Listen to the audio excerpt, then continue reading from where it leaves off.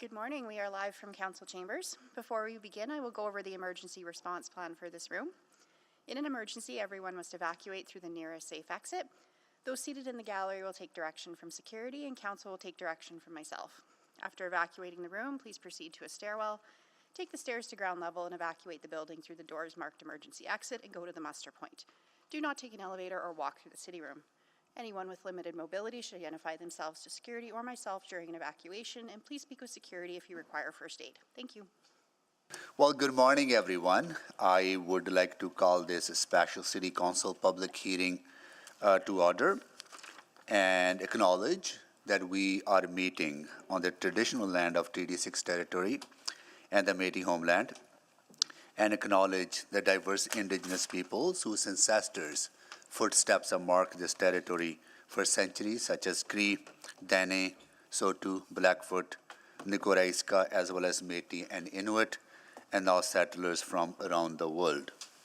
I will do a roll call of council colleagues. Councillor Wright. Good morning. Councillor Knack. Good morning. Councillor Prince Bay. Good morning. Councillor Stevenson. Good morning. Councillor Paquette. Councillor Tang. Good morning. Councillor Hamilton. Good morning.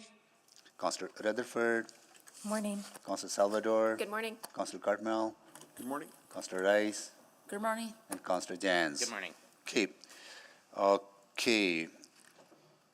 Adoption. Councillor Hamilton, can you move the adoption of the agenda, please? Yes, I'll move adoption of the June 26th public hearing agenda. Second. Please vote. Yes. I'm a yes, Madam Clerk. Thank you, Yes. Councillor Jans. Thank you, Councillor Paquette. Thank you, Councillor Rutherford. Councillor Prince Pace, yes. Thank you, Councillor Prince Bay. It is.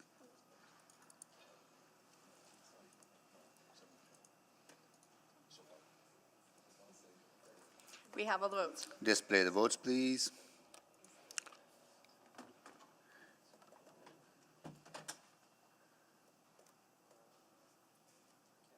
We'll just, Councillor Councillor Paquette was here. Councillor and voted Paquette yes. is in the meeting. Can you please We will fix that. record yes. his vote? Because everyone, all council members are present. Yes, we will fix that. Thank you. Any protocol items? Okay, we don't have any protocol items, so I am going to give the explanation how this public hearing process will be conducted. So before we begin our discussion, I want to share my expectations as the chair of this council for the conduct of everyone participating to ensure a safe and inclusive environment and workplace. These expectations apply equally to both in-person and virtual attendees. As meeting chair, I have a responsibility to ensure the safety of all participants in today's meeting. Disrespectful comments, including the use of profane language or gestures, shouting, cheering, or clapping that are directed at individuals, that are directed at individual staff members or other public speakers will not be tolerated. Anyone engaging in disrespectful behavior will be removed from the meeting. I will not provide any additional warnings. Once removed, the person will not be permitted to rejoin the meeting. This meeting is being live streamed, and everyone is welcome to view the live stream online. So now to the explanation of the public hearing process. Today's statutory public hearing has been called to discuss bylaw 21158 to amend bylaw 16521, Capital City Downtown Community Revitalization Levy bylaw, amendment number 2. This is the only open topic for discussion at this meeting. This is the only topic open for discussion at this meeting. I will quickly outline the procedure for the meeting. First, administration will provide a presentation. I understand it's going to be approximately 15 to 20 minutes.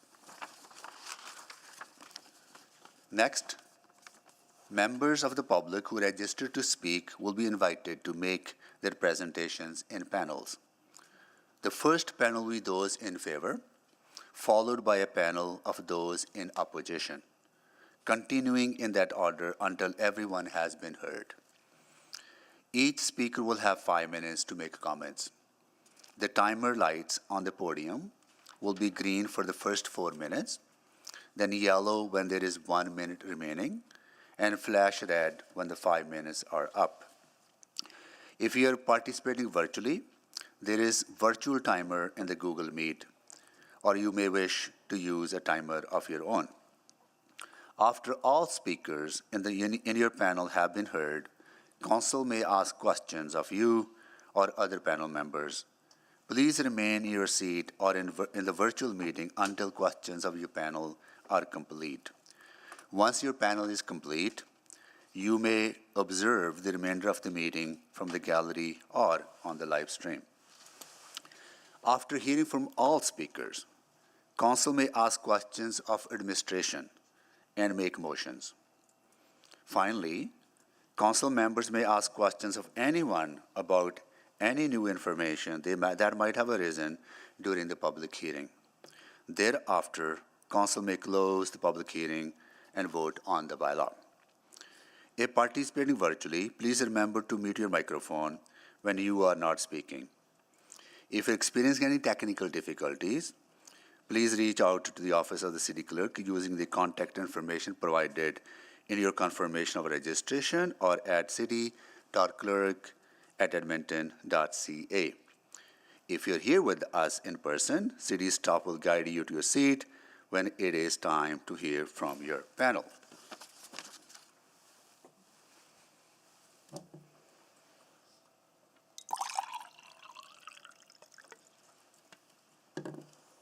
Okay, I will now call the names of those who registered to speak at this public hearing.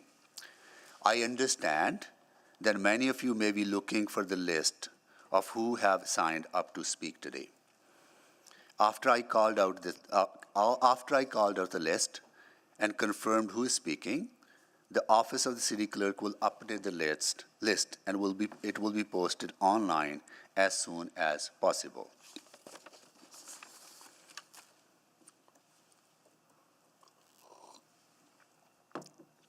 So panel 1, in favor, Doug Griffiths. Is Doug here? Okay. Heather Thompson. Coming. Kaylin Anderson. There you are. Abukan Arfuja. There you are. Andrew Uznik. Remote. Andrew, are you joining us remotely from Strata Developments? Okay.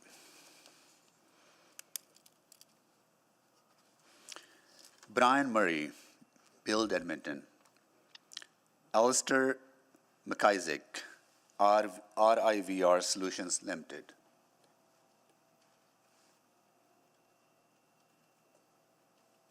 Ryan Jasperson. Nope. Brad Leonard, KV Capital. Confirming virtual. Oh, thank you. Katie Schneider, Build Edmonton Metro in person. Okay.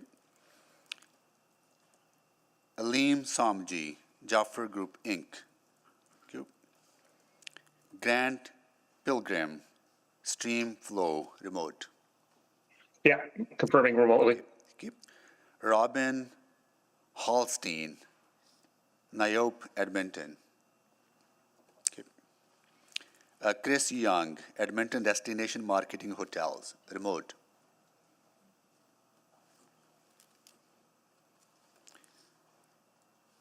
Ronald Sherlatt, in person.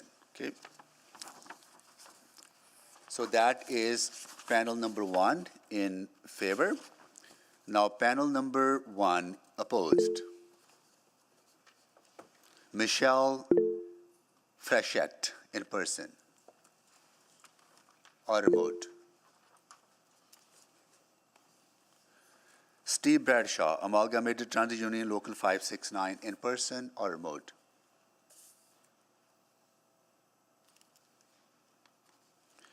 Rebecca Moore, remote.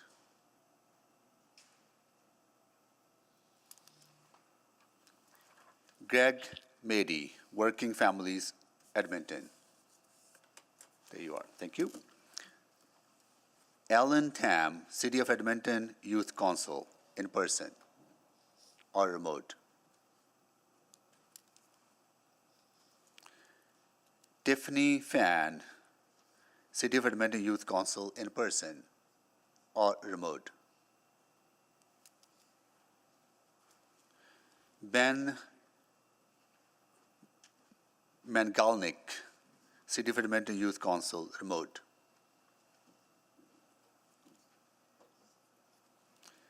Nita Yalkanen, in person or remote. Okay. Christy Lee, the Secret Garden Studios and the Well Network, joining remotely. Present remotely. Thank you. Colin Campbell, Club 97, in person. Thank you.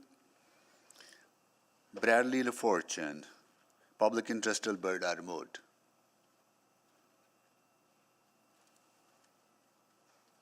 Catherine Joel, remote or in person. Okay. Chelsea Tessier, remote or in person. Chelsea, there. Okay, that's okay. Jesse Moore, remote or in person. Yep. Present remotely. Thank you. Alison McIntosh, remote or in person. Okay. Panel 2 in favor. Angel Benedict, there you are. 880 Chad sent as unanimous. Thank you. Panita McBrien, Edmonton Downtown Business Association, in person or remote. Laura McClelland, McKeown University, in person. Okay. Tim Adams, Free Play for Kids, in person or remote. Okay. Corey Wozniak, in person. Okay. Trevor Morton, Northwest College. Thank you. Kevin Bull, in person. Thank you. Puneet Manchandra, Council of India Societies of Edmonton, remote. Remote. Thank you. Jerry Hobbs, in person. Thank you. Amanda Bannister, in remote or in person. Okay. Sophia Sijoti. Remote. Present, joining remotely. Thank you. Jay Willett, Edmonton Youth Basketball Association and Alberta Basketball, in person. Okay. Joel Lanius, to answer questions only, Oilers Entertainment Group, in person. Okay. Steve Weber, BHE1 Sports Management, in person. Okay. Crystal Kaufman, BHE1 Sports Management, in person. Okay. So that's panel 2 in favor. Panel 2 in opposition. Josephine Ogniski.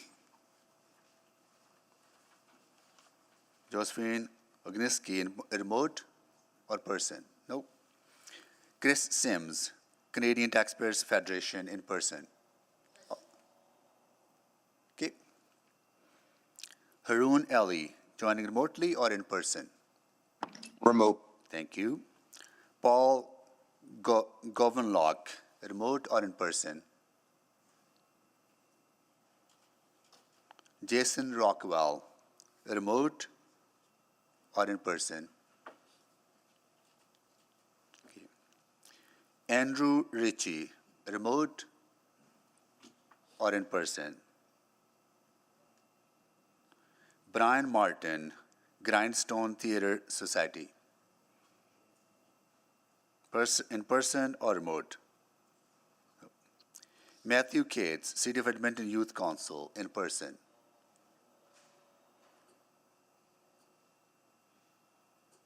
Nope. Or remote? Nope. Okay. Alexandra Aegis, remote or in person? Nope. Kiran Fong, in person or remote? Nope. Angus McDonald, in person. There you go. Eric Estrada, remote? Eric? Remote. Thank you. That is panel 2 in opposition. Panel 3 in favor. Mike Stelter, remote. Confirming remotely. Ben Stelter Foundation. Yumana Gandur, in person or remote? No. Tim Pasma Hope Mission, remote or in person?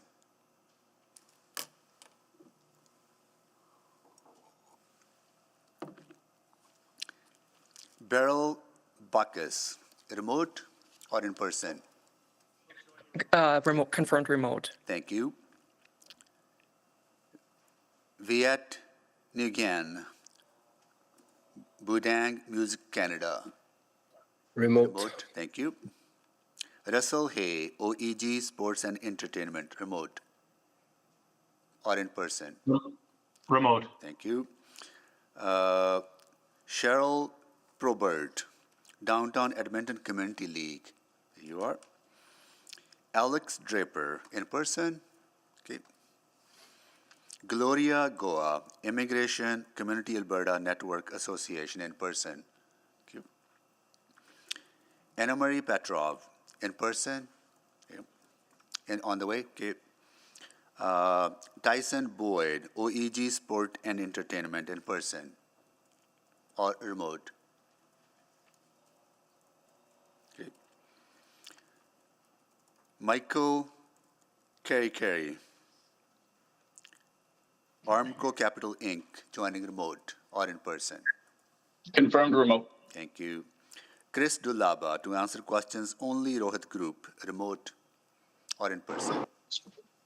Your worship, remotely, unfortunately. Thank you. Cheryl Watson, joining us in person. Heather Jane Wu, remote or in person? Present, Al. Remote, okay. And panel 3, there is no one in opposition. Then panel 4, in favor, Gail Abuguj, thank you, in person, and Tim Shipton, OEG, in person. Okay, And Mayor, for panel 2 in opposition, I have 2 additional names for you. just hold on. Panel 2 in opposition? In opposition, Yep. yes. Patricia Lineker, Patricia Lineker, participating remotely, yep. and David Flamondon, also participating remotely. David Commandant. Flamondon, yes. We will print you a new list. So is Patricia David joining us? Patricia Lineker and David Commandant joining us. Are you there? Okay. And depending on the people present or not present, we will be able to adjust our panels, right? Absolutely, as we go. We Yes. can accommodate up to 16 people or 15? 15. 15? Yes. Okay. All right. So that was the list of speakers. All right, selection. Councillor Stevenson. Yes, thank you. I will select item 3.1. Thank you. That's the only item on the agenda.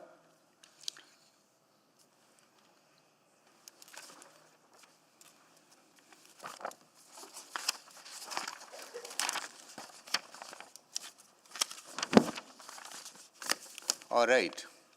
We are going to go to administration for a presentation.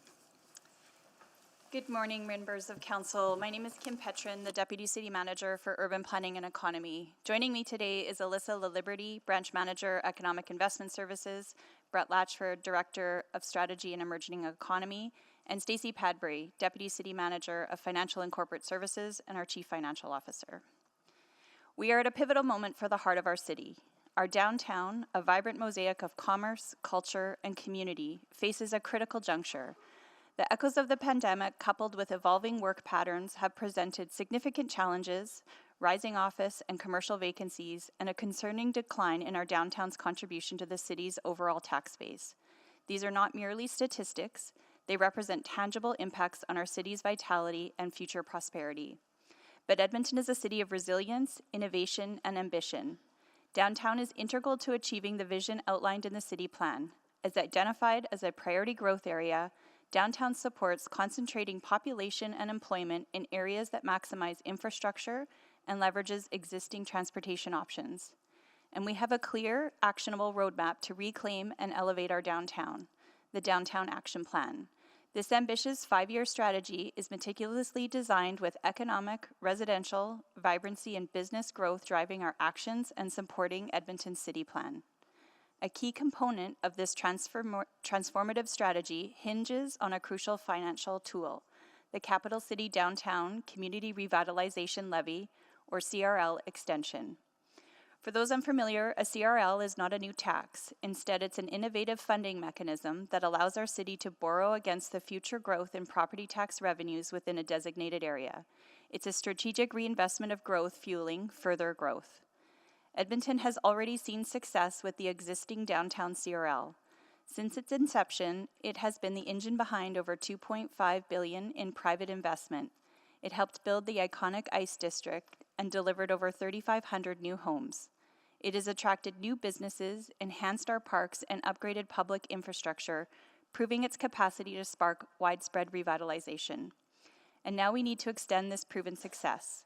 The proposed 10-year extension of the downtown CRL pushes its reach to 2044 is not merely beneficial, it is essential. This is important for all Edmontonians.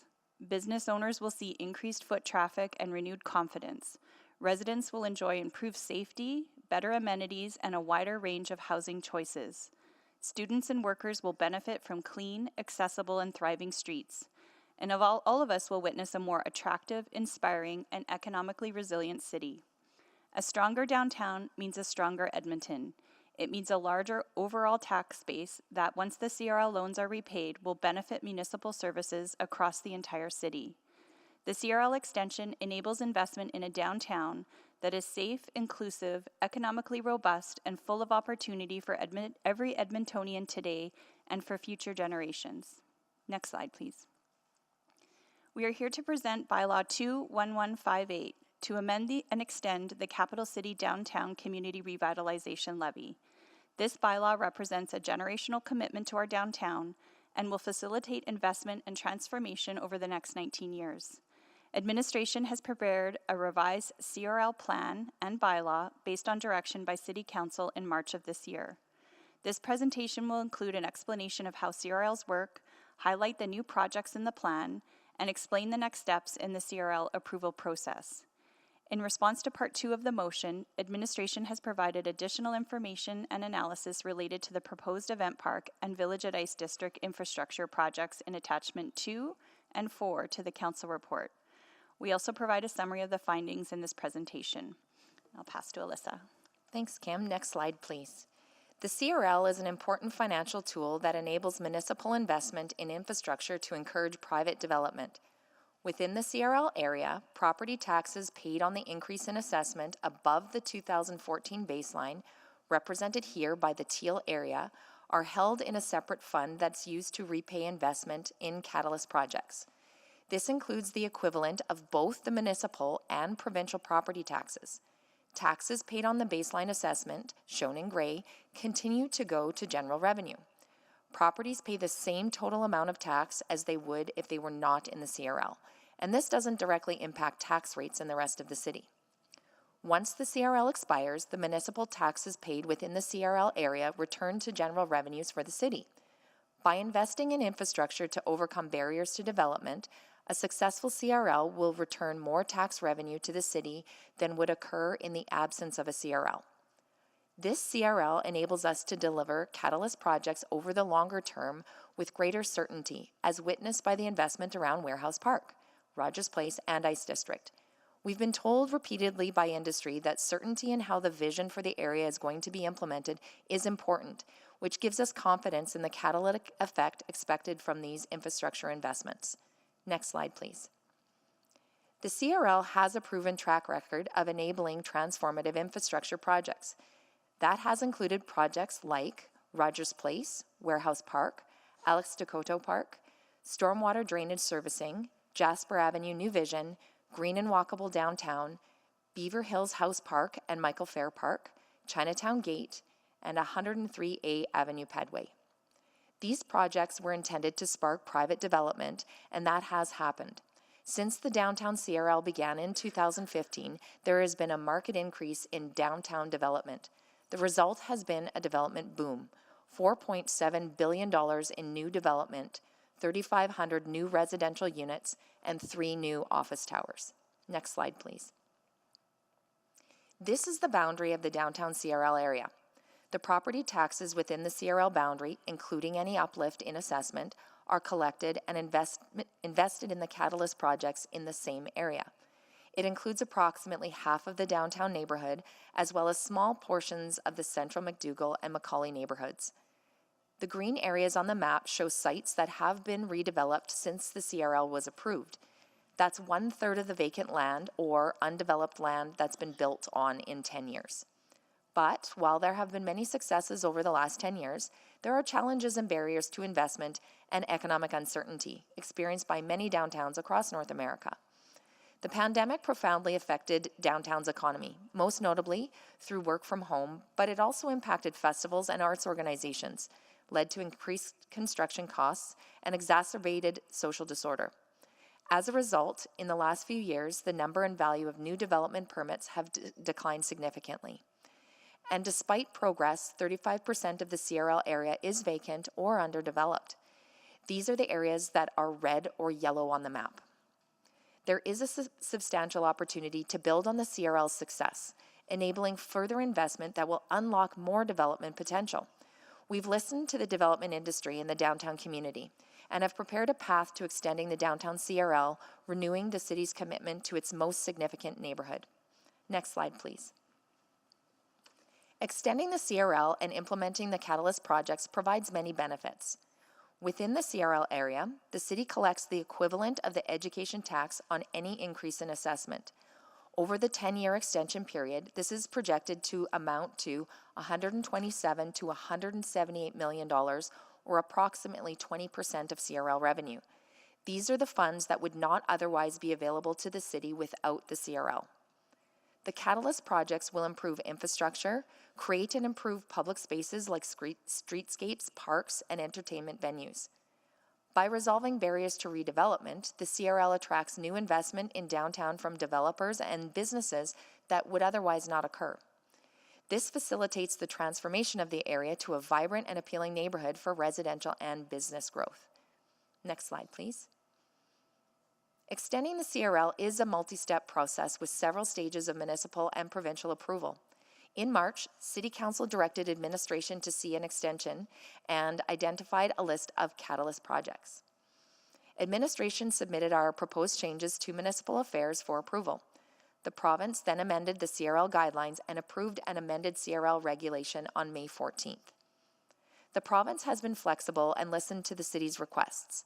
The new guidelines indicate the province will now approve a CRL plan which includes privately owned projects such as the Winspirit Centre expansion, the Attainable Housing Program, and brownfield remediation. Today is step 3.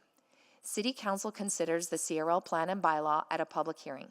Should Council approve the plan, it will also require ministerial approval before taking effect.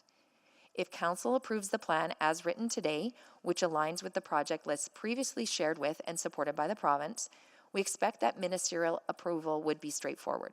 However, if Council adds or removes projects, the review process with the province will revert to step 1.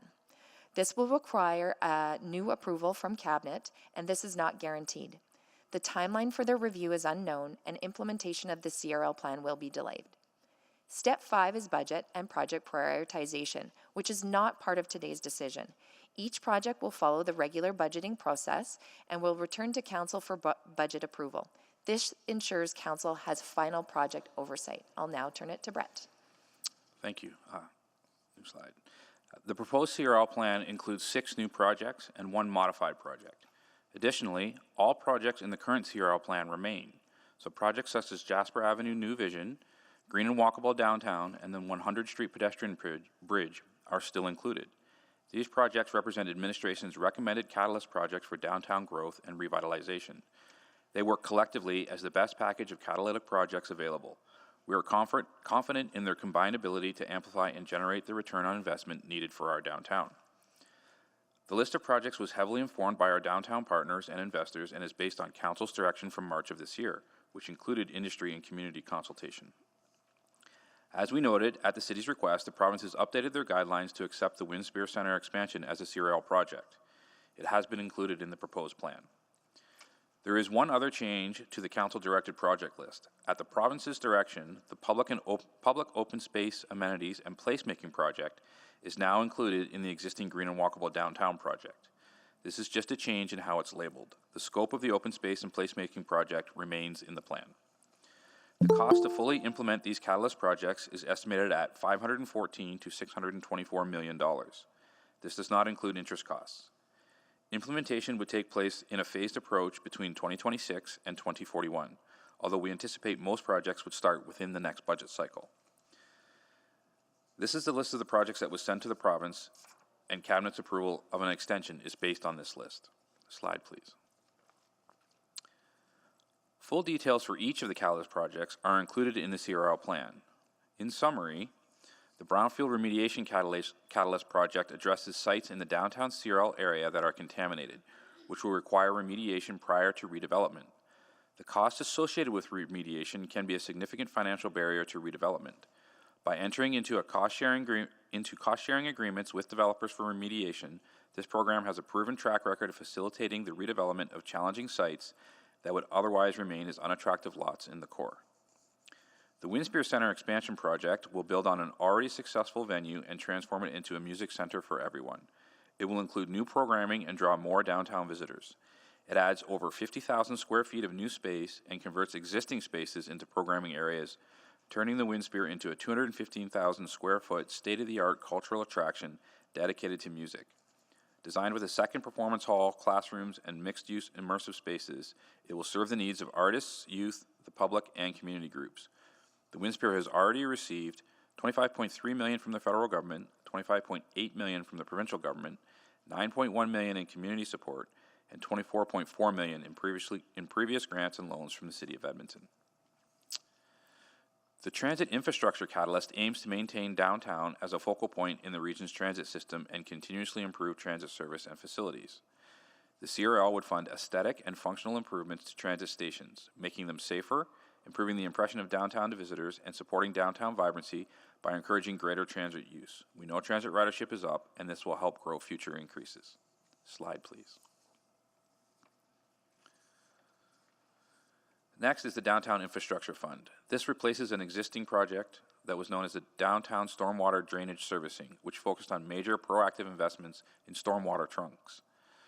Required infrastructure upgrades can be a major impediment to development in infill areas like downtown.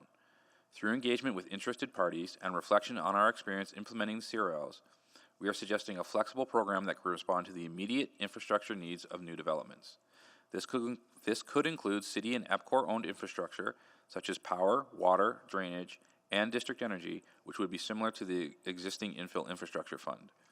This program will enable housing developments of different scales across the CRL area, keeping downtown affordable for Edmontonians, newcomers, and students, and will mean more people living downtown supporting activity and vibrancy 7 days a week. These upgrades benefit a wider area than just the specific development site and can also make smaller projects more feasible.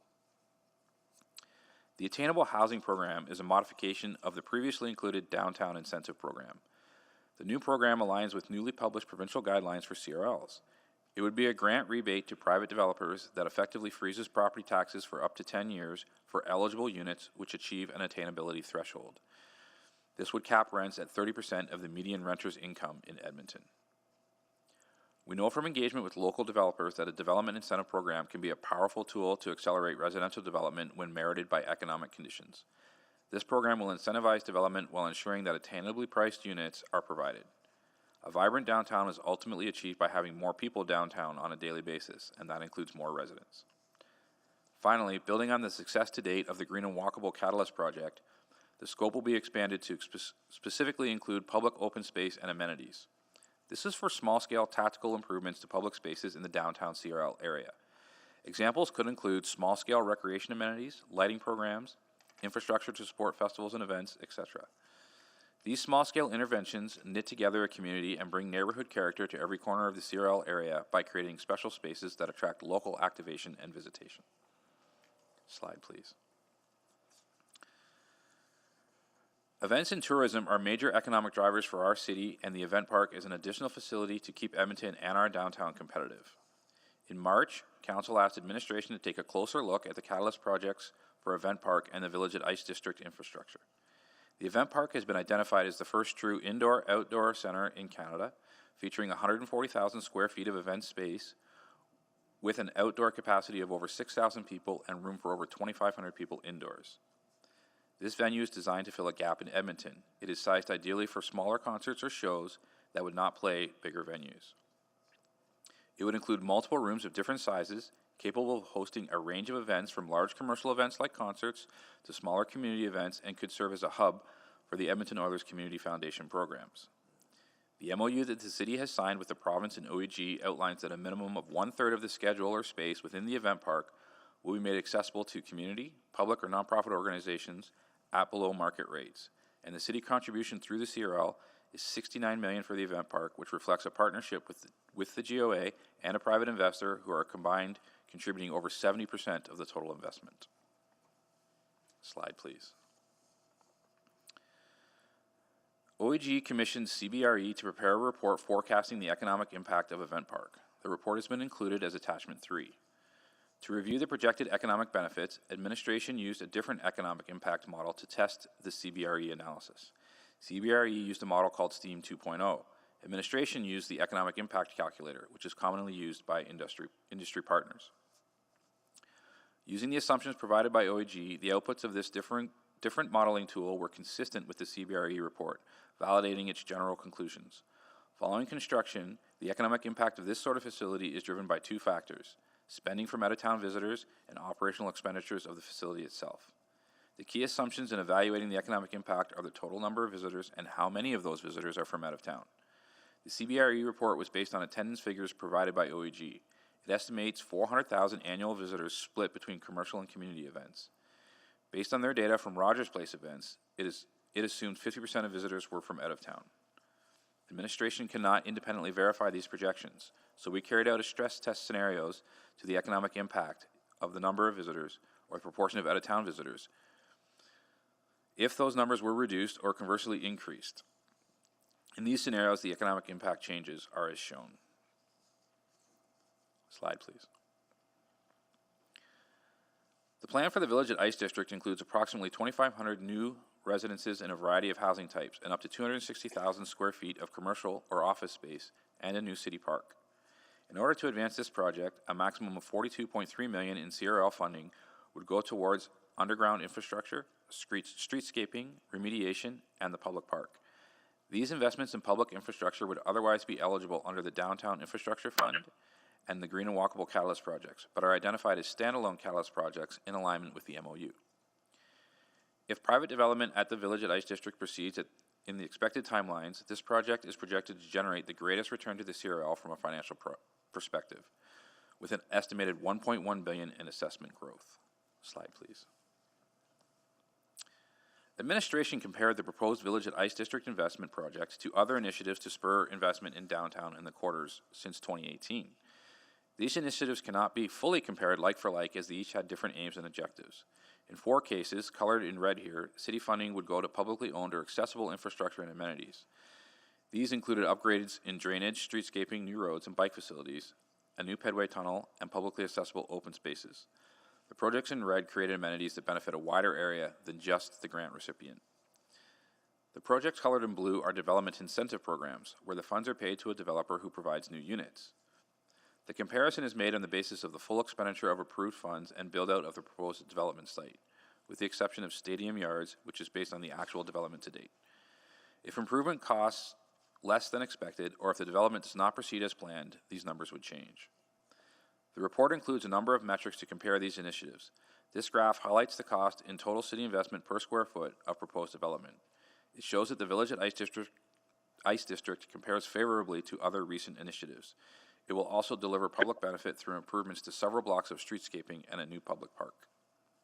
Slide, please. Including a project in the CRL plan does not mean the project is proceeding. It gives council the ability to fund the project with CRL funding. CRL projects require the same budget approval as any other project. Depending on the project, there may also need to be a policy and program guides developed, like for an incentive program, or master agreements with third parties, like Event Park. Most of the Catalyst projects are planned to be funded through borrowing. This spreads the payback period over many years, where the resulting uplift in property taxes is expected to cover debt servicing costs. Several projects included in the CRL plan will not result in a publicly owned asset and are therefore not eligible for borrowing. These projects are attainable housing, brownfield remediation, and the Winspear Center expansion. These projects must be funded out of the CRL's annual revenue. Given the CRL's current financial position, this functions as a draw on the reserve, which is currently in deficit.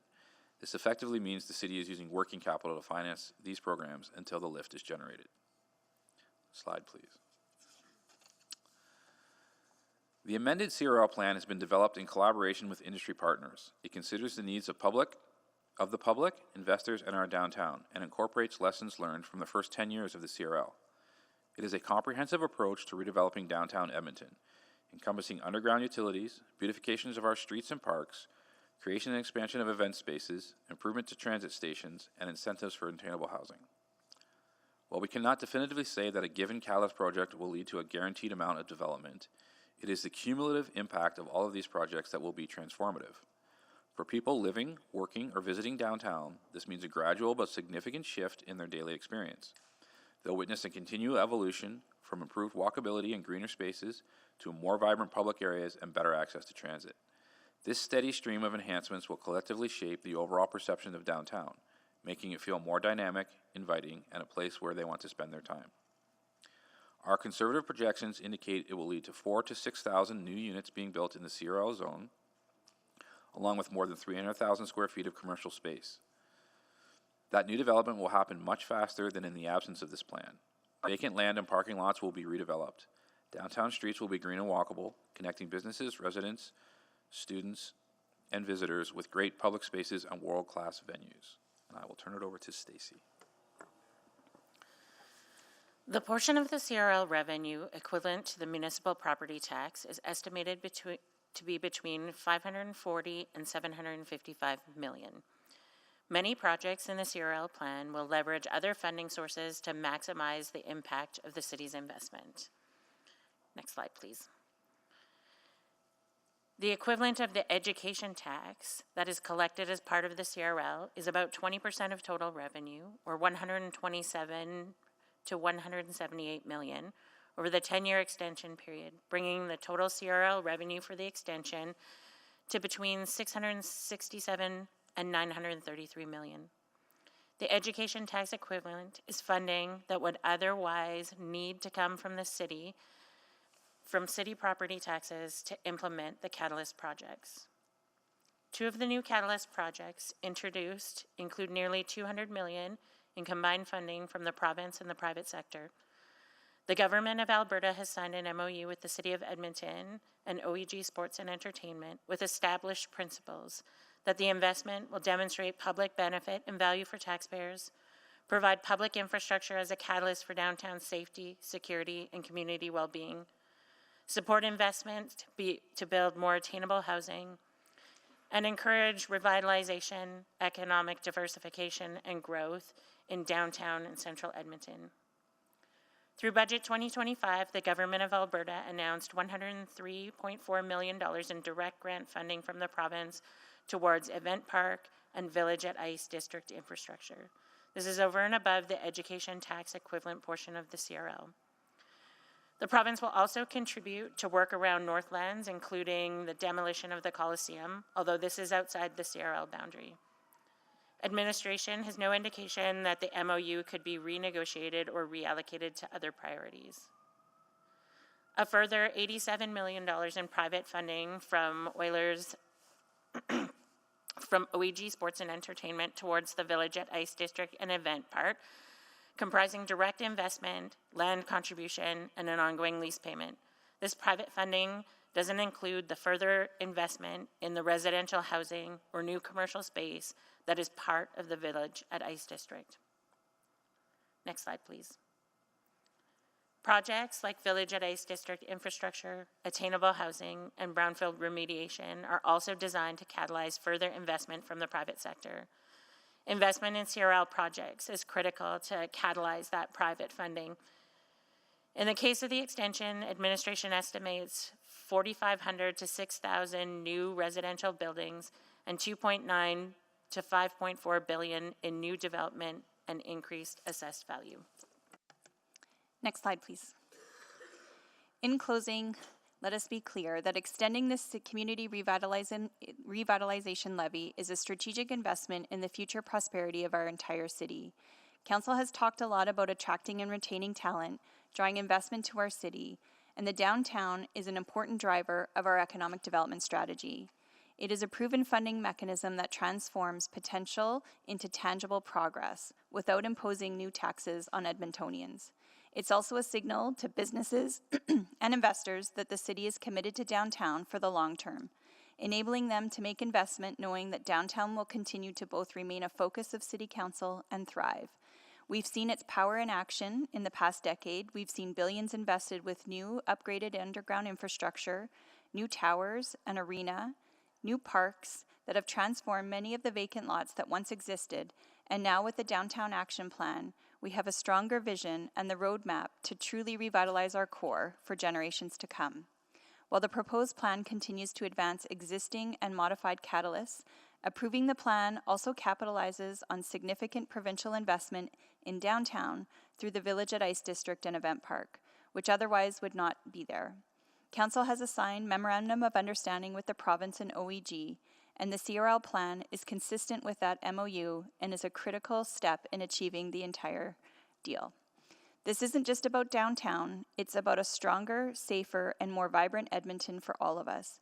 We recommend your approval of this bylaw, ensuring our downtown thrives, becoming the shining heart of our city we all know it can be. Thank you, and we're happy to answer questions after speakers. Well, thank you so much for the presentation and all the work that has been gone on to where we are today. It is so nice to see so many Edmontonians engaged in the well-being of our downtown. So nice to see all of you, both in opposition as well as those who are in favor of extending the CRL. I am going to call your names, so please come to this side where there are seats for 15 folks to be part of the panel. So first person is going to be Doug Griffiths, Edmonton Chamber of Commerce. Please, you'll be speaker number 1, Doug. Heather Thompson, Edmonton Chamber of Commerce, speaker number 2. Kaelan Anderson, Build Edmonton Metro, speaker number 3. Abukam Orefuja, Black Business Edmonton, in person. There you are. You'll be speaker number 4. I'll see if Andrew Uznik, Strata Development, joining us remotely. Nope. How about Brian Murray, Build Edmonton Metro, in person? Please come down. You'll be speaker number 6. Alistair McIsaac, RIVR Solutions, Inc., joining remotely. Alistair. Ryan Jesperson, you'll be speaker number 8. Today we get to ask questions to you.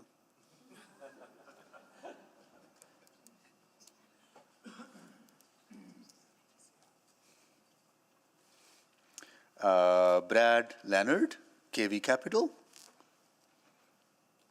I'm virtual. Thank you. Katie Snyder, Build Edmonton Metro.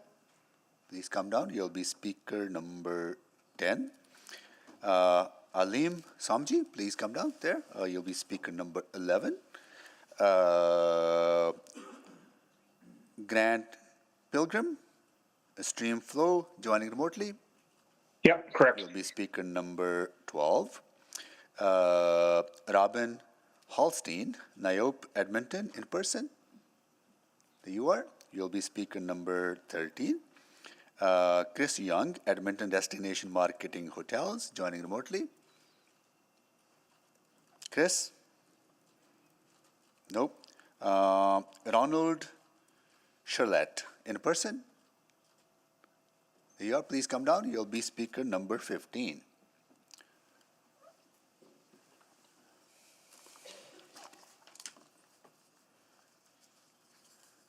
All right. So each of you will have 5 minutes to make your presentation.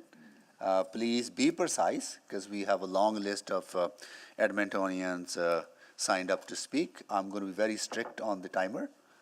So please try to conclude your remarks within 5 minutes. We will start with Speaker Doug Grivets. Please go ahead. Thank you. Nothing the city does generates revenue and profit. You build water and wastewater infrastructure and roads and sidewalks and streetlights, none of it generates you any money. You build parks and swimming pools and libraries and event centers, and none of it makes you any money. The city just doesn't make money. No city makes money. But when you build the library and the park and the swimming pool and the event center on top of the road and the water and the wastewater and the sidewalk and the streetlights, the developers come along and they build housing and they make money. And then they build other buildings and they rent out to businesses for office space and retail space, and they make money. And those businesses and offices and retail space make money. And then those office and business and retail spaces and homes pay taxes, which replenish the city's coffers so the city can invest in more water and wastewater infrastructure and sidewalks and roads and streetlights, but also libraries and pools and event centers and parks, all of which create new places for businesses to invest so they can make money. It's a beautiful urban circle of life. A city can't survive unless businesses are successful and profitable and growing. Businesses can't survive unless the city properly invests in the infrastructure necessary. Lost my fingers. Businesses can't survive unless the city properly invests in the infrastructure necessary, and it's a nice symbiotic relationship that exists all over the world in all of the great cities of the world. Now, for some reason, a few people are stuck on one of those little relationships from the $553 million Downtown Action Plan, which gets its funding from $440 million tax uplift through the CRL expansion and just over $100 million from the province. That investment from the province will go to water and wastewater infrastructure north of 104th Street, which will help with new housing development. It will tear down the old Coliseum to allow for new neighborhood development, both of which allow the city to access the federal government funds for housing affordability in the downtown. But that one little part of the deal with the Oilers Entertainment Group on the event park is a burr under a couple of people's saddles, and it has the horses bucking. Event parks and spaces like this don't make money. If they did, they would show up all over the place. Your convention center doesn't make money. Most, if not all, of the facilities you own don't make money. If you owned and run an event space, it wouldn't make money, but there's still important things to have, just like streetlights and swimming pools, libraries, and parks. The OEG has agreed to run the event park and manage the event park and secured 1/3 of the time in that event park for the community and other private entities to utilize. Since spaces like that don't make money, it's not very likely the Oilers Entertainment Group is going to make much money, if any, but they have agreed to run it and manage it with the province providing some funding to offset the capital costs. The asset will still be owned by the City of Edmonton. The event park will go a long ways to continue growing the momentum of a growing downtown. The Oilers Entertainment Group has been an incredible partner in helping to support and grow our downtown and rejuvenate it. If Rogers Place wasn't downtown, our downtown right now would be destitute. The Oilers were if the Oilers were still in the Coliseum, well, they wouldn't be. I'm sure they would be playing in another city because every sports team we've seen has moved to other cities where they're good partners and they're able to build downtown. It's a horrible shame that a couple of people have decided to try to demonize and use the phrase that they don't want to give money to a billionaire. That's a deliberate misrepresentation intended to demonize one person, and that is shameful behavior. The money is going to build the event parks, which will be run by OEG, but owned by the city. What kind of leadership looks for political gains by misrepresenting the truth and demonizing a member of this community, specifically a member of this business community? With that mindset, this city could very well build water and wastewater infrastructure and a road over top of it with sidewalks and streetlights and a library and a pool and a park, and then demonize business owners for building businesses that make money by selling food, by offering services, by selling clothing, by offering entertainment to its citizens. How long will it be before every business in this community is demonized simply because they make money on the infrastructure that is built by the city and owned by the city? The business community is not an enemy, and this city will not move forward if anyone of this council thinks that the business community is the enemy and demonizes them, any of them. The deal between the province and the city and the Oilers Entertainment Group is complex. The CRL is a complex system, and most people would require days upon days to study the deals and understand how they both work. I only know because I was Minister of Municipal Affairs and helped get the first one passed when Stephen Mendel brought it to the province. I know how complex they are. To ask for a referendum on it or any one little part of it is to try to renegotiate one small part that has already been negotiated by this city. It is to surrender leadership and to let fear and misinformation dominate the discussion. You are elected to make these sorts of complex decisions. Your city was already in negotiations on this deal. To step back now for a referendum or a renegotiation over one small piece that is being misrepresented puts $440 million of tax uplift and $106 million from the province in jeopardy. Speaker Davis, 5 minutes are up.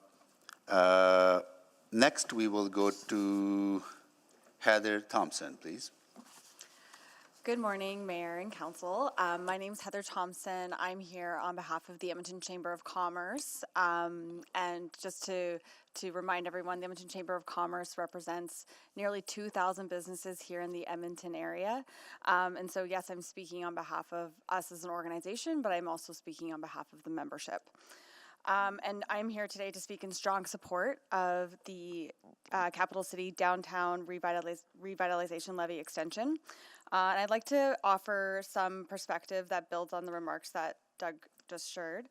And I'd like to just again highlight what it looks like from the economic wins that we've seen. So $4.7 billion in investment in the last 10 years in just the downtown core. Almost 70,000 jobs are here.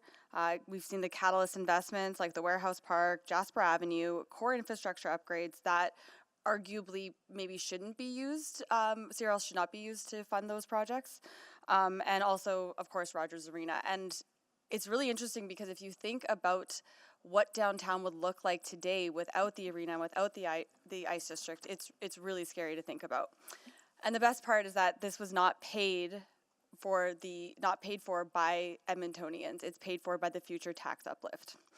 And I know the central question is, why should downtown get so much when other neighborhoods need attention and investment as well? And I love that saying that the economic horse powers the social cart, and the CRL is a very powerful economic horse. When the downtown is working and generating tax revenue, the whole city benefits in services like parks and fire stations, police and rec center, and I could go on and on.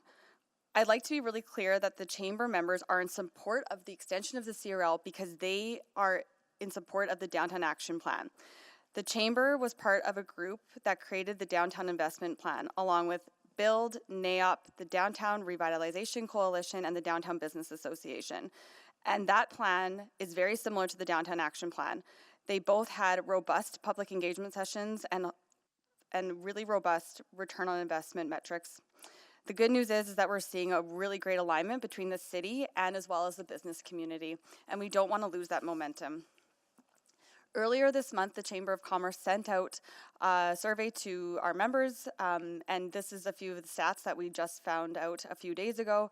8% of members feel that downtown investment that downtown currently has the investment it needs to succeed. 90% of members describe downtown as struggling or declining. 93% of members say that downtown vibrancy is vital to Edmonton's overall economic success, and 89% of members cite disorder, cleanliness, and safety as their top concerns. Our members have told us categorically that they want a significant amount of municipal investment to incentivize downtown private investment, so we never have to use the CRL or a tool like it again, and you're going to hear from many of them today.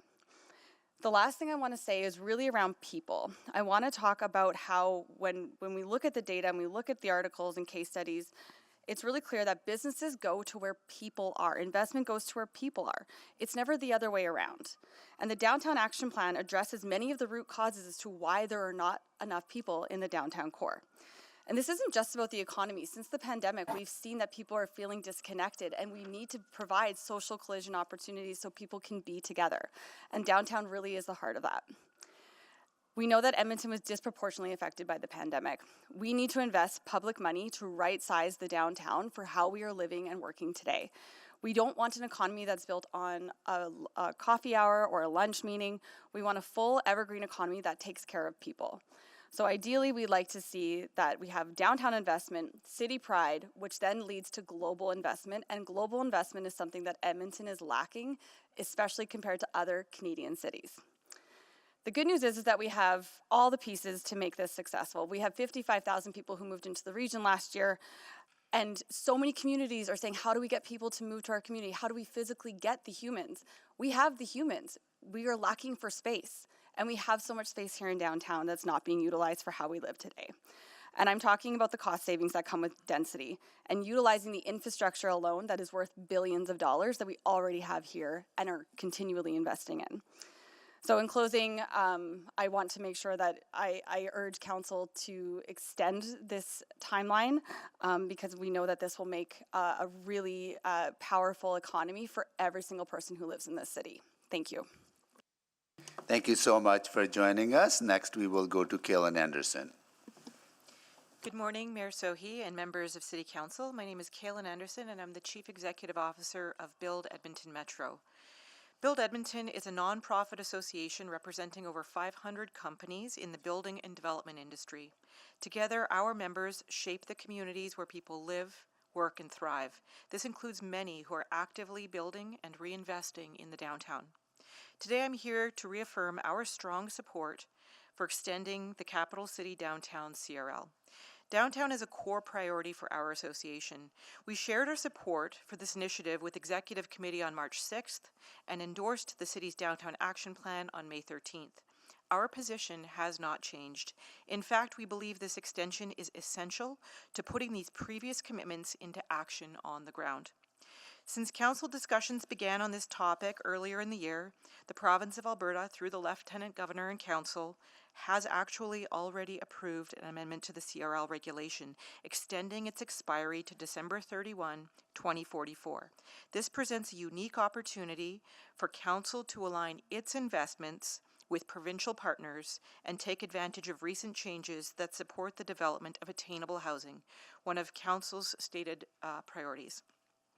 It's no secret that downtown has faced some tough years. Office vacancy is still over 21%. That's a direct result of the shift to remote work, and it's unlikely that we'll return to the old model of office towers driving downtown's economic growth anytime soon. This has real consequences. At its peak, downtown contributed 10% of Edmonton's tax base from just 1% of the land, and we know that today that has fallen in half to 5.2%. This matters for every single Edmontonian. When the downtown underperforms, the entire city pays the price. We can't fix this situation by repeating the same strategies of the past.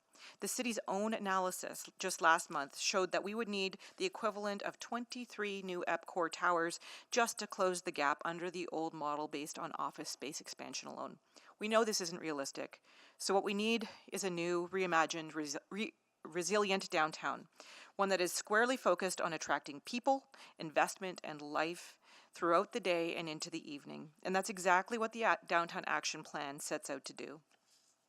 It identifies 3 key areas: the Arts District, the Ice District, and the Entertainment and the Education District as anchors for our revitalization. These are already attracting private sector investment, and now the city has the chance to build on that momentum by aligning its public infrastructure with private development to help pull it all together. The tool to do that is the CRL.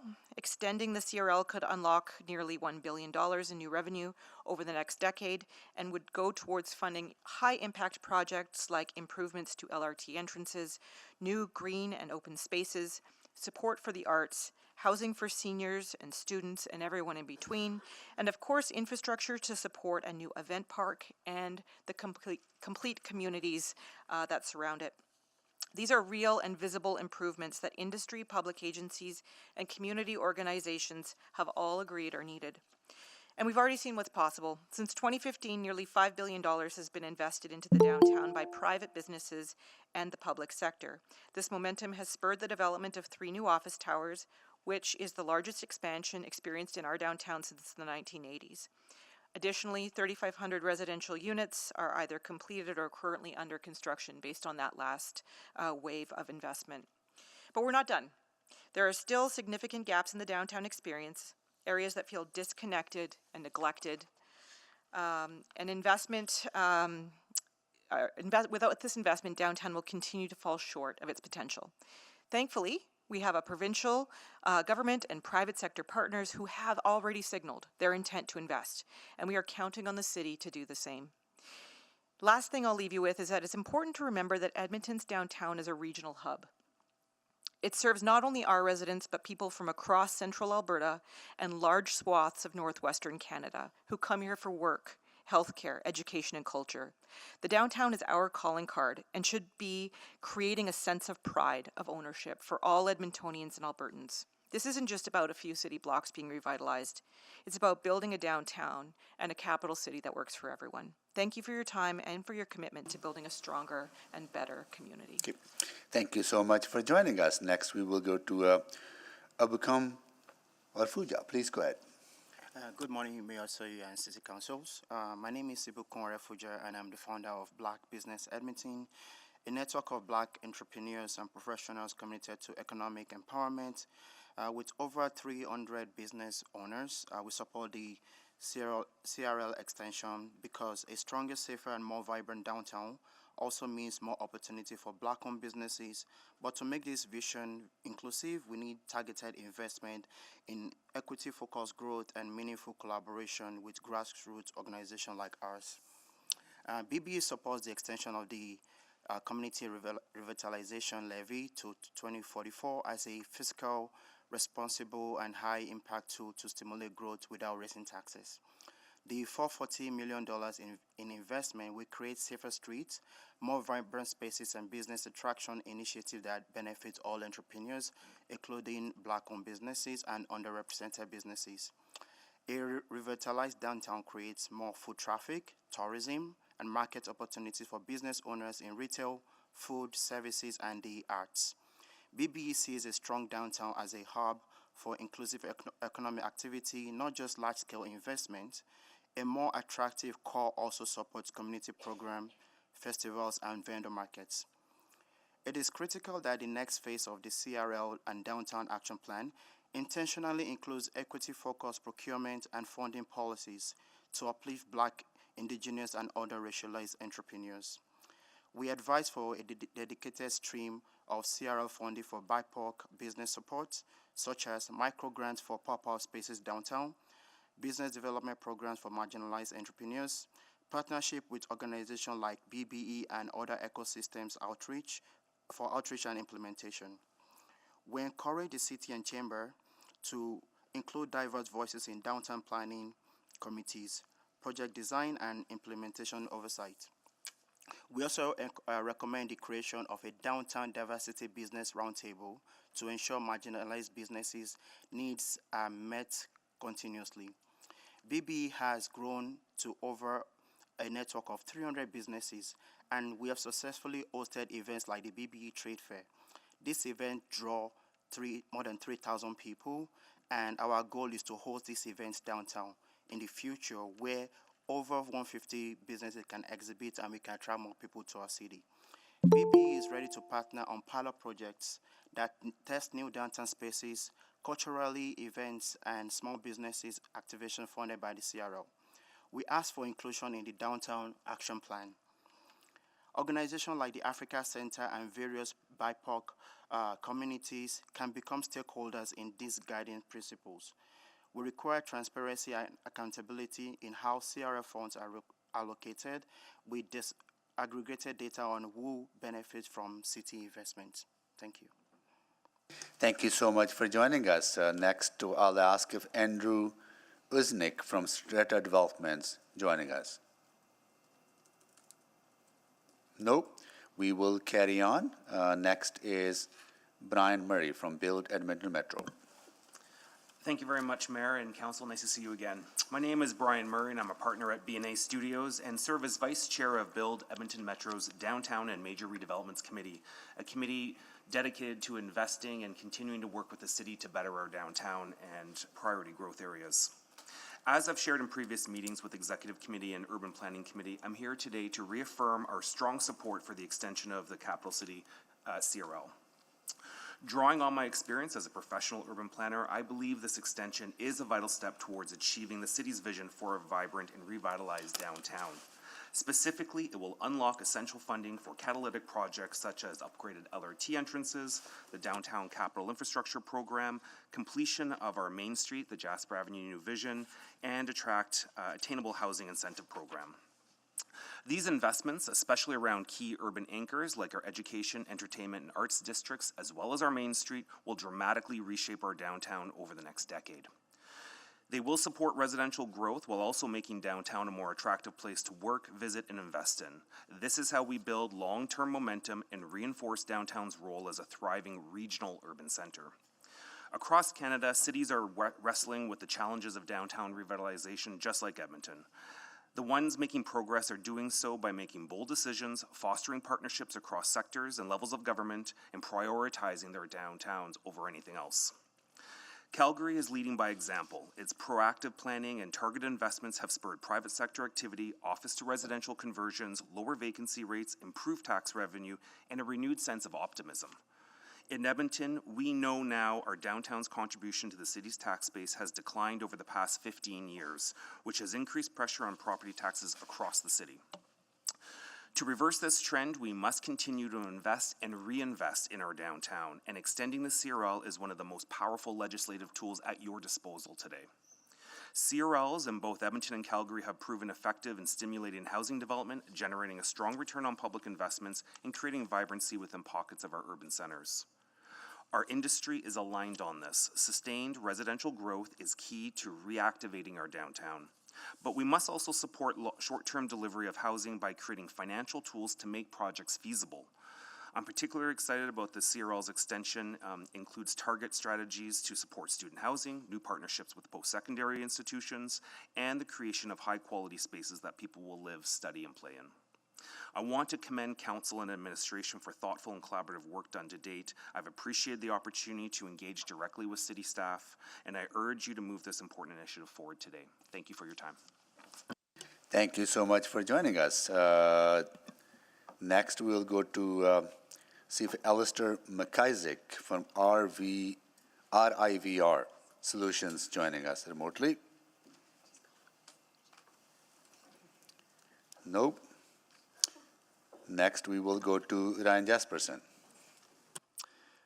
Well, thanks very much, Mayor Sohi and members of council. It's nice to see many of you again. My name is Ryan Jesperson. I'm the president of Relay Communications Group. I'm the host of Real Talk, which is one of Canada's most downloaded daily news talk shows, which proudly live streams out of downtown Edmonton's historic Mercer Warehouse. I am a resident of the downtown adjacent Westmount neighborhood, where I'm raising my 3- and 9-year-old. And up until yesterday, when I signed a contract to sell I was the owner of an East Jasper Avenue condo, which we've just jettisoned for $165,000 less than what we invested in it in 2006. Most importantly, in the context of this presentation, I am a proud Edmontonian who moved here from Calgary on New Year's Eve 2006. When I established Real Talk and we decided to build a studio at our own expense, we decided intentionally to invest in downtown. It didn't make any sense from a logistical perspective, not because downtown doesn't offer wonderful things, but because we broadcast from a 110-year-old warehouse that has absolutely no sound baffling. You can hear the fire trucks in the backgrounds in the middle of our interviews with many of you, I might add. And of course, it costs more. Even Joe Rogan, the richest podcaster in the world, invested in a warehouse on the outskirts of a city where he could control absolutely everything. But if you know anything about Real Talk and our company Relay, you know that we're about community. And you know that we're about connection. And that is why we put our money where my mouth is, and that's why we invested in downtown. Perhaps more importantly to us, our investors, our sponsors, our audience also invests in downtown. And we welcome guests to our studio downtown each and every weekday morning, live streaming at 8:30 Mountain Time at ryanjesperson.com. Our investors invest in downtown, our neighbors invest in downtown, and we've seen some of them, the restaurateurs and the hospitality purveyors, do wonderfully, and I couldn't be more thrilled for them. I've also seen many intelligent, experienced entrepreneurs grinding it out, feeling like there's no hope in sight, like there's no reason for them to put their personal investment, their family's financial future at risk if they don't see concurrent investments from different levels of government as well in that same downtown. Now, I'm compelled by what I've seen here on the return on investment with this CRL, which is why I'm urging you today to support an extension, attracting more than $2.5 billion in private capital, supporting nearly 70,000 jobs across more than 1,600 downtown organizations. Businesses like mine are scared of uncertainty. We need certainty. And when we have certainty in the form of proven performance and return on investment, business owners like me, not a billionaire, will continue to invest. Quite frankly, and I don't have to tell you this, most especially in an election year, increases in property taxes year after year after year after year, flirting with double-digit increases, are unsustainable. And so I beg you to ask what message you want to send, not just to Edmontonians, not just to entrepreneurs like me, but to Canadians and to the international community, that up until a short time ago, I'm sorry to bring it up and rub salt in everybody's wound, all eyes, at least with hockey fans around the world, were on downtown. One of the things I fear, one of the things I loathe about referendums, and I'm all about citizen engagement, is that they cater to low information voters. And today, from administration and other spokespersons, we've heard compelling arguments in support of extending the CRL. Hell, a real life referendum. The Stanley Cup playoffs just saw more than 50,000 people bringing themselves and their dollars downtown, investing more than $250 million in Edmonton businesses. And so that's why I want to ask you today to continue to empower, support, and encourage entrepreneurs like me to continue to invest in downtown. We know that the safer places will happen. We know that increased investment downtown will happen with more libraries, parks, pools, and event centers. We saw people investing their time, their valuable time in those exact types of facilities, and we'll continue to see it through the summer. I encourage you to approve this extension as a critical step in continuing the revitalization of Edmonton's downtown. Let's unlock Edmonton's full potential. Well, thank you so much for joining us. Next, we will go to see if Brad Leonard, KV Capital, joining us. Yes, virtual. Please virtual. go ahead. Yep. Please go ahead. Good morning, and thank you for the opportunity to speak today. My name is Brad Leonard. I'm a proud Edmontonian, a downtown resident, a business leader, and an engaged member of several Edmonton organizations who want to see our downtown thrive. I moved back home to Edmonton after having lived in Toronto, Montreal, and Calgary. Cities where downtown vibrancy is a given because I believed in what this city set in motion. I bought a home downtown, not because it was a trend, but because I believed in the vision, a vision worth backing, but that vision needs fuel. Momentum doesn't sustain itself. It demands commitment, and that commitment right now is the CRL extension. In the business world, we separate expenses from investments. Both involve money going out the door, but only one comes back bigger. Expenses vanish, investments multiply. Let's be clear, the CRL is a textbook investment tool. It takes a new tax revenue generated by downtown growth and reinvests it in the very district that created that growth in the first place. That's how you build confidence in the market. That's how you build a tax base, and that's how you build a city. And it's one of the smartest investments the city has ever made. It helped unlock over $4.7 billion in private development. It made Rogers Place possible, which in turn catalyzed the $2.5 billion ICE district. And this isn't just theoretical return on investment. During this spring's Oilers playoff run alone, Edmonton's downtown saw an estimated $260 million in economic activity. And that's not just buzz, that's real dollars flowing through restaurants, hotels, patios, small businesses, and transit. The return on investment is real time. So some of the arguments against, here are the honest responses. Why are we helping a private company? Because cities don't build arenas or event parks for sports teams. They build them to anchor economic ecosystems, and it's working. You can oppose the logo on the lease, but don't ignore the 25,000 people packing the ICE district. Well, we should use this money for housing or safety. Well, we are. The CRL funds LRT expansions, brownfield cleanups, public space, and mixed-use development, including housing. Vibrancy and safety go hand in hand. As a comparison, let's talk about Calgary, who has committed over $800 million to revitalizing its downtown core since 2021. They're converting vacant office towers into housing. They're creating arts hubs, riverfront amenities, and incentives to attract businesses and residents, and they're proud of it. Meanwhile, here in Edmonton, we're debating whether or not to finish what we've started. Every month we hesitate, we're not just missing opportunity, we're becoming less and less competitive to places like Calgary. And there's a saying that's floated around since the 80s when Calgary's mayor at the time, Don Hartman, took a jab at our City of Champions sign. And when he said Edmonton is Calgary's best advertising.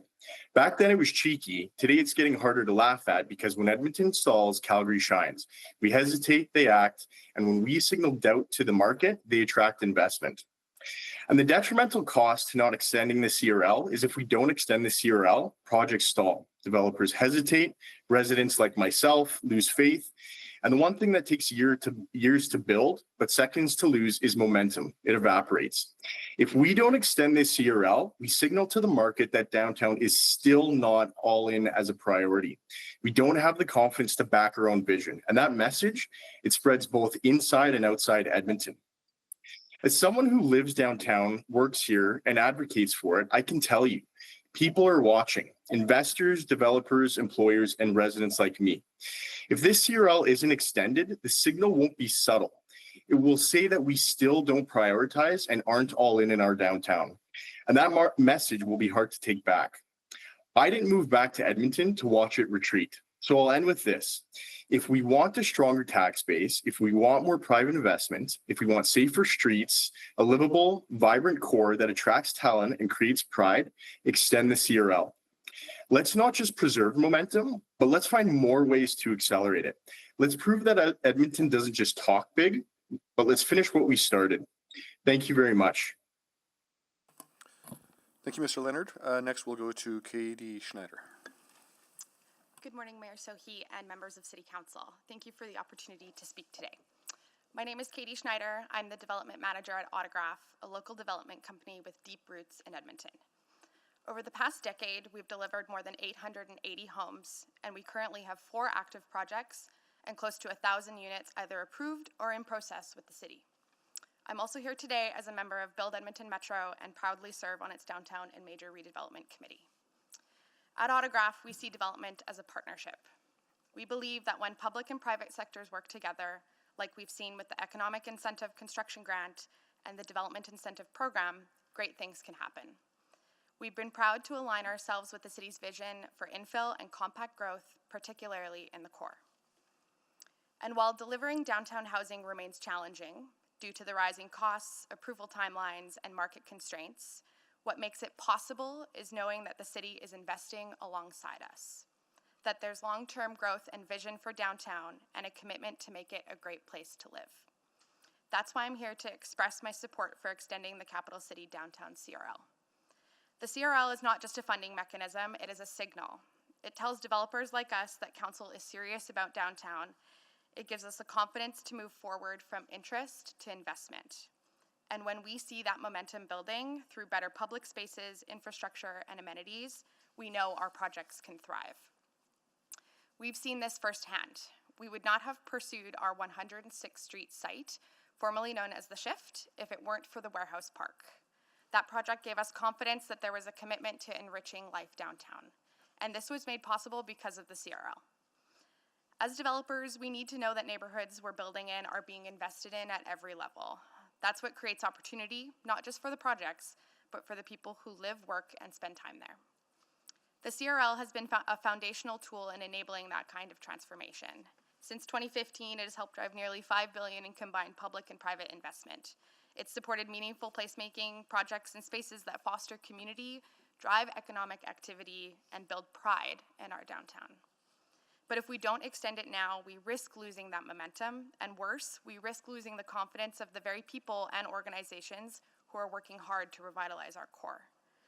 Downtown is already home to major post-secondary institutions, MacEwan University and Northwest College, bringing thousands of people into the core every day.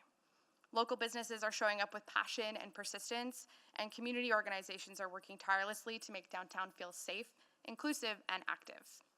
The commitment is already there, but the CRL is what helps bring it all together.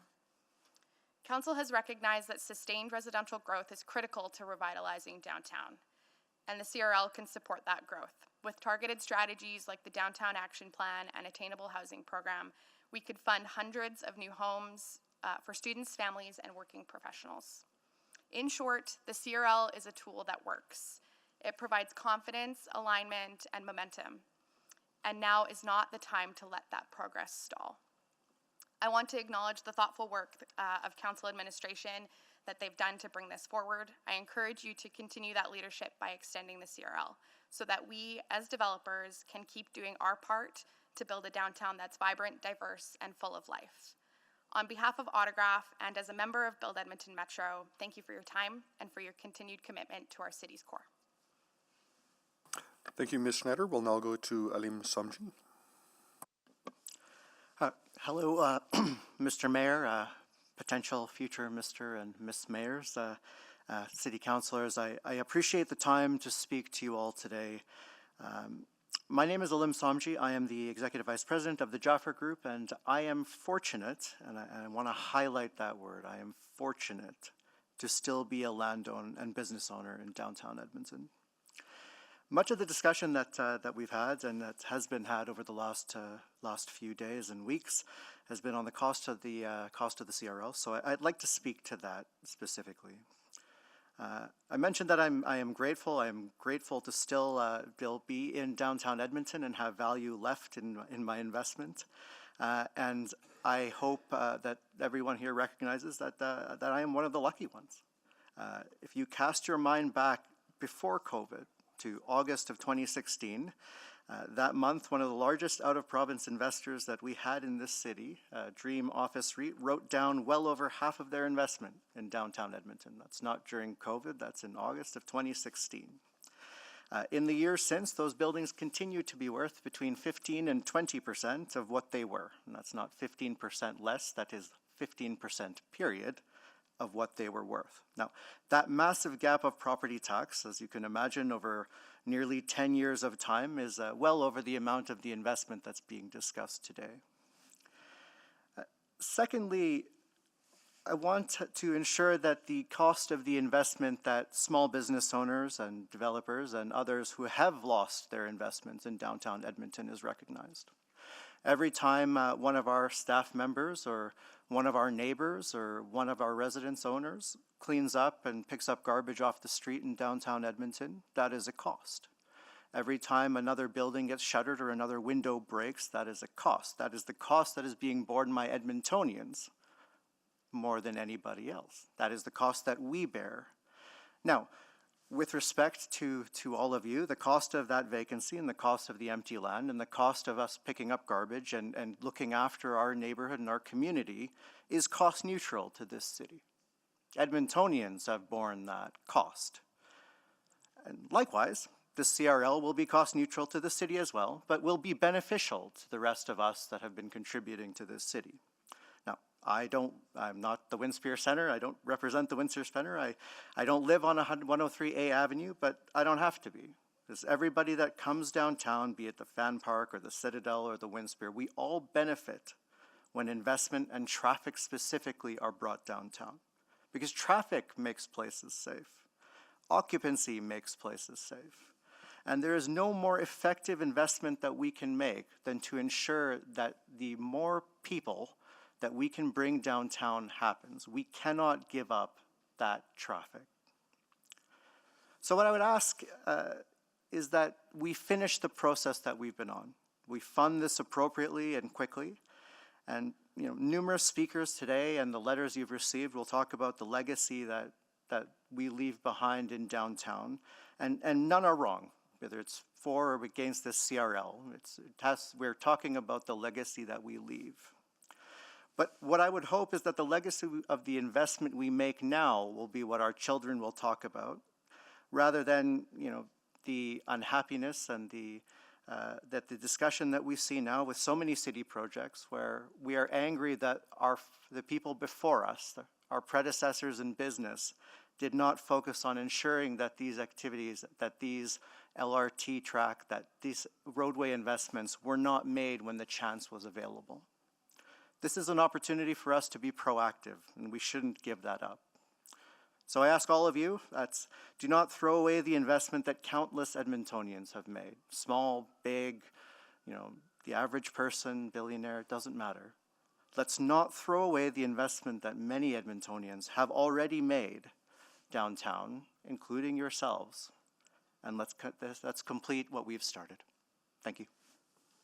Thank you so much for joining us. Next, I'll check if Grant Pilgrim from Streamflow joining us remotely. Good morning. How are you? Go ahead, please. Grant Pilgrim, Vice President of Property Management for the Streamflow Group of Companies, and I'm the Director of Streamflow Real Estate. We're a privately owned, Canadian-owned, and Edmonton-founded company that manufactures equipment for the oil and gas sector. We export globally from Edmonton. We have a global footprint with over 40 properties in 15 different countries, but we continue to keep our world headquarters here in Edmonton. We've been in business for over 63 years. We employ over 600 people in Edmonton, and we have 1,500 employees worldwide. I'm one of the few speakers, I think, that are not located in the downtown core. We've been located out of the downtown core in the Weir Industrial Park for the last 63 years. And we have 35 acres with 6 manufacturing facilities within Edmonton. We're in support of continuing the city revitalization levy and extending it because we believe there's a need for a strong, safe, and vibrant downtown core that can attract the residential and non-residential tax base to reduce the continued transfer of the tax burden to the rest of us still conducting business within the city of Edmonton. The city not only continues to increase the mill rate annually, but they also increase the property tax assessment values. This is resulting in a twofold impact to our annual property taxes, and it continues to get worse year over year over year. This is extremely punishing for those of us still trying to run private businesses within the city of Edmonton. The non-residential mill rate is significantly higher than in the city opposed to the surrounding counties. And in some cases, it's almost 3 times higher than the surrounding counties around us. And it's even 7 cents higher per thousand than the city of Calgary for the 2025 tax year. Based on our initial tax assessments and our internal assessments, if our properties were located in one of the surrounding counties, we would have saved over $700,000 in property taxes for the 2025 year alone. This is a significant amount of money that we could have put back in investment within our business. We could have hired more employees, and we could continue with our philanthropic efforts that we have done for 63 years within the city.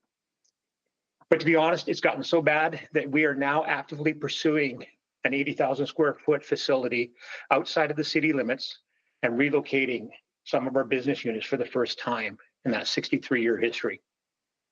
We are now viewing it very detrimental for our business to stay within the city limits. And we're not the only ones. The city has lost significant businesses to the surrounding counties, and it's only continuing to deteriorate our tax base in Edmonton. We need a very strong downtown core that is safe, that is stable, that can attract business from a global perspective, and increase and support the tax base so we can stop the continued transfer of this tax burden. It is not sustainable. Businesses are not sustainable, and it's starting to show as you're eroding the tax base continually. So strongly support the extension of the CRL, and I hope City Council votes in favor of it. Thank you. Thank you so much for joining us. Next, we will go to Robin Holstein from NAIOP Edmonton. Good morning, Mayor and members of Council. My name is Robin Holstein, and I'm here on behalf of NAIOP Edmonton, the voice of commercial real estate and a partner in building a vibrant, resilient Edmonton. We are here today to express our strong support for the CRL extension and to highlight why this decision is not only a necessary step for downtown revitalization, but also a critical choice for the city's financial health, community well-being, and future growth. CRL investments made under the 2014 bylaw weren't just developments. They were investments in our city's identity, economy, and future. Phase 1 alone delivered over $2.5 billion in economic impact, supported more than 10,000 full-time jobs, and contributed $387 million in tax revenues to the city of Edmonton.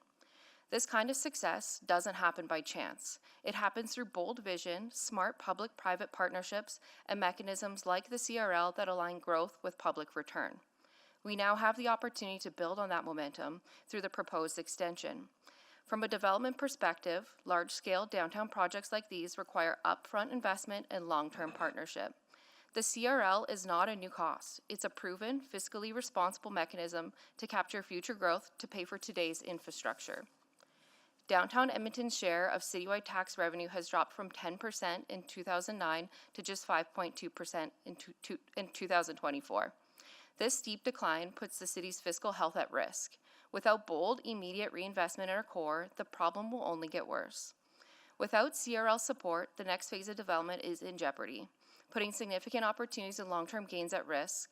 Key projects and outcomes that drive economic growth that would be online include funding of $440 million of the city's $550 million downtown action plan. They would need alternative funding through alternative sources.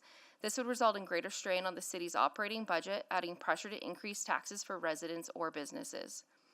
The city may not recover the full value of investments already made using CRL funding and would miss out on tax revenue increases that would help fund other future public services citywide. A vote to extend the CRL today will help prevent further decline. Downtown businesses already facing reduced foot traffic and safety concerns need the renewed investment and increased visitor activity that the extension brings to support their recovery and ensure long-term stability. Investment will follow where municipalities create the conditions for growth. And right now, Calgary's core is positioned to keep outpacing Edmonton. Downtown housing growth would stall, pushing much-needed development to the suburbs or even other cities like Calgary, undermining Edmonton's ability to attract talent, investment, and vibrancy to its core. This isn't just a single project. It's about sending a message to investors, businesses, and citizens that Edmonton is still investing in itself.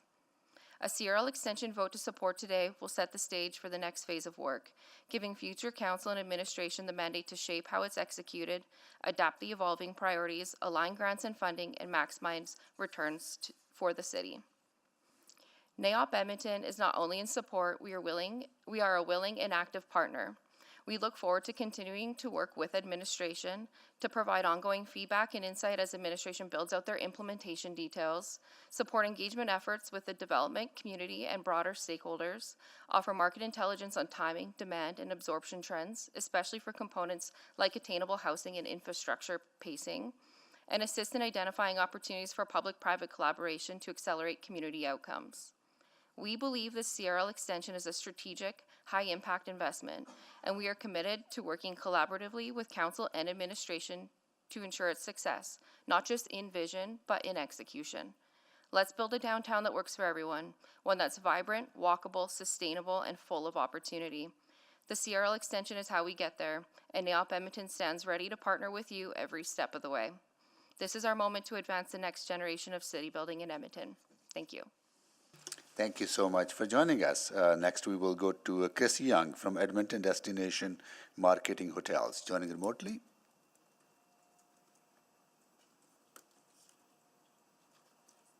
No, we will go to Ronald Charlotte in person. Thank you, Mayor Zoe, and thank you to all of Edmonton City Council for allowing me the opportunity to communicate on this matter. My name is Ron Charlotte.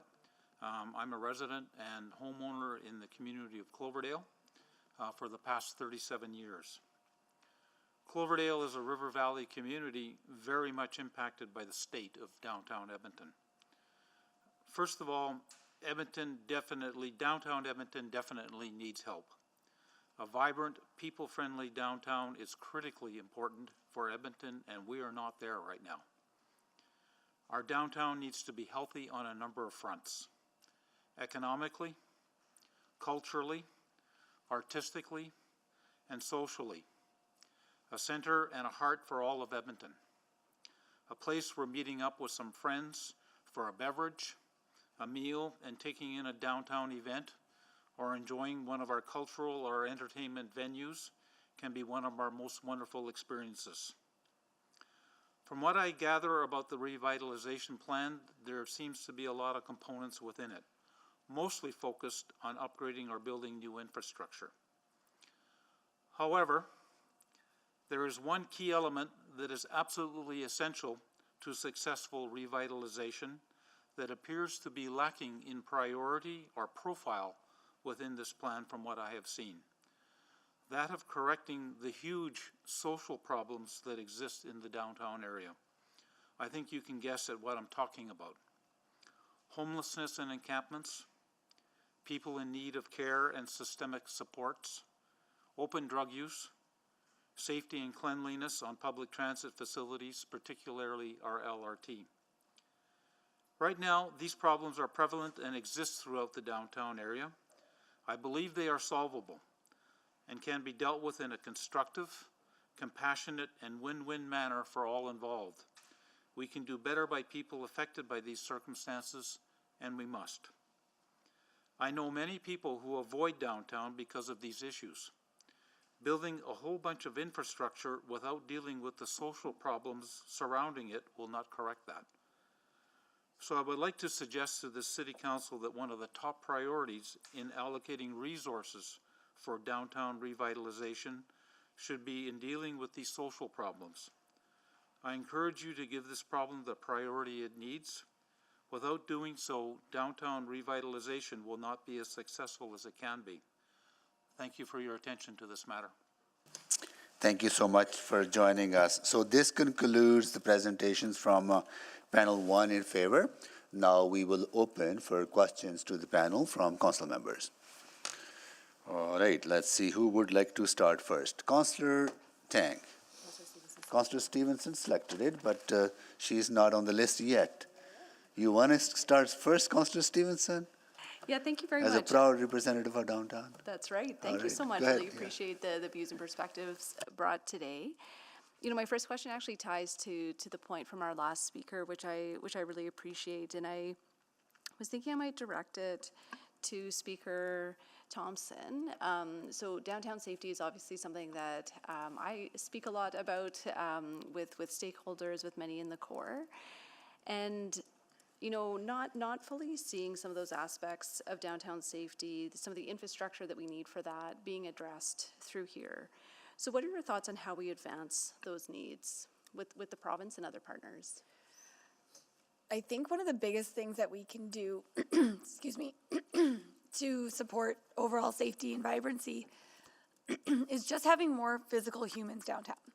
That's the thing that we need to make this space safer. Right now, when we look at the critical mass of humans that are downtown every day, it's no wonder it's unsafe. And Edmonton's downtown is 11 square kilometers. And if you look at the DBA boundary, that's a very, very large amount of space. And to make this economically viable, for it to feel safe, like other communities across this continent, really, we need close to 30 to 40,000 full-time people living downtown. Yeah, and so that leads well into the next question as well. You know, different components of the CRL extension create different flows of people. So the residential incentives, that's sort of that 24/7 consistent presence, residents, I guess, you know, versus some of the attractions, Event Park, Wind Spirit, those are sort of more ebbs and flows. Any thoughts on the mix of those two? Is there a weighting? Which do we need more? Yeah, and this is like, it's a constant chicken and egg conversation. And, you know, we can't move in residents that many overnight. It's going to take a long time. So based on our research and conversations we've had with our engagement sessions, the best thing we can do is look at the tools that are available to make a difference now. And we really do feel like the Downtown Action Plan and the Downtown Investment Plan does address a lot of that. And I think one of those things in the meantime is making Edmonton's downtown more desirable, right? So even if we have the spaces for people to live and we pull more residential permits and we build the physical spaces, if it's not a desirable place to live, people will not want to live here. Yeah, so I think what I'm really hearing, it's that both and, it's not one over the other, it's needing both types of those flows. I think maybe just to Speaker Griffiths, I appreciate some of the points you raised, and I think the counter arguments that I'm hearing, you know, again, we've heard from your members, we've heard from other advocates in the downtown, the importance of the city sort of staying in our lane, focusing on our core services.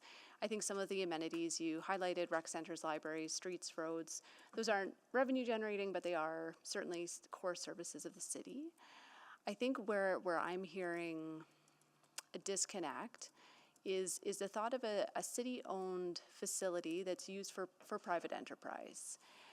Just wondering how you see that, because again, if we sort of applied that logic further, I don't think anyone's asking the city to own office buildings or retail spaces for businesses to operate out of.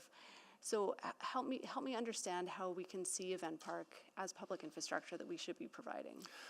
The event space will bring people downtown, and bringing people downtown is part of keeping the economic viability going. That's why it is an important public space that will be owned by the city. Having, if you had a municipal development corporation that could actually have had the money and develop the space, that would have been beneficial, but you don't, like many other cities do. So the Oilers Entertainment Group stepping up to manage and run that space and still guaranteeing that a third of that time will be utilized by the public and other private entities for public good, for events that draw people downtown, to generate some consistency that goes beyond just the Oilers playoff cycles and continues to draw people downtown, adds the same sort of value that a public library, that a convention center, that a swimming pool does. So you own the space, but now someone else is going to operate it for you, and I think that's beneficial in the long run. Yeah, and I think again, it's just sort of how far that logic goes. You know, movie theaters bring people downtown. We wouldn't necessarily invest in those, though, right? I think that's sort of the complexity that I'm hearing. Except movie theaters make money. Other businesses make money. No event park makes money, and without some public sector partnership with the private sector, it's not going to be viable. And if it's strictly and only run by the city, then it will lose money for the taxpayers. This means that it will be probably a net benefit, make a little bit of money, but it's not going to cost the city as much as privately owning it, managing it, and running it with administration as it would with that private partnership. Thank you. I'm out of time. Thank you. Now, Councillor Tang, you can go ahead. Great, thank you. I'll come back to Heather. For the survey you had referenced, you know, I think, you know, without seeing the full detail, I'm just kind of gathering what's out there on social media. You know, you had a question about, you know, revitalizing downtown will help my business. And you do have a portion of your membership that says actually not at all. And I'm thinking, you know, a lot of businesses outside of the downtown core. I guess, you know, what do you say to them? That you have businesses outside of downtown core that probably won't see any material benefit to their community or to that part of the city. Okay, so if I'm understanding this question correctly, and please let me know if I'm not, some of our members that are not supporting overall, in like the extra investment into the downtown. Or they're saying that investment is not gonna materially Yeah, improve their business. right. So the same way businesses are speaking, so are residents. And I think that we've done a pretty good job of trying to outline the whole situation and the economics around it. I think there's still work to be done on that lens. And I think we're hearing from residents, we're hearing from businesses on both sides of this issue. The point I wanted to make is that the majority of our businesses and the majority of our members are in favor of this. And they will see a material difference in their businesses, similar to the members that we've heard speak already. Okay, thank you. Maybe I'll come to you, Robin, since you work a lot with industrial groups that are not downtown. Thank you for the question. I would actually respond with a statement. The city are active contributors in tourism. That's Explore Edmonton. They're active financial contributors to Edmonton Global. That attracts investment to the area. Without a vibrant downtown core, it doesn't matter how much you invest in either of those groups, it will not match or meet the full potential of what they could, representing Edmonton in market outside of Edmonton area. For the percent that don't support or would not support actively currently, I would say likely don't have the right information or don't understand the ripple effect down the road, say in 5 to 10 years, how it would ultimately affect them, not just as residents, but also as business owners. This is a long-term play, not a short-term transaction. And in your interactions with, I guess, players that are looking to invest in the city, even if it's not directly downtown, does downtown factor into their consideration? A great statement was made at a presentation, and it was, I believe, maybe it was Doug that said it. People don't travel to visit suburbs, they travel to visit downtown cores. And without a strong downtown core, people won't choose Edmonton. And that's for investment, and that's to travel, and that's for tourism. So I think as a city and as future opportunity, our downtown is our safest bet, because if a downtown core is successful, long-term, the whole cities will be successful. Okay, thank you for that, Robin. Ronald, thank you very much for being here and sharing your perspective as a neighbor. So what I'm hearing from you is that you support what's here, but however we move forward, city should really consider how to address some of those social issues, even if we don't always have the power and authority and resources to do that. I appreciate that the issues that I raise are complex, and there's many moving parts to it, and there's many tentacles to it. I just think that it's a very prevalent problem that has just grown exponentially since COVID. And we who live in the downtown area, such as Cloverdale, are very much impacted by these circumstances, as probably everybody in Edmonton is who travels on the LRT and experiences a negative circumstance. I'm just suggesting that it needs to be brought into play and perhaps more in balance with some of the resources that are being dedicated here. I think downtown revitalization and the plan that's here has got a lot going for it. Yeah. But unless we sort of come to grips with this issue in some fashion, in a meaningful way, and perhaps lead our country in moving forward. I fully appreciate, I travel to many other cities in Canada, and I've seen these same issues in many of our other cities. Yeah. But perhaps we can lead. Thank you. And I'm out of time. Thank you for that. Thank you. Thank you, Constantine. And Constantine Wright. Thank you. Mr. Chalet, maybe is it Chalet or Chalette?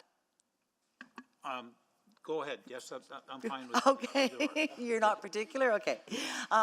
So thank you for sharing your concerns with us. I'm just wondering, would something like affordable housing units to help our homeless, or providing healthcare services provided by the province, would something like that help this or firm up this package a bit more? I would certainly, from my perspective, and I'm just one person, and I don't want to dominate and take away from what you're trying to achieve here today. But from my perspective, certainly all levels of government need to be involved in solving these problems. It needs to be coordinated both provincially, and I think the federal government probably has a role to play as well. What is the answer? Is it social housing?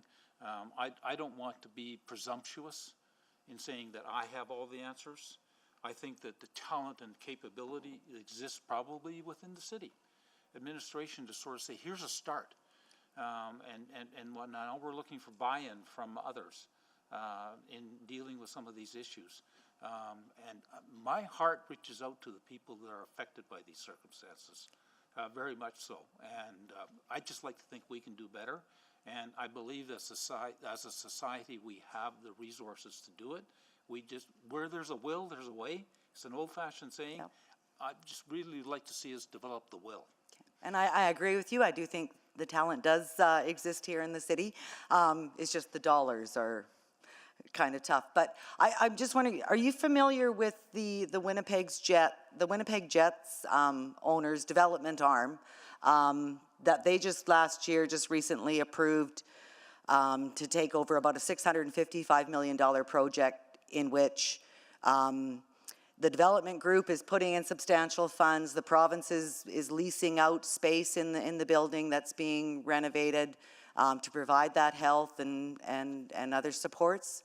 Are you familiar with True North Developments at all? I've read a little bit about it. All I know is probably what I read in the media. I was born and raised in Winnipeg. Oh, okay. I'm a Western Canadian at heart. I've lived in Edmonton for probably close to 50 years. And Winnipeg can be very creative. As much as I love the Edmonton Oilers and would have loved them to see them take home the Stanley Cup, and perhaps they will be sooner than later, I also love a Winnipeg whiteout. Okay. There you go. But is that something sort of more along the lines of what you're thinking of? I don't have all the answers, and I don't want to be presumptuous and put forward formulas here. I'm just one person. Okay. One thing I would offer myself on a volunteer basis to work with a task team that would sort of say, let's tackle this problem and see if we can be creative in dealing with some of these things. Thank you. Thank you very much, and thank you for your offer. I'm sure our city folks will take note of that. Thank you. Thank you. Thank you, Councillor Wright. Councillor Cartwell? Great, thank you. Thank you all for being here today. My first question is to Mr. Pilgrim, if he's still with us online. Yeah, I'm here. Sorry, just trying to get off mute. Yeah, good morning. Thank you for being with us today, Mr. Pilgrim. So I just want to perhaps confirm what your comments were. Mm-hmm. Your developments, the property you own is at the east end of the city, but you believe that this investment, this CRL investment and this program would help lower taxes across the city? This would benefit you as a property owner outside of the core? Yeah, we're on the south side. We're just outside the downtown, just off Sherwood Park Freeway in the Weir Park. The city needs to reduce the overall tax burden. And if we can revitalize the downtown core, bring in residential, bring in non-residential, and actually spread the burden out, I would like to see or hope, and I would expect to see these continued high tax increases, high tax assessments every year, just double dipping on our tax burden. And with the downtown bleeding businesses, that burden is just getting passed around because the costs aren't going down. The city's still continuing to spend money. And as you spend money, it's got to come from somewhere, and it's coming from the private businesses. And if you look at some of the research I pulled, we've lost a lot of businesses out of the city of Edmonton to the county of Leduc, out to Parkland County, not so much to Strathcona, but that's where I'm looking. Yeah. Well, thank you for that. I appreciate it. Maybe to Ms. Anderson then. Just looking for a bit more commentary from you. There's been a lot of focus on the event park as part of this deal, but there's a lot in housing about this too. I guess just, the opportunities that you might see around servicing the land that would then initiate the housing that we're talking about. There's been conversations around, activating downtown, bringing more people here. Can you offer any more on that? Yes, thank you very much. While we appreciate that a lot of the public conversation is about the event park, one of the things that we're so excited about at Build is what this CRL extension can bring to the creation of more housing. And that in the package before you is happening in two ways. One way is there's a segment of land called out for infrastructure upgrading just behind the existing arena, which is fantastic to try to spur that housing development along. 2,500 units will be in there.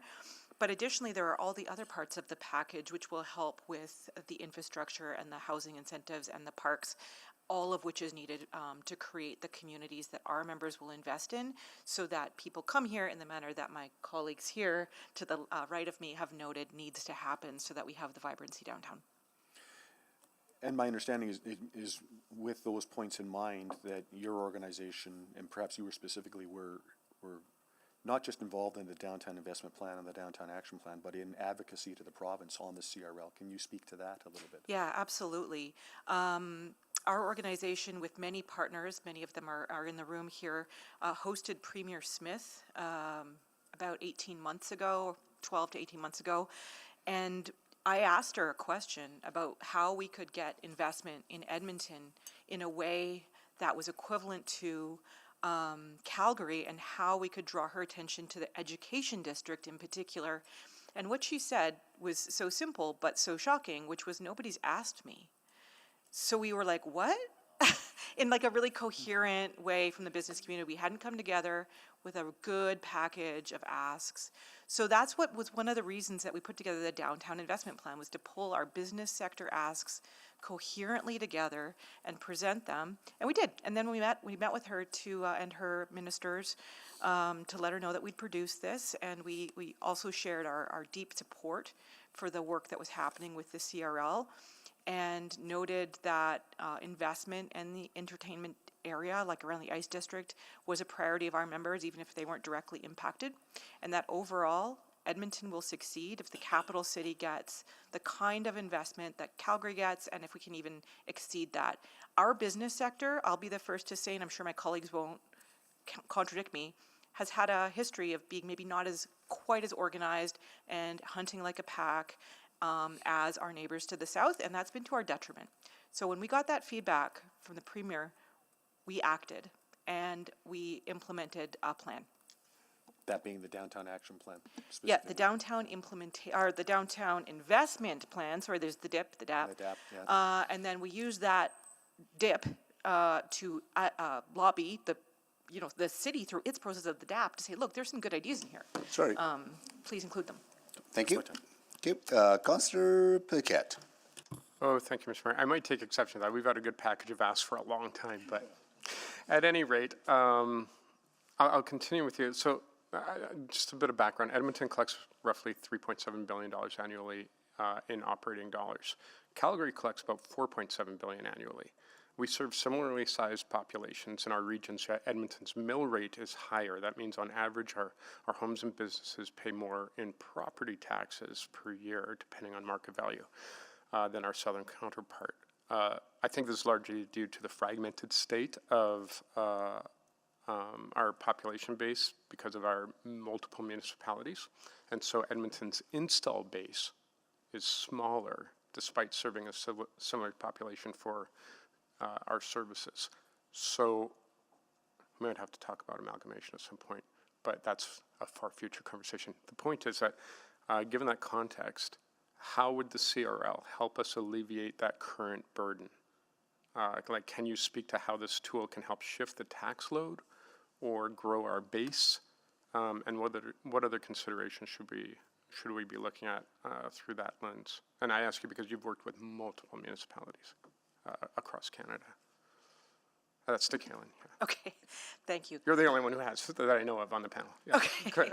First of all, to rewind the tape, the Premier was speaking to the business community about our asks. No disparagement on yours. I'm sure you made great asks as well. Cities who have invested and who are investing right now are getting a return on that. Calgary is doing all kinds of incentives right now where they're getting 3 to 5x in return. So if the question, I mean, that was a very long question, and it was connected to regionalism and regional planning. Look, the point is, at the end of the day, there's only a couple of ways, as you know better than anyone, this council, to raise revenue from the municipal side. And property taxes only have a couple of pockets they can come out of. So in a situation where you have a highly diversified region with 13 friends/competitors, there's very little that you can do to avoid the complex conversation about that competition. So if Edmonton's non-residential growth is not happening at the rate that it should, you need to figure out a couple of strategies to make that happen. And industrial, I know that you guys are working on that, and many are, but the downtown is a huge focus. So if the downtown continues to lose assessment value, then that burden will get shifted into the suburbs and into our industrial areas. Those businesses will become very unhappy, and they will just move a couple hundred meters over the line to save $1 million a year in property taxes, as we saw with Little Potato Company, with the Amazon. I mean, we can go on and on, but it's a very straightforward equation. So think of this as bolstering your tax base overall. Yeah, okay, so you're saying, so if you attract more people downtown, get that concentration, that alleviates the tax burden for everyone outside of the downtown. Totally, yeah. Okay, yep. And then quickly to Mr. Griffiths, what would you say to Edmontonians who feel that walking away because of the event center aspect is the only ethical choice? I mean, these are folks who are seeing that their finances are impacted by global events over which we have no control. They're looking for economic justice. They're saying, why should my tax dollars be going toward a billionaire instead of to my neighborhood? That's the narrative that a lot of people have when they're looking at this deal. What can you say to them that says, you know what, that those dollars that go in mean way more dollars coming out? Is that a reality? Sorry. Yes. I had a lunch meeting at a restaurant downtown earlier this week, and it was empty. And I asked the people who were working there, and then the owner happened to be there doing an interview about how empty it was on 104th Street, saying, you know, it was great while the Oilers playoff run was there, but we need more sustainability downtown. We need more opportunities to keep bringing people downtown. Event centers, just like the convention center, as I said in the opening remarks, don't make money. But they do generate money for business, just like every other investment, from water and sewer to sidewalks and street lights and swimming pools. They generate a quality of life. They make businesses profitable as people circulate. So, and the narrative that a billionaire is getting this money is wrong. This is money going from the province to help cover some of the capital costs, and the Oilers Entertainment Group has agreed to run it, though it still belongs to the city. That's a false narrative that's meant to, I think, do nothing but demonize one business owner in this city, and it's incredibly unfortunate that it's come to that. I think that the Oilers Entertainment Group and the investments that have been made for Rogers Place and what has happened with the JW Marriott, with the Stantec Tower, with other infrastructure in place has been exceptional. Okay.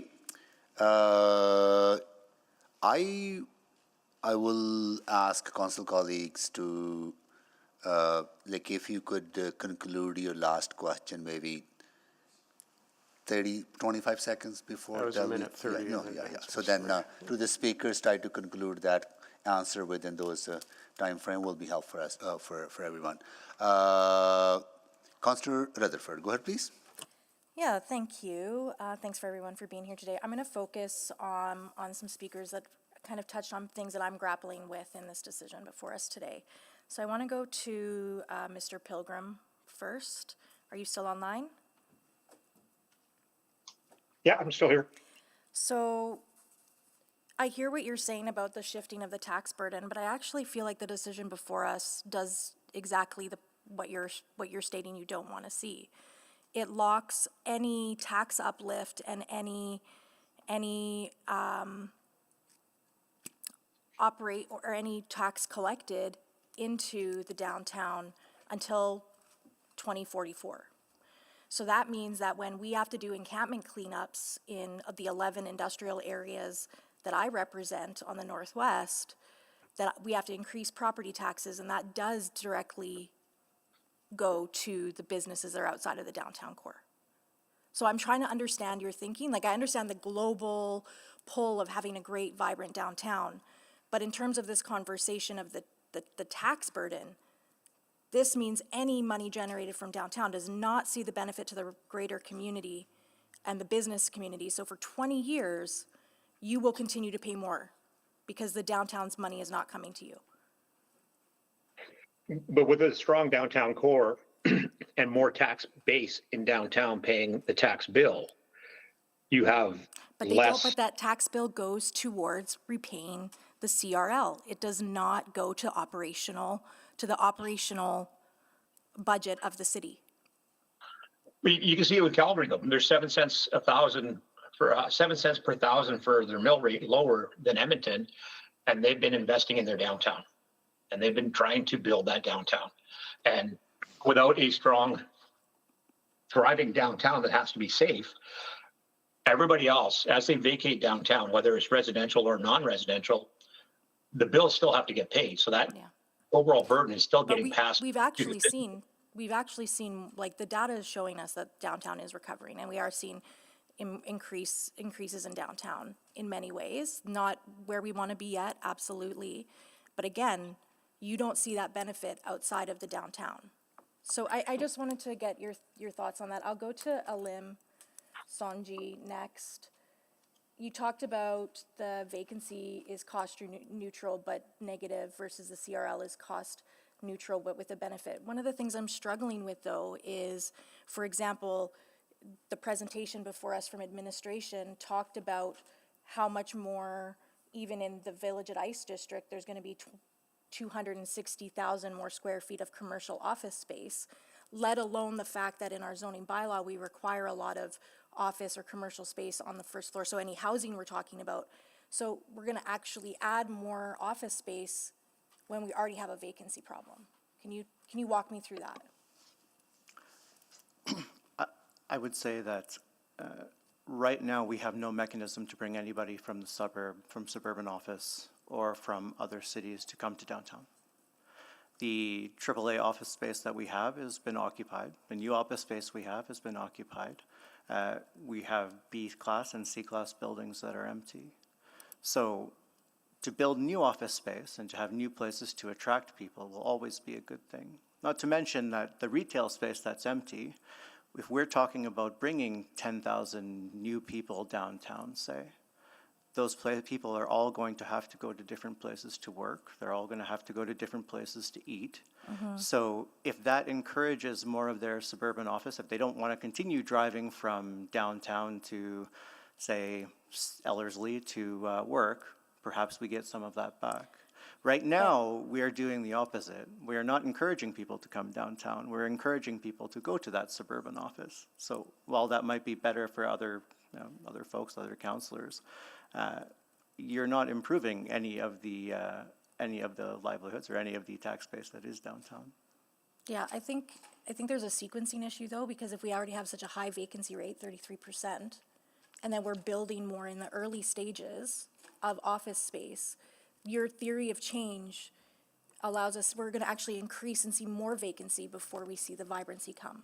No? I would disagree with that. I think you'll see more investment in conversions of older office buildings to more housing. If I know downtown is going to be invested in, then I would be much more likely to build a hotel or build an apartment building or make that investment. If you show commitment, we can too. Thank you. Thank you, Councillor Rutherford. Councillor Hamilton. Thank you. Thank you, everyone, for coming today to speak.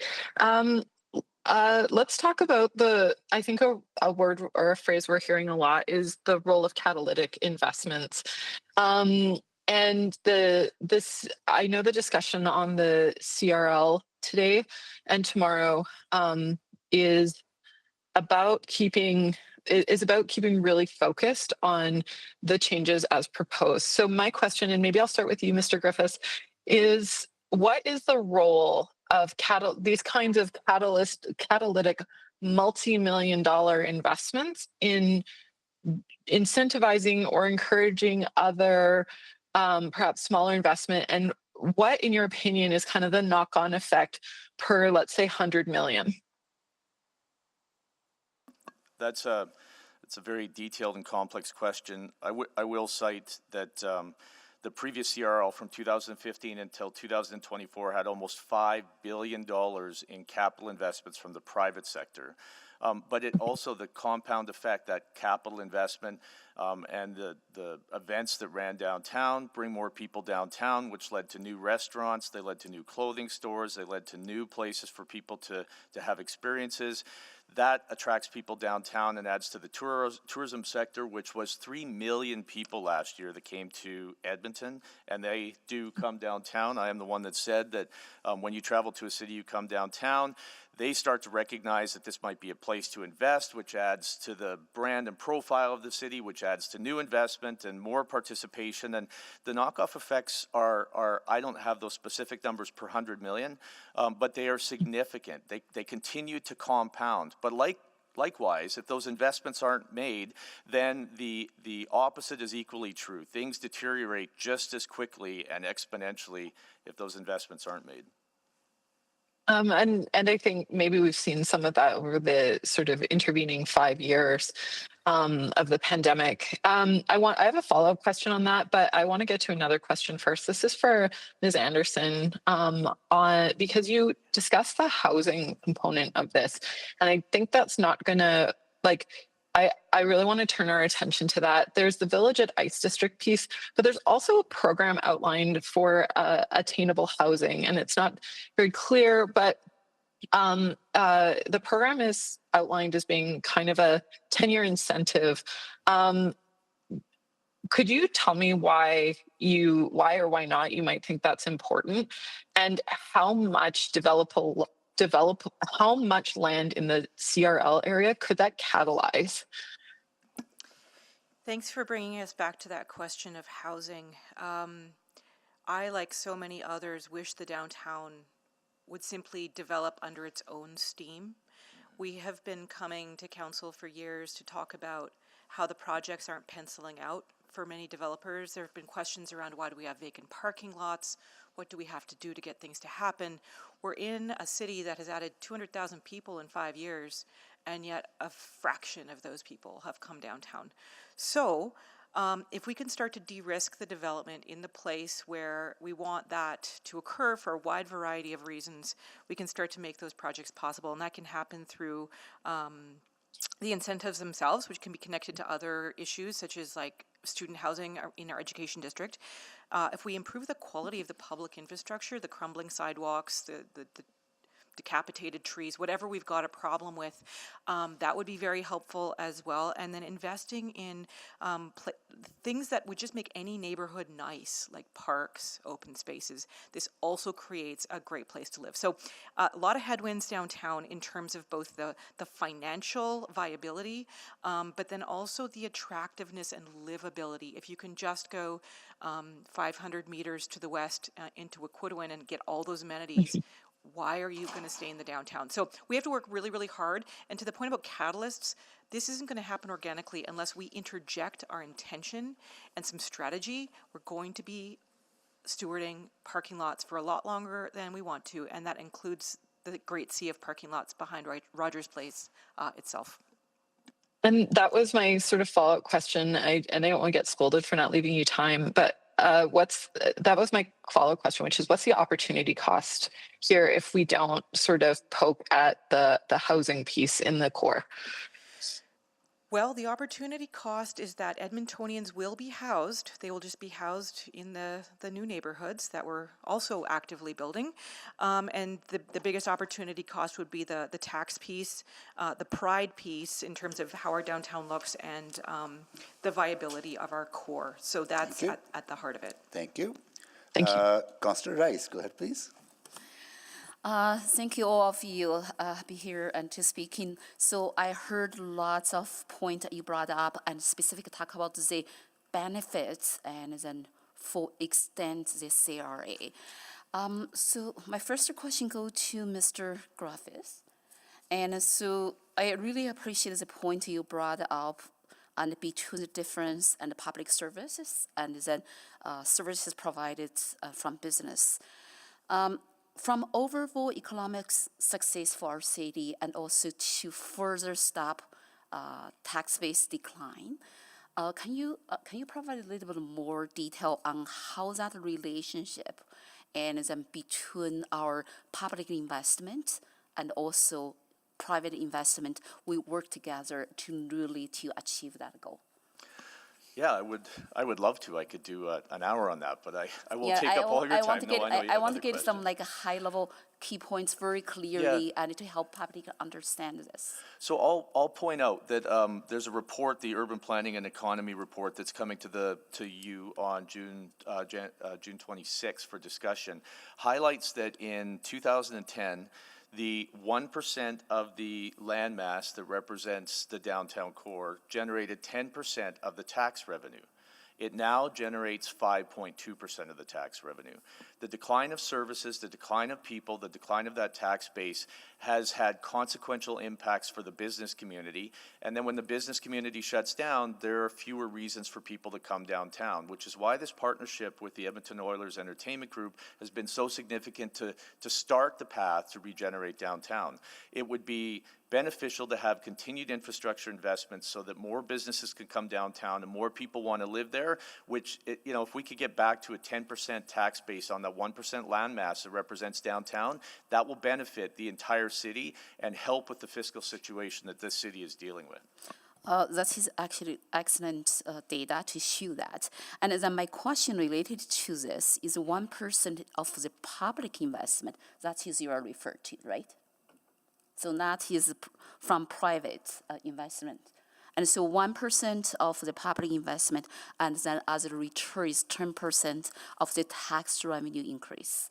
And that is a normal, but right now we are facing decline from 10% to 5.7%. Yeah, okay. 5.2% was in the 5.2%. Yeah. So then do you think, and because CRA is continuing in the past 5 years, 10 years, and then did you see anything, and then if we continue invest CRA, and we will not see the decline, and do you have any ideas this could guarantee our tax base will back to the normal as a 10% return? So I would like to say that because the question I received is CRA is already existing. If we continued, how you make sure this future decline and it will be stopped? Yeah, almost $5 billion in private capital investment through the last CRL from 2014 to 2024, $513 million in funding made available through a tax uplift because of the CRL. The CRL model has different names in different cities around the world, but taking an underperforming neighborhood and an underperforming tax base and turning it around has been demonstrated in virtually every other city in the world to work if it's managed properly. And so there's no guarantees, but the option of not doing it and not solidifying this deal and moving ahead with the CRL and the extension, because I think these things are all connected and intertwined, will mean that this city is in a detrimental financial position, and it will mean the energy that's being built downtown will stall, and that will have negative consequences for the entire city. So the risk of doing this and it failing maybe is 3%. The risk of doing nothing and letting this fail is 100%. Okay, thank you for that comparison. So my next question going to Ms. Anderson. Specifically, I want to focus on the question on the new office towers and the data you brought up for the 23 new office towers as leaded. So how this could be linked back to the earlier data and to shows, and in our downtown area, we have many empty office towers. And I know this is broader conversation linked back to the housing topic as well. I may not have enough time for you to answer. I will come back. Thank you. Councilor Salvador. Yeah, thank you. Thanks to all the speakers for being with us today. I'm going to go back to Ronald. I know you're popular this morning, but I just wanted to seek out a little bit of additional clarity. You know, you're signed up on the in favor panel today, but really appreciated the thoughtful and nuanced remarks that you shared, and was wondering, looking at the list of projects that are being discussed, are there certain ones that you would be supportive and then others that you would maybe place lower on the priority list? You know, lacking the intimacy that you would have on the plan, I've read through the plan, and I've read through the city website, and, you know, and I've read the stories in the media, what have you, but lacking the intimacy, I think it would be presumptuous of me to say, cut 10 million out of this one and put it over here. But I would suggest that those who have the intimacy could perhaps rebalance some things. I think that there would be huge benefit in really making some inroads on the social problems that we have in the city. And so I won't go there. It would be a mistake for me to do so. I think the expertise is here. I think the expertise exists within the planners and within the governance of the city. I just think it needs some rebalancing. Okay, great. Well, I really appreciate that. I'm going to ask maybe a similar question actually to Speaker Thompson. Again, you know, we're looking at kind of a bundled list, a package, not necessarily a prioritized list. And I recognize that that's not necessarily in front of us today. But I still want your perspective on that. What would you see as some of the top priorities? What would you place lower on that list? I appreciate the question, and that's a really hard one to answer. I think because the sum of the whole deal is what makes it so valuable, and all the items are so important. I don't know if I could pick, and I know you're asking me to, and I'm struggling to find an item, because if I look back at what we did with the downtown investment plan and the downtown action plan, it's the sum of all of those coming together that actually will make the impact. I don't know if one alone will give us the impact that we necessarily need, because they are all so integrated and they are all part of each other's success. I'm sorry. No, and I appreciate that. Speaker Griffiths as well. Do you have any thoughts on that piece? Because at the end of the day, again, not before us today, but there would have to be a prioritization of budget for any of these projects. What would you place high? What would you place lower down? Yeah, I'm going to agree with my colleague, but use an analogy. It would be like building a chair, but discussing whether or not the legs are more important than the seat or the back or the arms. Building this requires all of these things to intricately be woven together as you move forward. I could, because I've never considered it before, where you would start with the prioritization. Our focus and concern has been on getting this deal done, but I'd be happy to reflect on that with Heather, and we could get back to you on where we think prioritization would be. But in essence, it all needs to be done, or you don't wind up with a complete chair. You just get a stool, or you wind up with a seat on the floor. You need to build this together. Speaker Anderson, do you have thoughts on that? I'm thinking about the importance of housing, for example. I know you spoke in previous rounds around that. Would that be sort of higher on the priority list for you? Or would you have similar answers around? Well, two things. Your administration has put forward a really thoughtful sequencing package, so I think, refer to that and start there. There will be trade-offs over time in terms of what you need to do first, second, third, if there's economies that you can get together. But the other thing maybe I'll just take a moment to debunk is that this can be pulled apart at all. This is a package, and it was approved by the province. And so it's a high-risk scenario that you would be entering to start to say, I'm going to take this piece or that piece. I think it's a big gamble. I think you could lose the whole assembly. So remember that this is very intricately woven, and there's a lot of different partners here. So it wouldn't be advisable from my point of view as the CEO of Build to say housing first, for example. Thank you so much. So we are coming close to noon, lunch break, but we have other speakers that we will come back to. So can't go yet. The panel will stay. We have other speakers.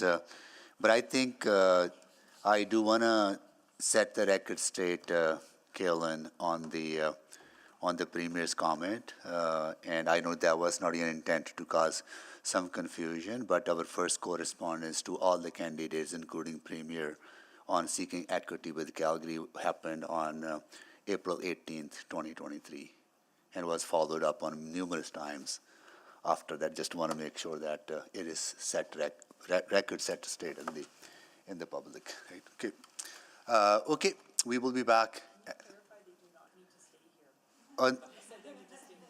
Well, I mean, you don't have to stay in the seats, but be thank you for that. I see. Well, there are more questions to you, so please be back at 1:30. That's what I meant. No, you can move around. You can have a good lunch. Yeah, thank you.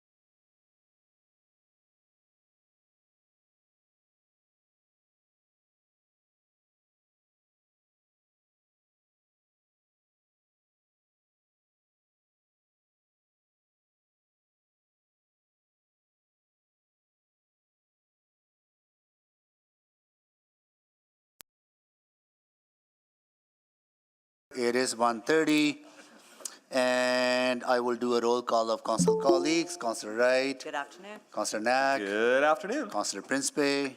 Hello. Councillor Stevenson is going to be a few minutes late. She just notified me about that. On her way. Councillor Paquette. Well, in the words of Ryan Reynolds and Will Ferrell, good afternoon. Good afternoon. Councillor Tang. Good afternoon. Councillor Hamilton. Good afternoon. Councillor Rutherford. Hello. Councillor Salvador. Good afternoon. Councillor Carmel. Good afternoon. Councillor Rice. Good afternoon. Councillor Jans. Good afternoon. All right, we have quorum. I would like to read Haley Panaski opposed, panel 2, as well as William Day and Jocelyn Johnson, panel 3 opposed. So we have additional 3 speakers that we are reading their name into the record. Okay, we concluded questions from Council Salvador, and we are still on panel 1 in favor, and questions carry on. And Councillor Knack, go ahead, please. Thank you, Mayor Sohi, and thanks everyone for coming back after the lunch break, for those that did. So a few additional questions, I think a lot of ones that I had asked. Maybe I'll start with either Mr. Griffiths or Ms. Thompson. And so I appreciate there were some questions around, you know, how do we prioritize, and I understand that that's a tough question to answer. And I appreciate Ms. Anderson's point around, like, you know, is there even an option to have a conversation about what that might look like? And so for the sake of this moment and these questions I'm going to ask, I'm going to make the assumption that maybe there is an option to have a discussion on that. Because I think the one thing I heard, and maybe it came from you, Mr. Griffiths, is you know, we want to have more housing, we want to have more events, we want to have more activity. It's sort of the whole suite of things. So we don't want to be sort of taking one of those out. I think why I've struggled specifically on the event park piece is that I think this notion of more events downtown absolutely makes sense. What I'm wondering about is, why does it have to be a new building versus saying enhancing the convention center? We just had a conversation last week around enhancements and upgrades that we need to the convention center or the expo center or any other host of spaces. You know, do we have the market to sustain something new when we have some older buildings that also need upgrades in a world of limited money? And that's the question I sort of pose. Yeah, I appreciate that. I appreciate that municipalities always have to discuss a new build versus maintenance. Yeah. And that's a very legitimate question. I would say that the challenge you probably have is that the city and the province and the Oilers Entertainment Group got together to negotiate some of these elements. And my concern would not be whether that's important or not, but that has been negotiated. And if there's an intention to pull that out, that might cause the entire investment in dollars that come from the province to fall apart, which could also then consequentially lead to the CRL not being approved and moving forward with the expansion or with the extension of time. So I feel like this is a deal that's been negotiated by all 3 parties, and trying to renegotiate it now may cause the whole thing to fall apart. And I think that's more the consequential impact. Yeah, I hear you. This is then, you know, I've had one-on-one chats too, and I'm going through this struggle of that. I want to make sure we're max at a time where even after last week, I don't know how we're going to pay for the things that the conference center or convention center said they need, and yet we're now talking about building yet again one more new thing that Edmonton will have. And so this is why I've just gone back and forth on that. So, but I hear your concern ultimately is that if we say no to this, or even if we ask the question of should that be ahead of convention center or X or Y, that we potentially just lose the whole deal, and that is too great of a risk than to even ask the question. In all my years of politics, and in all my years of private business, and in all my years of relationships in my family, I have never got everything I want. I've got a lot, and everybody gets a lot of what they want, but I've never, ever, ever had a perfect deal. Mm-hmm. And I think that this will still allow new revenue and resources that could then be utilized in the future after the CRL is expired to definitely work on other items, the convention center being one, but many other neighborhood issues getting addressed over the long term. Yeah, and No, I appreciate that. It comes back to just how long we have to wait on a lot of these things that we currently own. And what's, we had a separate report just a month ago about a $1.8 billion infrastructure deficit. I'm trying to figure out how we start to tackle that as well. But I appreciate your perspective on this. I think the only other question, I probably don't need to ask it because I'm running low on time and won't give you enough time to answer. Thank you. Thank you, Councillor Knack. Councillor Principe. Thank you, Mr. Mayor. I also have a question for Mr. Griffiths. Something that you had mentioned about the referendum. Can you explain a little bit more about what you were mentioning about the referendum, if you think it's a good idea or a bad idea? Yeah, I'm happy to. I have worked in politics for a long time, and I've worked with municipalities for, it's going on 2 decades now. And there is a time and place for a referendum and a time and place for a plebiscite, one being binding and the other being non-binding.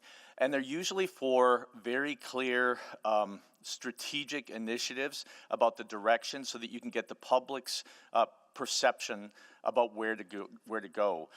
This deal, but this three-way deal between the City of Edmonton and the province and the Oilers Entertainment Group and the CRL loan itself, I think most people I know, it would take me a full day to sit down and explain the complexities of the CRL, the implications over the long term, the benefits, and to explain this deal. Having a referendum has a tendency to take people who are really opposed to one aspect and make people angry and spread slightly inaccurate information to try and get a protest vote. And with a referendum, you don't get 100% voter turnout. You barely get half of what you get for a normal election. So if you assume 35% for a municipal election and you get 15% voter turnout, it is hardly a vote that reflects the understanding of the complexity of the issue or a reflection of the entire city and its population.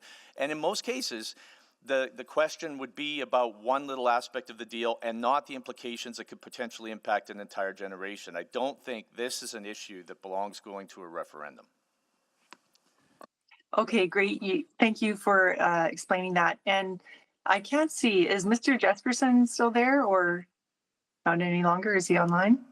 Because I believe he also had. I don't think, he's not here in the chamber hall, but we'll check if Ryan Jesperson joining us virtually. Sounds like maybe not. Okay, that's all right. I'll just go next to Mr. Orafuja. You had mentioned about a more inclusive business plan for downtown action plan and how this project would be beneficial to it. So would you like to express more on that? Yeah, absolutely. There's a lot of business opportunities that can come from Black-owned businesses, and there's also an issue of underrepresentation. A lot of businesses that offer various services, some of them try to stay away from downtown due to high cost of affordable office spaces. So most of them just usually operate from their home, and this revitalization project will actually encourage more business to come downtown because when they see a thriving downtown, then it attracts more people. I also see an opportunity here where that can bring about more foreign investment from people that bring raw materials outside Canada, like shea butter, like coffee bean, if they can be reproduced here in Edmonton. So a lot of these restrictions are just some of the challenges we've heard from our members. And if it can be more inclusive, then it will make sense to provide opportunities for more BIPOC community business to sell their products downtown. Okay, great. Thank you for that answer. And I apologize. I'm not sure who it was who spoke of this. Maybe a few of you did, but someone was speaking about how this is a long-term plan. It's not necessarily expected to see significant results in short term, but it's also like a long-term plan for the whole benefit of the city. Would anyone like to speak to that? Sure, I'll take a stab at that. Maybe to get started, Councillor Principe, it's Kaylin Anderson.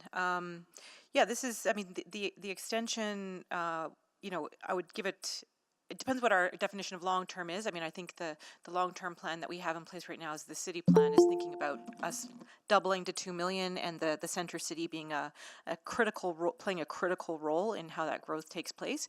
The CRL itself does give us, with the extension, some good runway to phase and stage these projects over time. So while there's a nice long project list there, I don't think that and it would be anybody's expectation that everything happens in year one.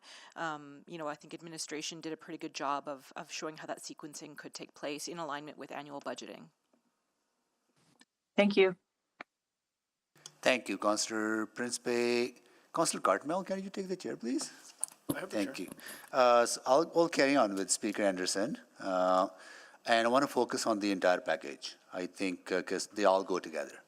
So when we submitted our application to add the extension for the CRL, and we added event park, village on the ice, brownfield remediation, transit infrastructure, then we added Windspear later on, which was accepted, and downtown infrastructure fund and modified attainable housing. So what I hear from you is that all these things work together and they all bring people to downtown, whether to live downtown, do business downtown, visit downtown, more people. Yes, Your Worship, I think you negotiated and advanced a very sophisticated and interrelated project package. And I also hear from you that now, you know, the pre-COVID, office workers or more office was key, but we are living in a new reality now.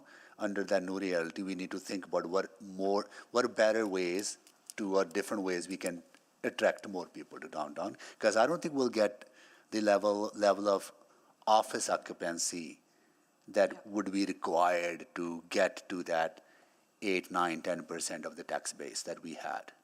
Correct. And so this newer idea of a more modern downtown that thinks about leveraging the post-secondary education district for students, which thinks about the arts and cultural aspects that will bring people here, and really starts to conceive of the downtown as a neighborhood for living where a lot more residents want to be. This is the future of downtown. Not to diminish the importance of the office sector, but truthfully, the future of downtown is built on a much more robust set of ingredients. So a great neighborhood requires amenities for people to shop there, to go for a walk, to play basketball, whatever other amenities that are available in a suburban neighborhood needs to be available in a downtown neighborhood. Absolutely, and hopefully if the population grows to such an extent, we can justify an elementary school. Like, there's so many more things that could start to contribute to this complete community. Okay. On the equity piece of us getting same amount of money as Calgary got for their downtown arena, in my conversation with the province, I have always positioned this initial investment as phase one investment. Right? I don't know what your conversation has been with from the business perspective, from the business community. Maybe this is to Speaker Griffiths, right? If we are able to secure this investment and demonstrate the value of this investment to downtown, would we not be in a better position to talk about the next phase of additional investment to get to that equity that we've been talking about? Well, Your Worship, I think you actually summed that up perfectly. Failure to follow through on this gives an inclination and an indication to the province that perhaps there is no appetite to invest in downtown. But I also considered this a phase based on the downtown investment plan that we helped participate in creating, and then the downtown action plan that was developed by that. But I anticipate there will be new phases coming, especially since Edmonton has I believe it's the largest downtown in the entire country. It requires more investment in order to help with that transition. That's why Edmonton faces some challenges. So I consider seeing some of the results from this and moving to the next phase. And I think we've had, nods of heads and smiles and saying, yeah, we understand that from the province. Yeah, and we need those investments. We need to refurbish our Commonwealth Stadium. We need to refurbish our convention center. There's a lot of other needs in the downtown core and other areas as well. But for me, this is like a signal of partnership. That's how you see it. Yes, I would agree. That's the way I see it as well. Okay, good. All right, thank you so much. I will move the second round. Second. Please vote on an additional round.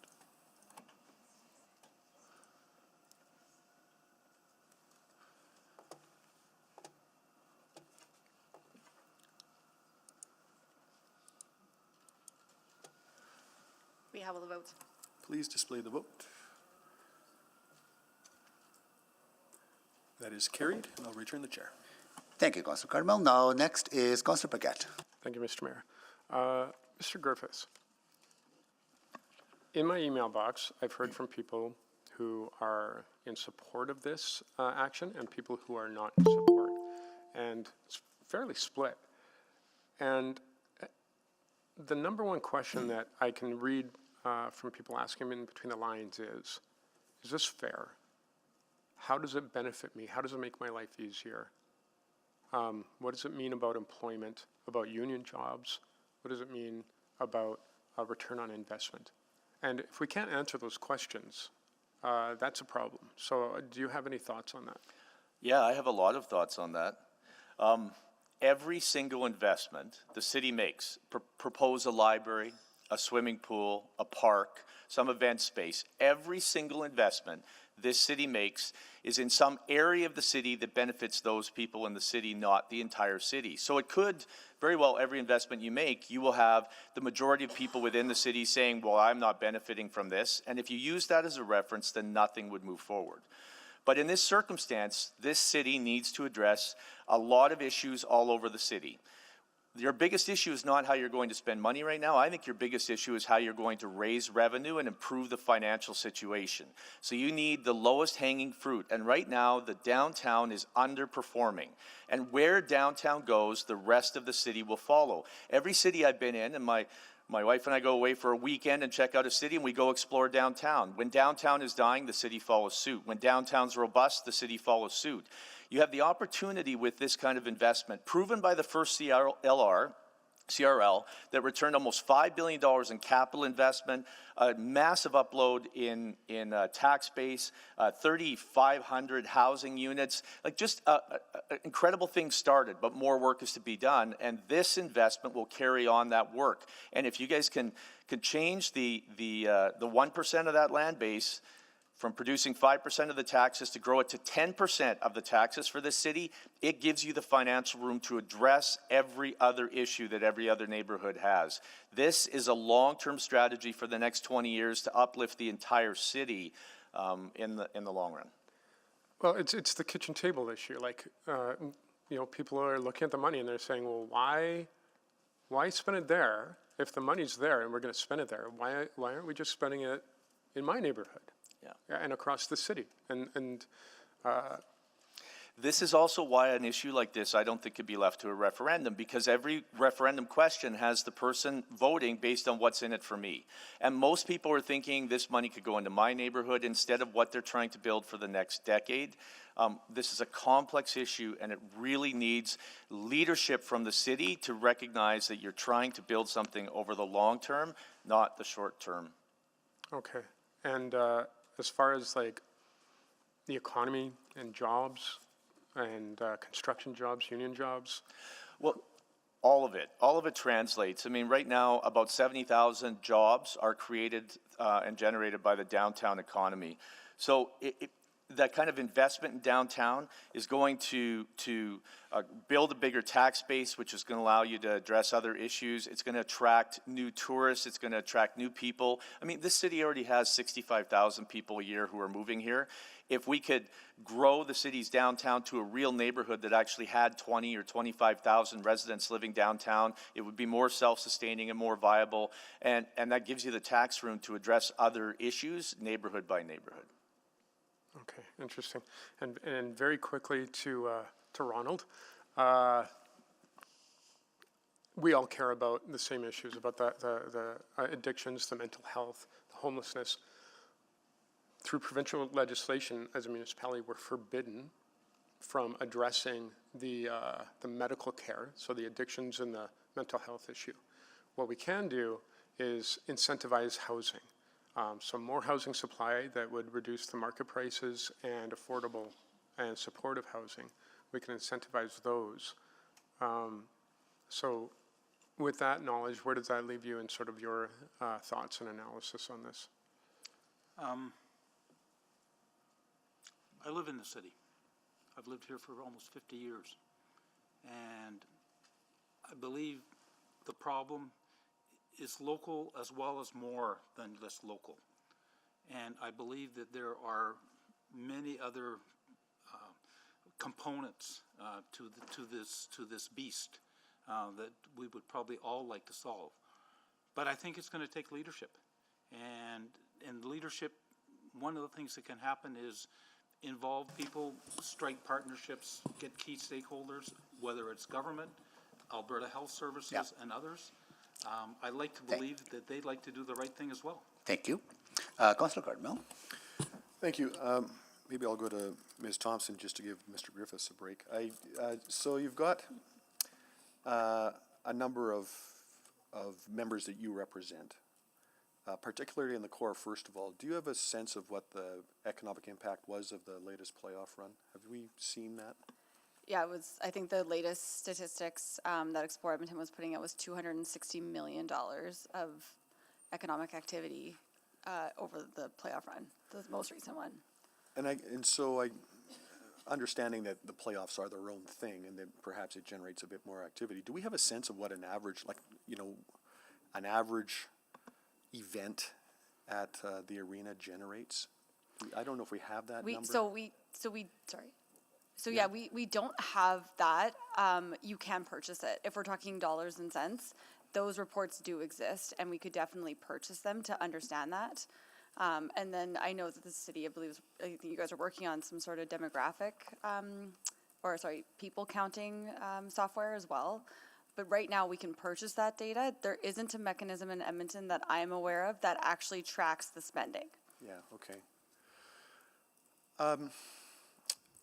Is there anything in your membership, either just the core members or the members across the city, that say we object to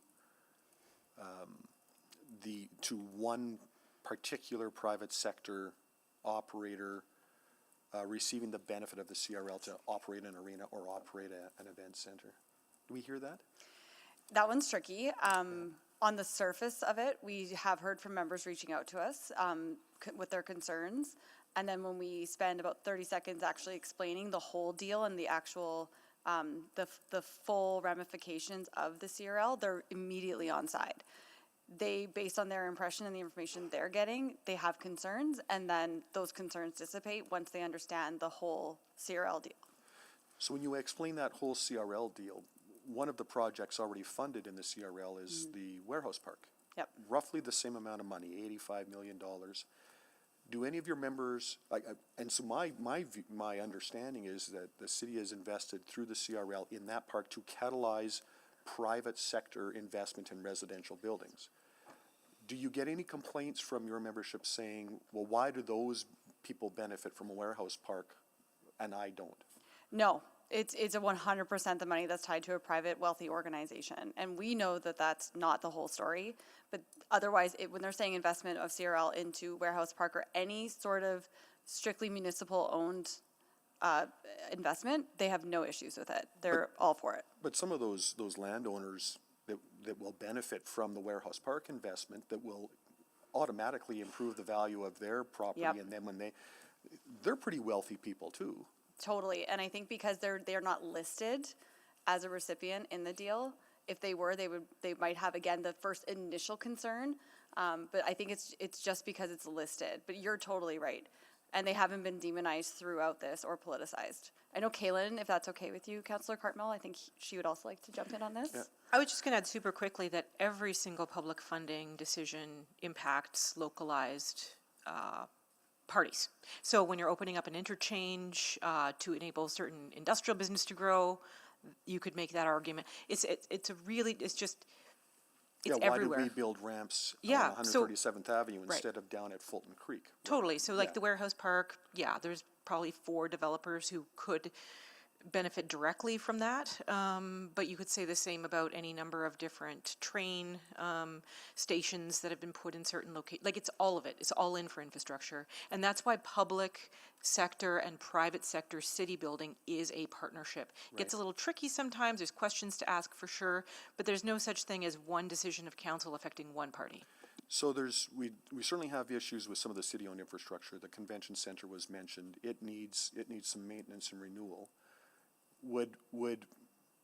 And it may be eligible for CRL funding regardless. So this could be a both-and conversation. But if it's a binary choice between, upgrading an existing building or creating a new building, what has more of a catalytic effect in terms of drawing people downtown and enlivening the spaces around that catalytic development?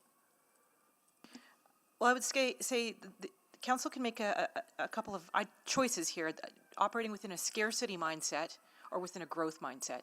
And I'd suggest the growth mindset is the more sustainable approach, which is to try to think about how you can use your firepower to have the whole pie grow. Okay. And that would happen through the downtown. Thank you. Councillor Rice? Thank you so much.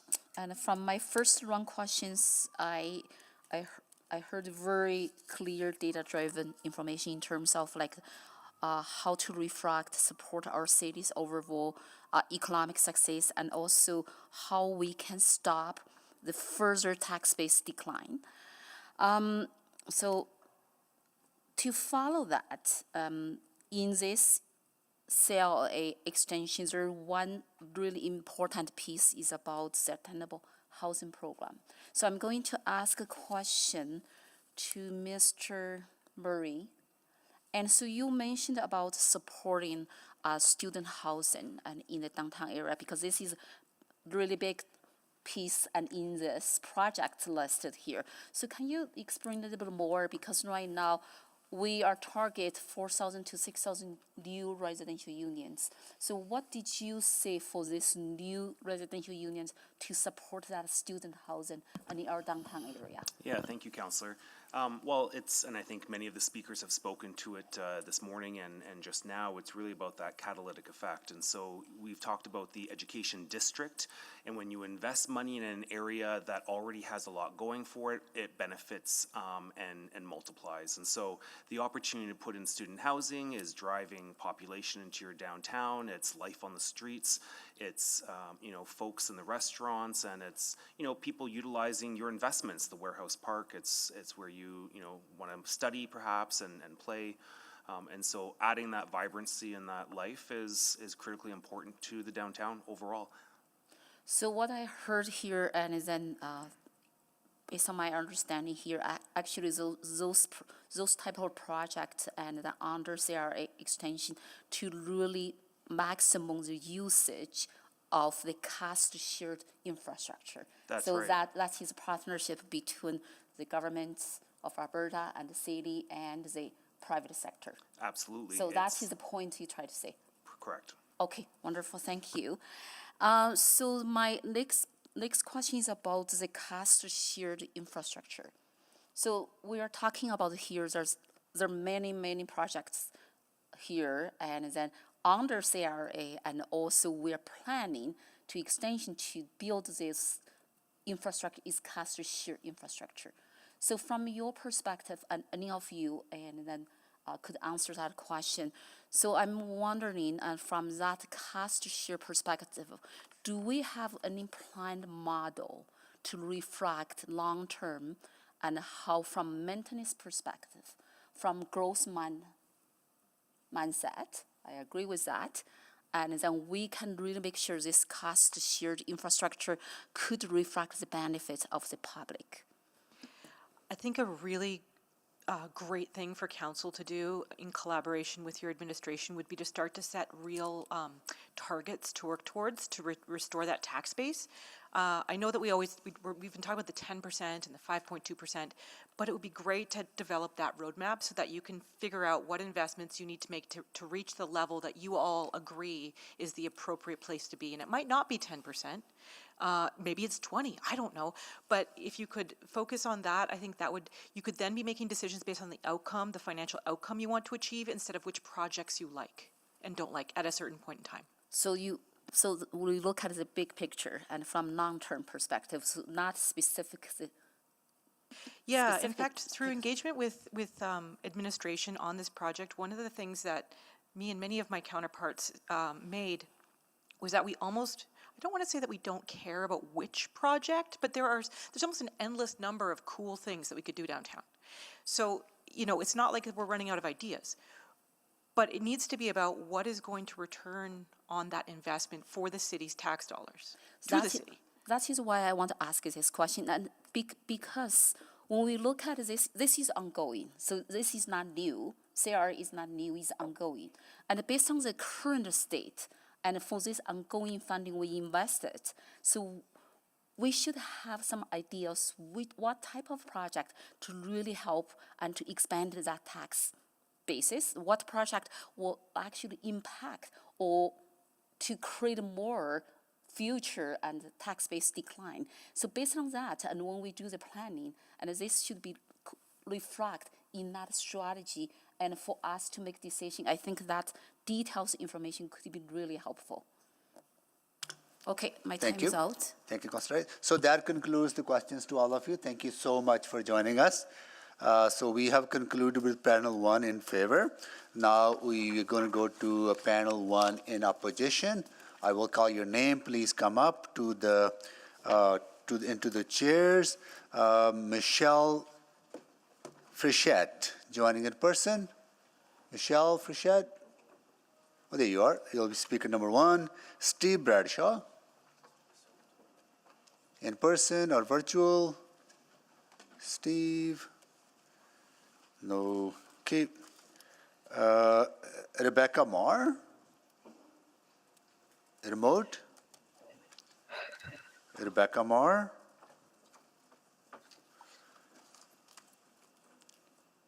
Greg Mady. Greg, you'll be speaker number 4. I'll call if Steve and Rebecca are joining, but just if you could have a chair there. Ellen Tam. Ellen Tam.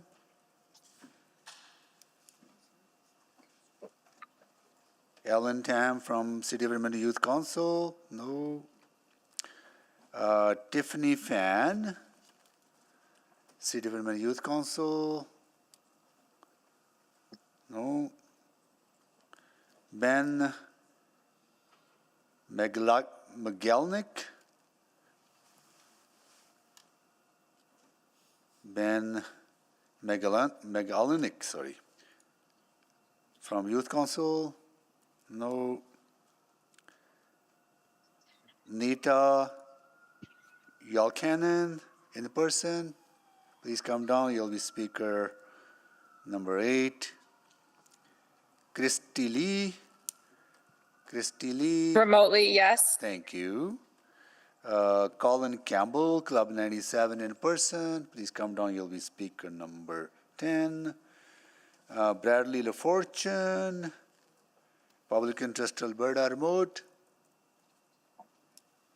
No. Catherine Joel, Remote. Or in person. No. Chelsea Tessier. Yeah, virtually. Thank you. Jesse Moore. Yes, virtually. Thank you. Allison McIntosh. Virtual, yes. Thank you. How many do we have? Because I want to see if we can have few other people join the panel.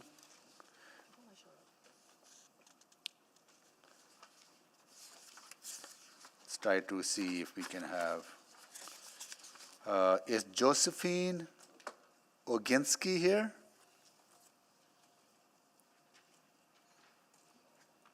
How about Chris Sims from Canadian Taxpayers Federation? Haroon Ellie. Haroon, are you there? You know what? We'll stay with. I don't think. Oh, you want me to keep on going? Keep on going. Let's see. Paul Govinlock, Jason Rockwell, Andrew Ritchie, Brian Martin, Matthew Cates. Matthew, okay, here you are, Matthew. Which seat will Matthew be? Speaker number 11. Okay.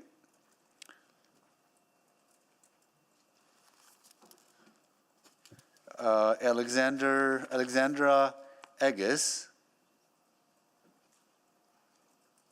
Oh. How about Karen Fong? Agnes McDonald. There you go. If you want to come down, please, you'll be speaker number 12. Eric Estrada, joining remote. Remote. Thank you. Patricia Lineker. I'm here. I'm here. Yes, 13, Can you 14. hear me? Thank you. We can hear you. Okay. And how about David Plamondon? David Plamondon. How about Haley Bukansky?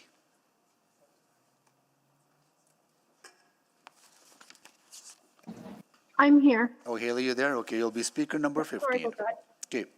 Okay. I'll keep track of because numbers have shifted, so I'll try to follow, right? But we got a full panel now, right? So in opposition. So okay, we will start with Michelle Frechette. Hi, go ahead, please. There you go. You got the mic on? Go ahead, please. You have 5 minutes to make your presentation. Thank you. There we go. I'm here today representing myself as a resident, myself as a founder and director of a nonprofit that is based in downtown Edmonton, a block and a half from Rogers Place. I'm also representing myself as a business owner with my management company, working out of that same space, as well as a sole proprietor with a food business working out of that space. From many perspectives, I can see that the shades that have been drawn with these closed-door meetings discussing this deal have been presented to the public, presented to me as a one or nothing, an all or nothing. It isn't the case.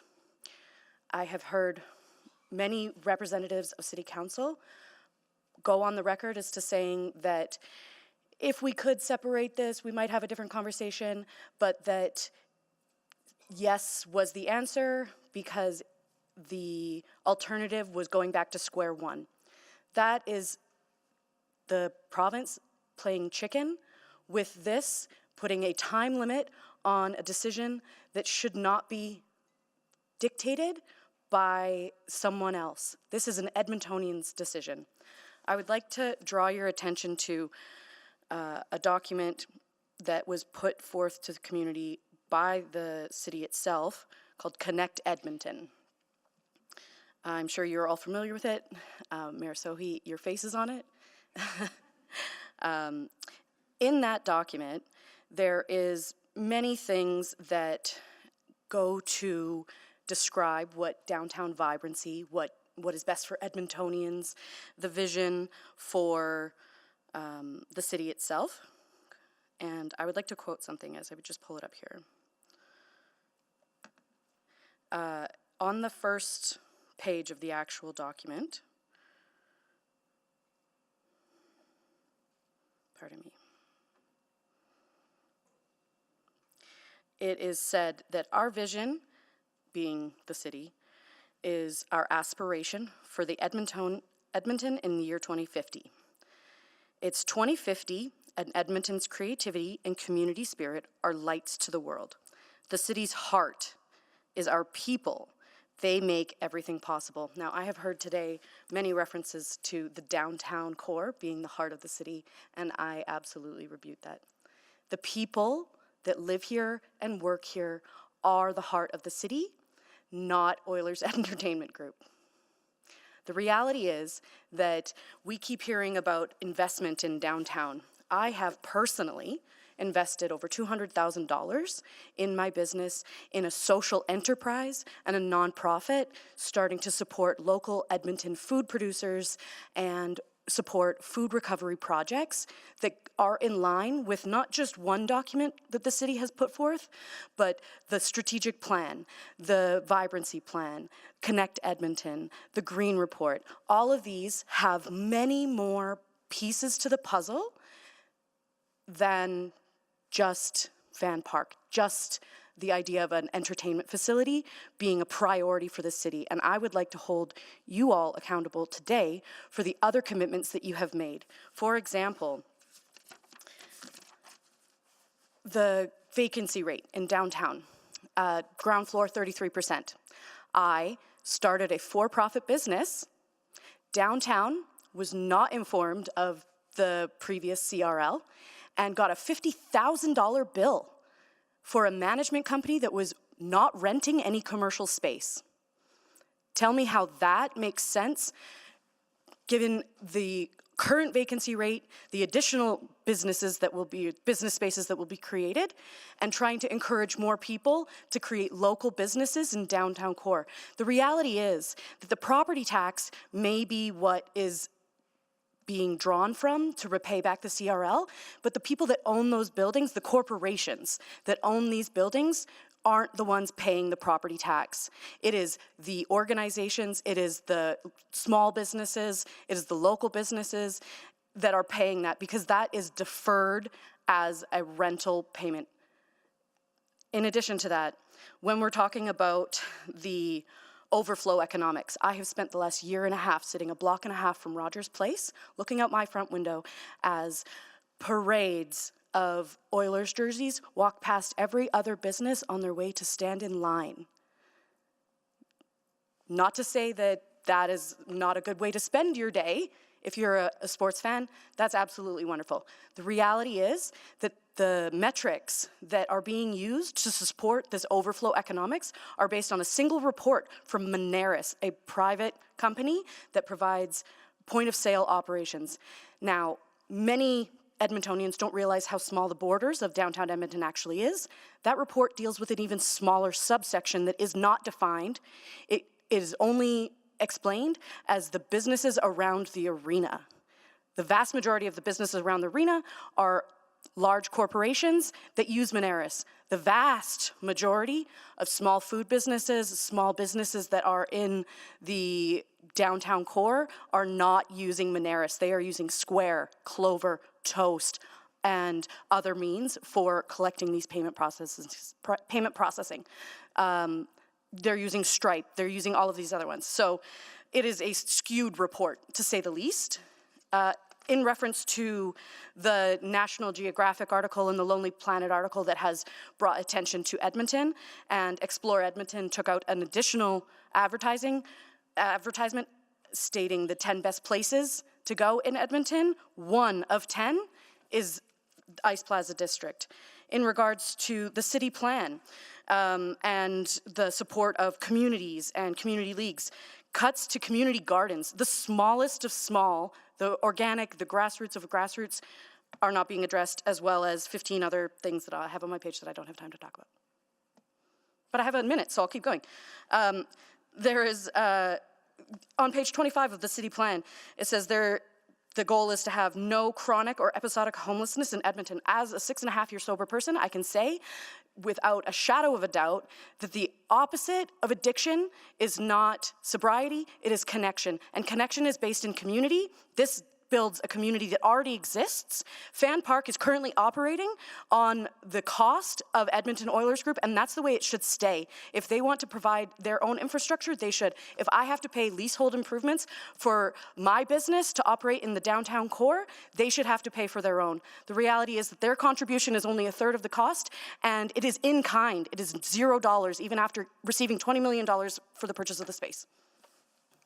Thank you so much. Thank you so much. Thank you for joining us. Next, we will go to, I'll go through the list, those who are not here as well, see if they're here. Sure. Okay. Steve Bradshaw?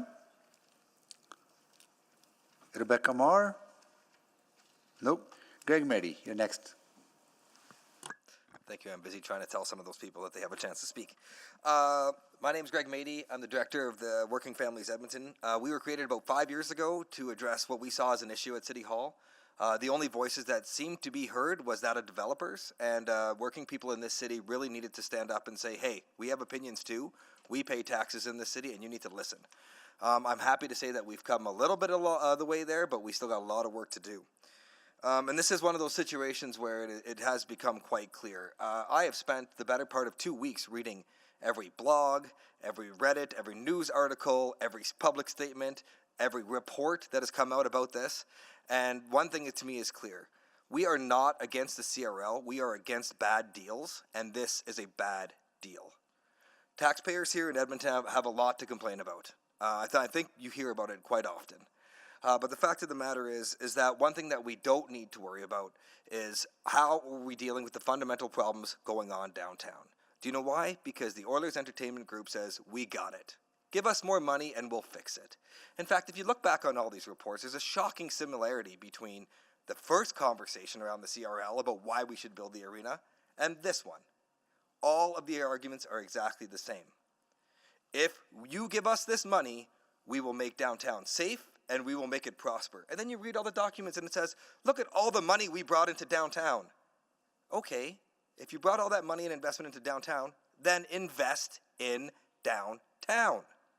They already own the lot, which they bought, which now we'll have to buy back in this deal in order to build something, more infrastructure that we will have to service later. As was mentioned earlier, we have already $1.5 billion in an infrastructure deficit, and their solution is to build more infrastructure? How does this help revitalize our city? How does this put money? We need more conference space downtown? I don't know about you, but according to this map, we have a conference center downtown, and it needs money. They even said that these places don't pay for themselves, but they'll take it on their own. Much like the arena, when you buy a $20 beer, that money doesn't come to the city of Edmonton to help revitalize downtown. That money goes into private pockets. And then they say, oh, you know what? We need a little bit more tax dollars in order to make something happen. This is the problem that I have. I'm equating it to a deadbeat child living at home where they're just like, buy me a car and I'll get a job and move out. And you buy them a car and they can't find a job and they have to say, well, maybe one more year we'll do it. We have a developer group here in Edmonton who's addicted to corporate welfare, who will not do things on their own unless they get free money from the public. And this is fundamentally a problem because in a city where working people are struggling every day to make ends meet, to pay their property taxes, we do not need to be giving it to a group that has more money than they know what to do with. They have all the opportunities in the world to put their money where their mouth is. I read their report. They're saying how great it is to invest downtown. Then do it. I'm not sure if you folks are familiar with people, by the name of Rockefeller or Carnegie. There's these massive buildings that exist, and they don't have their names on it because they gave a couple $1,000s to buy naming rights to them. They have their names on it because wealthy people thought it was a good idea to invest in the cities that they got their wealth from. This is a time that unfortunately is long gone, but we need to bring it back. Much like we saw with the office tower conversion conversation, they're not going to do anything if there's a chance to get free money. I listened in as you folks discussed extending the unfinished parking lot north of the Rogers Place because they said one day we're going to build there. And we said, okay, we'll let you keep getting money hand over fist for this gravel parking lot because one day you're going to invest there. And now they're telling us, ooh, we can't invest there because we don't have enough money. It's not worth it. Can you spend hundreds of millions of dollars to make it worth it? At what point is enough enough? And this is why we're here talking on behalf of working families. As you can see, many of them aren't able to show up because the fact is that it's taken a whole day for us to get to this point, and I'm one of the lucky few here who are getting paid to attend.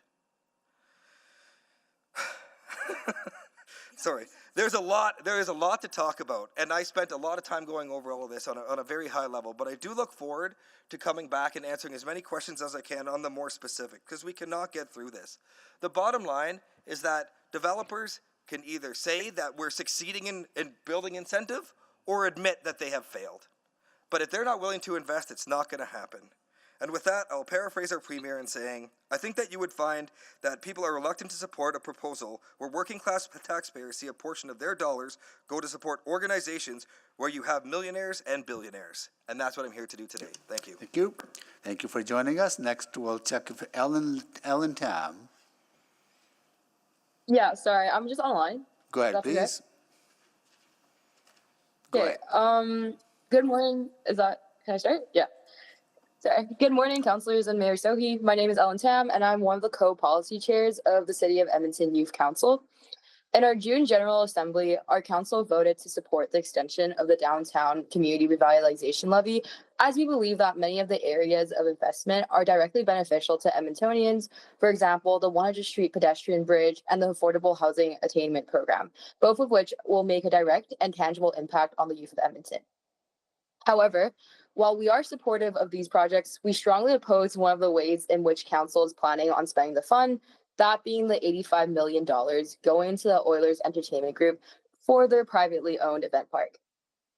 There are many reasons for why we at CUIC do not support the use of the CRL Extension Fund to fund this event park, the main one being the fact that there are many pertinent problems that are yet to be addressed in Edmonton, but have significantly greater impacts on the well-being of youth than implementation of a park that will have far-off economic impacts in the future.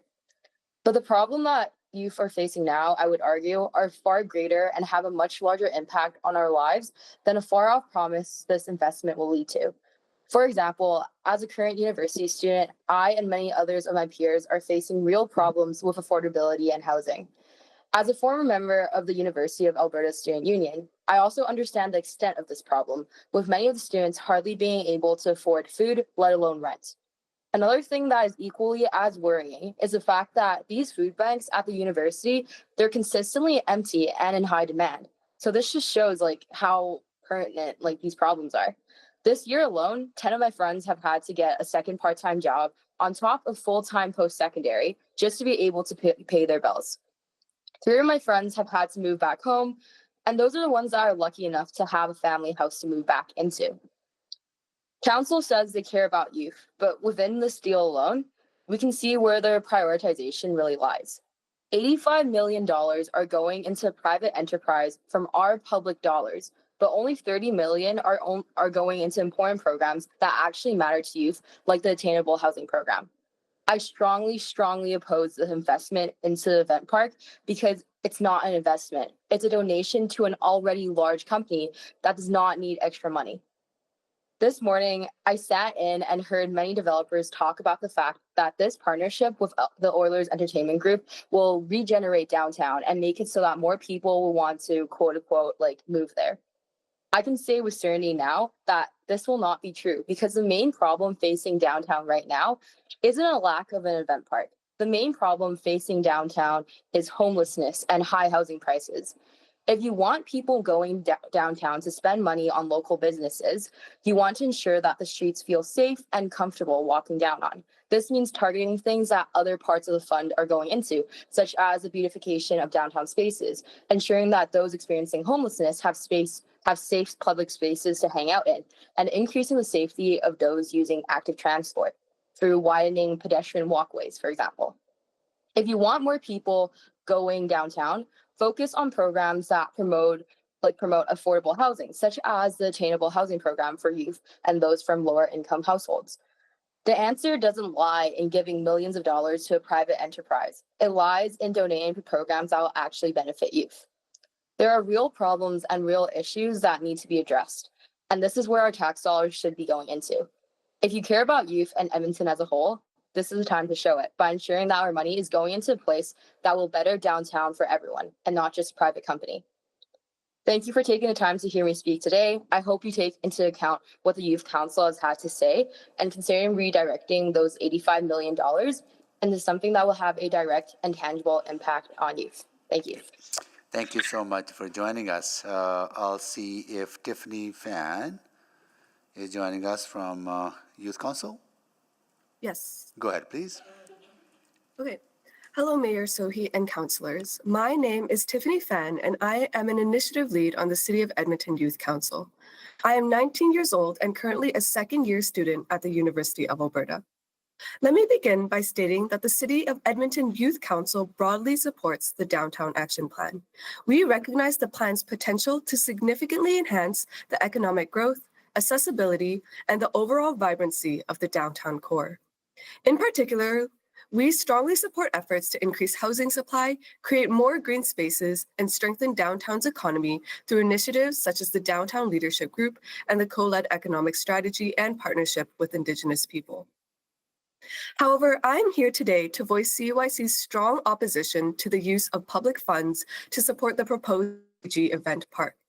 We respectfully urge City Council to conduct a comprehensive reevaluation of the funding allocated by the City of Edmonton to the event park. Public dollars are very limited.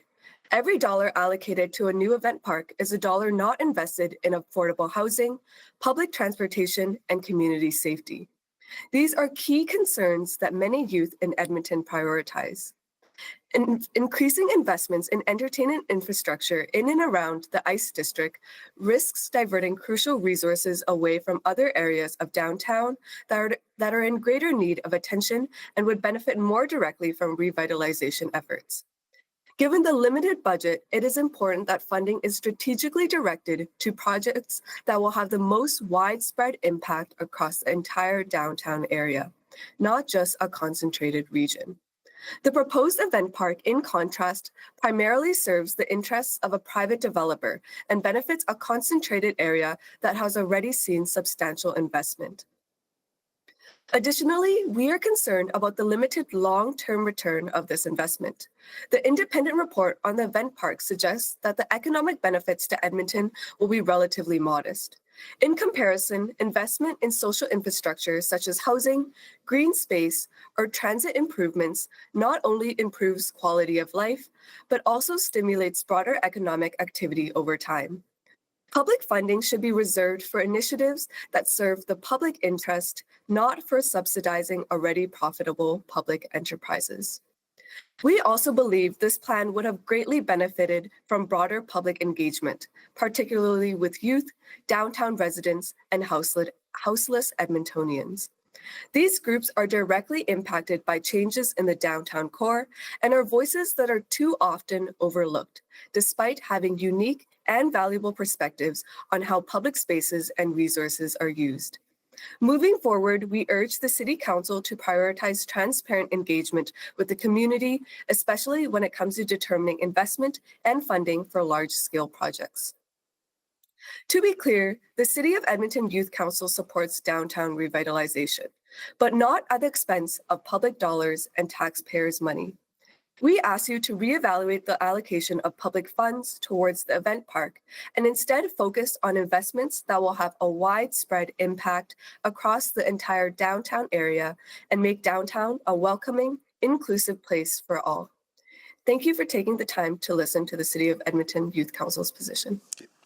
Thank you so much for joining us. We'll see if Ben Megalonic is joining us from Youth Council. No, we'll go next to Nita Yalkanen. Please, go ahead. Good afternoon. So my name is Nita Yalkanen. I'm a resident of Central Edmonton in Parkdale. And this is deja vu. I'm looking at a newspaper from almost 12 years ago exactly. Environics Research Group did an arena funding survey, and a private resident, that was me, commissioned it because she said city councillors were not listening. This sounds oddly familiar. Oh, right, we are once again talking about the arena and the mythical CRL, not the zoning bylaw. Almost exactly 12 years ago, the public sat here in council chambers while you agreed to borrow $542 million to construct the downtown arena with follow-on revenues to flow to private pockets. At that time, the opinion poll, which I commissioned at a personal cost of $5,000, resoundingly told you that 62% of us did not want our money put into that project. 77% of us agreed that the money was needed elsewhere. 82% of us disagreed with the city taking on $500 million in debt. This fell on deaf ears, much like our ongoing protestations with respect to the zoning bylaw, and the deal was rammed through.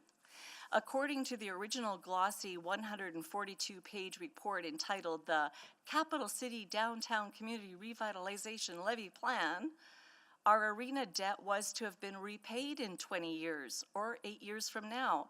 Now, 12 years later, out of the $542 million we borrowed, we still owe $400 million, and we paid $33 million in debt servicing costs alone this year.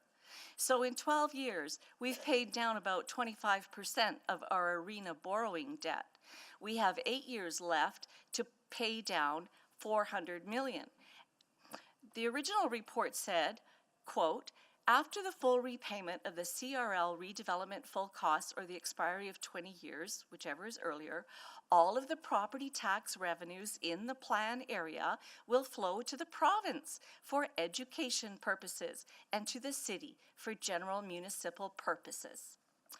I dare say our province could definitely use some education funding, some help in that department. I also dare say the city could use some general revenue, especially when I heard today that we have a $1.2 billion infrastructure deficit. Daryl Cates, and I'm not demonizing him, but I will say he's not just a billionaire. He's a billionaire 6 times over. The Edmonton Oilers. I would suggest please do not make reference to personal names. It's the okay Edmonton to reference Oilers companies. Reported profits, EBITDA, of $735 million over the last 10 years. Someone's raking it in, and we're pouring it into their pockets. Please stop the insanity. Downtown is not the heartbeat of Edmonton. The people are. Yet we have a zoning bylaw destroying our neighborhoods, and people being forced out of their homes due to predatory infill and relentless tax and utility rate increases. Please treat our tax dollars, be they federal, provincial, or municipal, with some respect. It's all coming from us, the taxpayer. 12 years ago, I expressed concern that there was no plan B should the CRL not deliver. The same holds true apparently today. Extending a bad plan in the hopes that it will miraculously start to deliver is illogical. The CRL has obviously not delivered. It is not the goose laying the golden egg as we were promised. Those of us who opposed the original borrowing were told the CRL was a sure thing, guaranteed. We were scoffed at for our concerns regarding the risk and the debt financing burden you were placing on our backs. To extend the CRL is throwing good money after bad. Please practice prudent respect for taxpayers' hard-earned dollars. Thank you. Well, thank you so much for joining us. Next, we'll go to Christy Lee. Hi, I'm here. I'm going to do a little bit of a message written by Angelica, who's a 16-year-old youth that attends arts programming in our local area. She attends Victoria School of the Arts. She did write this, but she fatigued of the time it took to get a chance to speak. So Angelica has lived near the current location of the downtown arena her whole life. She, along with my daughter, the speaker's daughter, attends an arts-based youth programming at a local business called The Secret Garden, run by a longtime resident of our local community, a few blocks north of the downtown area that we're discussing. She says, every night after an Oilers game, I hear the chaos, the yelling, the horns, the celebration echoing through the streets. But just a few blocks away, there's a completely different story. Kids with nowhere safe to go after school, artists trying to create with little or no space and barriers to sustainable support, small businesses hanging by a thread or being closed down, friends and neighbors slipping through the cracks. Again and again, we're told there's no money, not for youth, not for education, not for mental health, not for community spaces, not for nonprofits, not even for the people who need it most. And yet the city is ready to spend millions more on an event space for a private company worth billions, the same group that owns the Oilers and already benefits from major public investments. Right now, less than 1% of Edmonton's city budget goes towards youth programs, even though thousands of young people rely on them for safety, support, and a sense of belonging. It shouldn't be this way. Because I've seen what my community can do with even a fraction of that money. We stretch every dollar to build programs to help kids stay on a safe and positive path, create spaces that bring people together, and make our neighborhoods feel like home. We're not asking for extravagance, we're asking for investment in community, in creativity, and in care, in the people who call this our home, not those profiting from it. We need a city where everyone works together and lifts each other up, not just those at the very top. This isn't about being against arenas or sports, it's about choosing what kind of city we want to live in, one that works for us all, or one that only works for the wealthy few. We don't need another shiny building downtown. We need spaces that shine because of the people inside of them. It's our city, and the funding is for our community, not just corporations.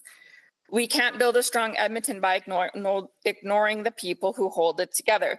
And I'm going to just kind of give a few more words of my own. Based on what I've heard today and based on my experience, you know, I've also lived in this area for a long time. I'm a nurse and I've worked in, you know, lots of not-for-profit kind of situations, working on mostly youth and community programming.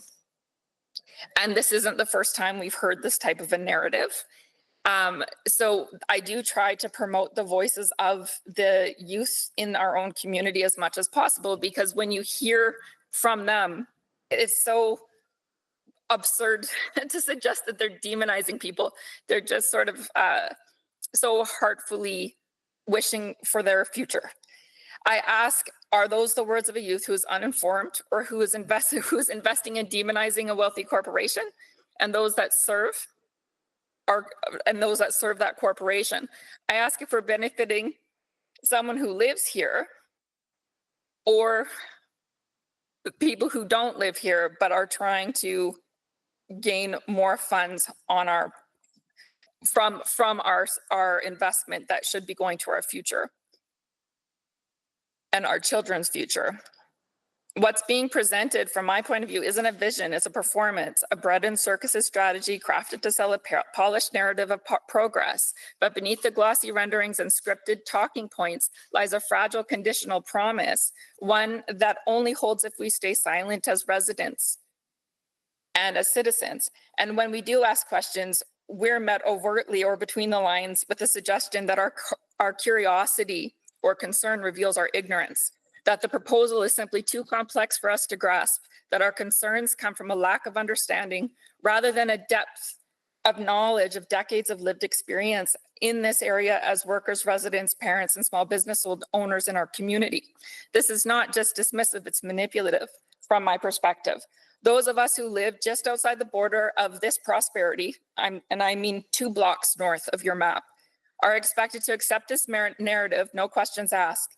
But if we were to flip that logic for a moment, imagine I was to tell you that if you couldn't possibly contribute to this discussion because you don't live here, that your attempt to speak was proof of your ignorance, you would rightly find that argument absurd. Yet somehow that is what's used against us, and it sticks and is awarded millions more dollars time and time again. Okay, thank you. Has already been provided. Thank you so much. Thank you so much for joining us. Next, we will go to Colin Campbell, Club 97. Good afternoon, Council. My name is Colin Campbell. I'm a musician, a culturepreneur, a production lead and arts administrator building festivals, events, and arts and entertainment businesses here in Edmonton, but primarily in the quarters, Edmonton's empty building district. I was hoping for a laugh. I've done this without a cent of public funding. Our newest project, Club 97, is a grassroots, community-built, all-ages music and arts venue we're preparing to open this summer. I've been following planning strategies and reports through Executive Committee and Urban Planning for years, and I support the extension of the downtown CRL, and I'm a huge Oilers fan. But from the ground level, it's clear many efforts are missing the mark, especially for those of us building outside the monopoly footprint of Ice District. We've seen no dialogue at Council for a CRL extension for the quarters, despite it being the most arts, business, and tech-ready district yet to be built in the city. No serious discussion for catalyst projects that could truly amplify our east downtown outside the Winspear expansion. And no further action on the 2024 nighttime economy strategy brought to Council despite unanimous support from the arts and entertainment sector. Meanwhile, city-owned buildings like the Ironworks remain dormant despite tens of millions already invested to restore it as an arts hub. CoLab, one of downtown's only grassroots community art spaces, continues to operate without dedicated support within a city-owned asset and under a structurally unorganized leadership team with no clear path to sustainability or revenue. This isn't new news. The closure of the artery years ago should have been a turning point, yet instead, the patterns rinse and repeat. Artists, producers, and cultural workers who were hit hard by COVID are hit again by declining government funding, and those willing to build sustainable, for-profit cultural businesses are left unsupported. There are no incentive programs beyond grants and little meaningful partnership building efforts through Explore Edmonton, the Edmonton Art Council, Edmonton Unlimited, Edmonton Global, and I point to Calgary, Vancouver, Toronto, and Montreal for examples of what this could look like in Edmonton. While we culture workers carry the weight of revitalization, public dollars continue to flow toward mega projects that consolidate cultural power rather than grow the ecosystem. Explore Edmonton's revenues from KDs are in decline. Hotel vacancies among the highest among major Canadian cities. Our arts district is dominated by legacy institutions, and having worked on staff with them, I understand and know that they're delivering at the scale they can, but there's a diversity of needs that could rebrand or grow Edmonton's cultural identity. I'm speaking about grassroots arts, our creative economy, tourism, and the scale to stand beside other major cities leading in this sector and our broader civic identity. We have a chance to grow and retain talent from marginalized and Indigenous communities, recent university graduates, and local professionals who have decades of experience. Edmonton is one of the most affordable cities in Canada, yet we're losing people or never attracting them in the first place in my sector because they don't see the opportunity here. Instead, we're watching OEG vertically integrate Edmonton's entertainment economy, mirroring AEG and the Live Nation models. And I remind Council, the city has a contractual right to use Rogers Place 28 times per year at little cost to you, and it's been used fewer than 25 times in nearly a decade.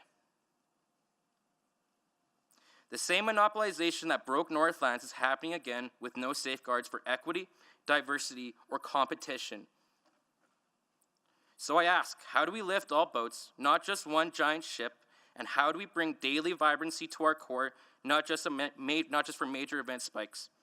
I support Councillor Jans' motion to take this to the electorate, but I'll go a step further and say that this council must go back to the drawing board with the province to negotiate for a better deal and not fund this specific project in its current form. Council must think long-term, not just about a fan park, but about how future generations benefit from investment across all of downtown, not just in a monopolized corridor. Thank you. Thank you so much for joining us. I'll check if Bradley LaFortune, a public interest Alberta, is joining us. No, how about Kathleen Joel? Hello, can you hear me? Can you hear me, Mr. Mayor? Yes, go ahead, Bradley. Thank you, Your Worship and Council, and apologies for not being here earlier. I'm on the road.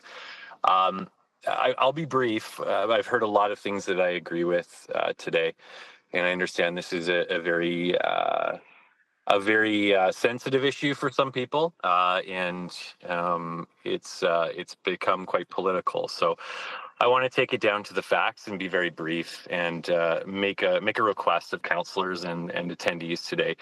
I'll be very, very simple. What I think we should do based on what we're hearing from our democracy task force at Public Interest Alberta is to press pause on the overall package to extend and expand the downtown CRL.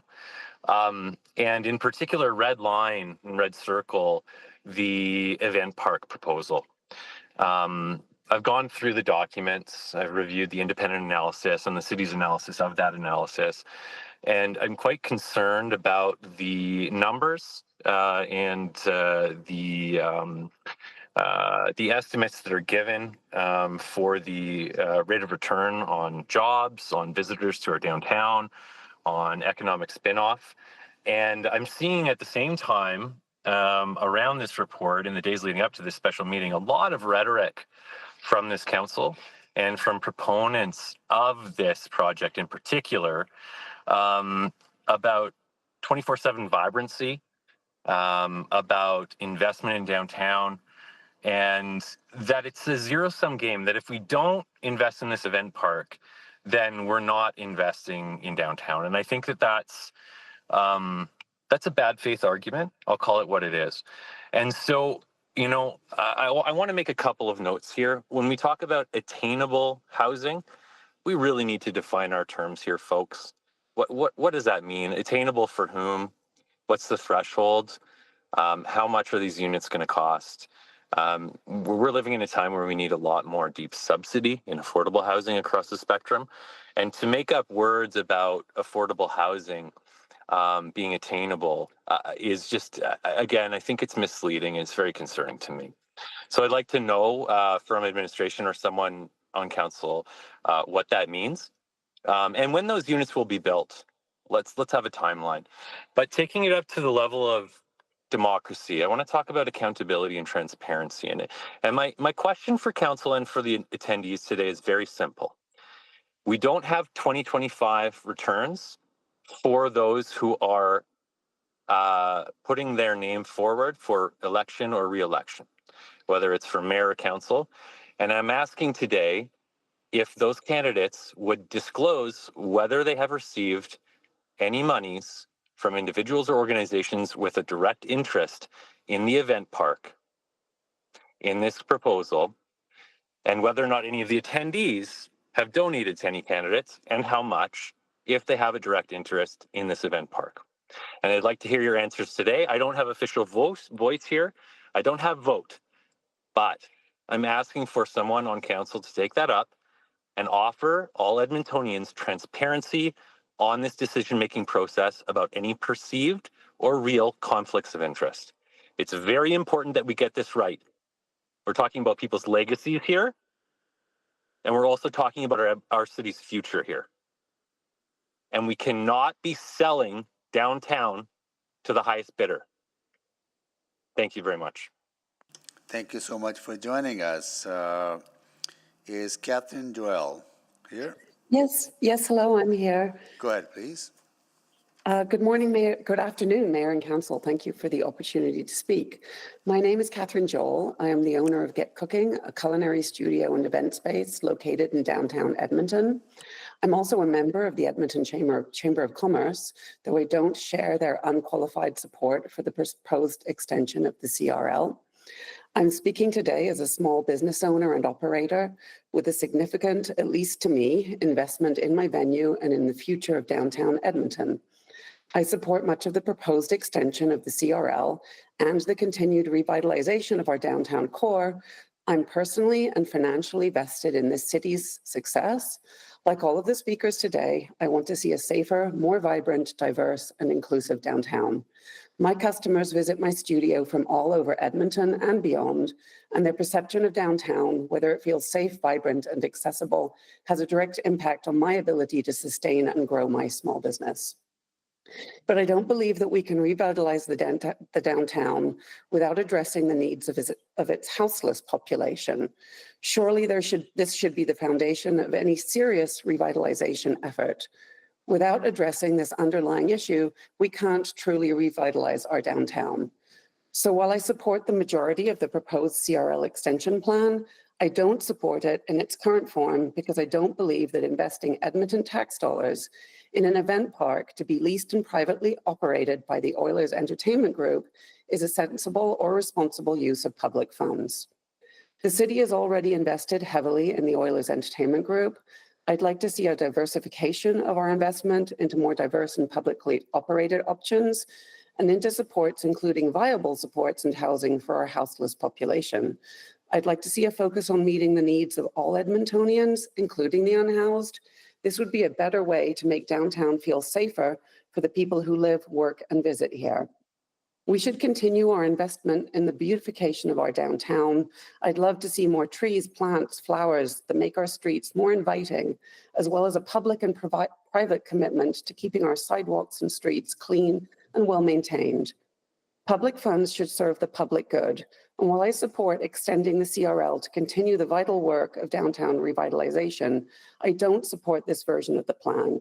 I don't support our city subsidizing a wealthy corporation's bid to operate and profit from our public infrastructure. As I've listened to the other speakers in opposition, I'm also in agreement for investment across the downtown and agree that the focus on the ICE district is a misdirection. Please reconsider this allocation and consider an amendment that repurposes those funds. Thank you. Thank you so much for joining us. I'll see if Chelsea Tessier joining us. Yep. Please go I'm ahead. here. Go ahead, please.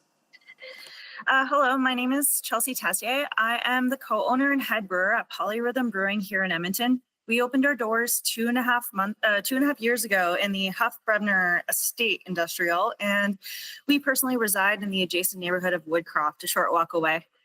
My husband and I opened Polyrhythm with the intention of creating a welcoming community space. And if you've stopped by, I think you'd agree that we'd achieved that. Small businesses are the pillar of any city. It's what defines our culture and identity. Food and beverage is a big part of that. Exploring the city, visiting the local shops, and taking in the cuisine. I agree that creating a welcoming and inviting space downtown is essential and that the CRL is a great program to move this goal forward. The proposal for the event park uses a very large sum of money to fund projects that benefit one single multi-billion-dollar company. This project sounds very ambitious and beneficial for Oilers Entertainment Group and would probably be a successful addition to their empire. Let them build it on their own dime. We already gave them our tax dollars for the arena, and the city of Edmonton is still paying $33 million in debt per year for it. I think what City Council failed to consider with this event park deal is that it's not creating more revenue for small businesses in Edmonton. It vacuums business from other locations outside of downtown. When you draw thousands of Edmontonians to one location in an arena or event park, those people are coming from other communities within our city. We need studies to fully understand the impact to communities in all of Edmonton.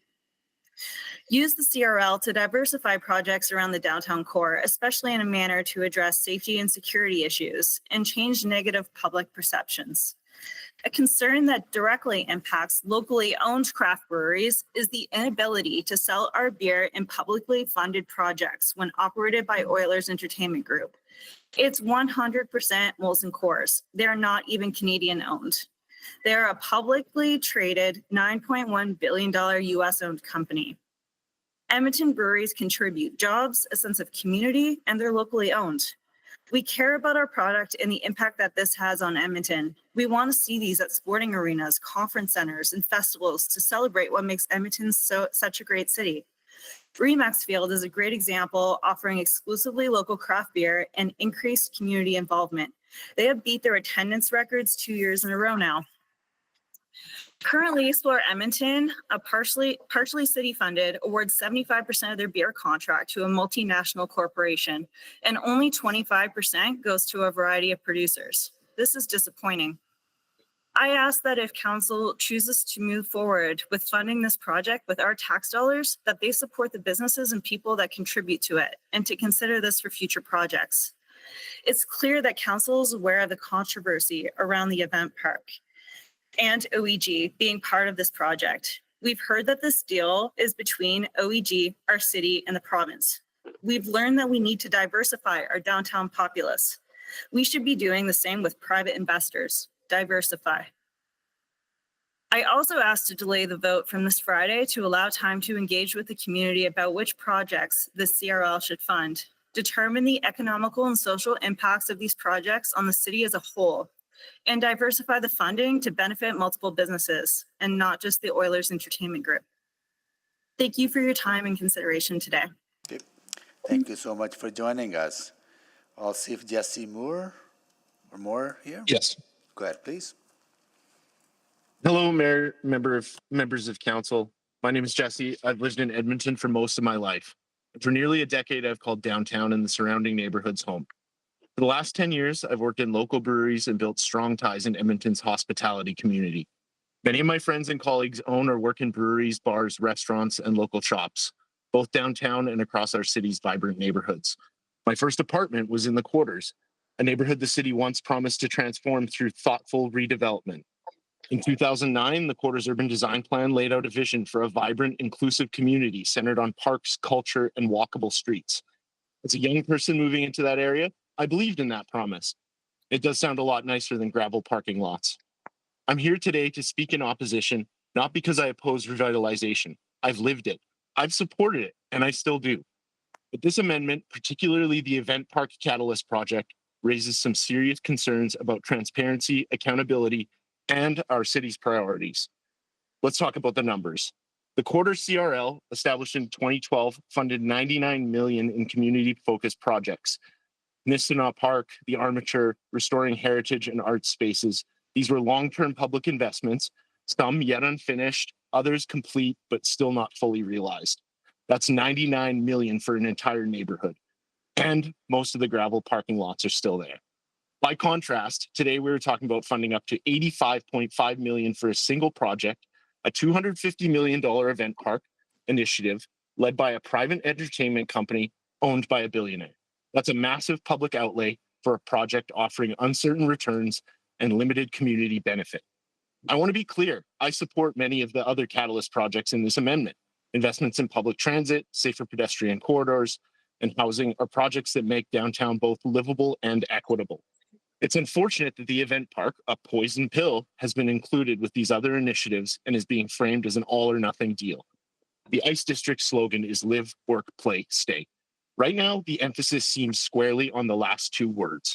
On event nights, the area is a nightmare. The city continues to allow surface parking to persist. It's especially absurd when Commonwealth Stadium, with more than double the capacity, has modeled successful event day transportation for decades. City's investments in bike infrastructure and pedestrian upgrades could help, but nearly 10 years after opening, Rogers Place still lacks any meaningful bike parking. The best option, a nearby rack at McEwen Station, maybe 60 spots. Does that sound reasonable for a venue that holds nearly 20,000 people? If we can't meet basic infrastructure needs at existing venues, how can we justify more? The economic impact and public benefit study commissioned by OEG also relies on unfounded assumptions. There are already bars, restaurants, and venues struggling on game nights because the OEG-operated venues act like a black hole, pulling in event traffic and pushing away regular patrons. Many of those OEG venues operate under exclusive food and beverage contracts with multinationals, limiting the real economic impact on local businesses. I find it hard to believe this project requires public money to move forward. This is prime downtown land. Surely the private sector is capable of developing it without corporate welfare. Once again, we're poised to hand over an enormous sum of money to a private corporation, again, owned by a billionaire with essentially no strings attached. I'm sure other local businesses would love the same laissez-faire approach to public funding that Kate's Group and OEG seem to receive. Surely we have higher priorities for $85 million. We might be able to swing 30 to 50 million for attainable housing program under this amendment. Why do I get the feeling that attainable housing is somewhat less attainable than affordable housing? I would have hoped that when OEG came knocking, hand outstretched, we would have learned from our last deal. Half of us surely were born at night, but I'd like to believe it wasn't last night. The former Northlands Coliseum still casts a shadow over the path where I ride my bike sometimes. It opened in 1974, operated for about 40 years. It's now been abandoned for nearly 10 years. Its husk should be a reminder. The lives of these buildings are finite, and we will bear the costs of cleaning them up when they outlive their usefulness. Investments in communities and neighborhoods, however, pay dividends for generations if we are good stewards. CRLs should be tools to build a downtown for everyone, not just those buying premium tickets or the less premium ones for away games. Though, of course, the beers are always premium priced. I urge Council, please vote against this amendment in its current form. Let's ensure our revitalization dollars go where they matter most, into homes, safe streets, parks, transit, and people. The Oilers Entertainment Group is already a wildly profitable business. Our local billionaire is a very rich man already. They owe a real debt to the people of the city whose Thank you so dedication and much. grit have allowed them to build an empire. Thank you, Jesse. Thank you. Thank you. Next, we will go to Allison McIntosh. Hi, thank you. My name is Allison. My pronouns are she, her. I live in Ward Métis, and I'm also part of a small nonprofit that operates across the street from Warehouse Park. I am here today to urge City Council to stand up for Edmontonians and turn down this deal for the event park, whether that looks like a referendum or just saying no. I don't care, but I don't want it. The money that the province is dedicating towards this project is also our tax dollars, and we deserve better. We deserve a better way to spend our hard-earned money than corporate welfare, and that's at any level of government. It's municipal, it's provincial, federal, whatever. Edmontonians elected this council, all of you here, to represent our best interests in decision making. Council should not be led by the province, and council should take their own decision making powers and use them to benefit us. The Oilers are the second highest earning NHL franchise, and OEG is doing just fine without these additional funds. Edmontonians are still paying for their share of the new arena, and they rake in millions at every event.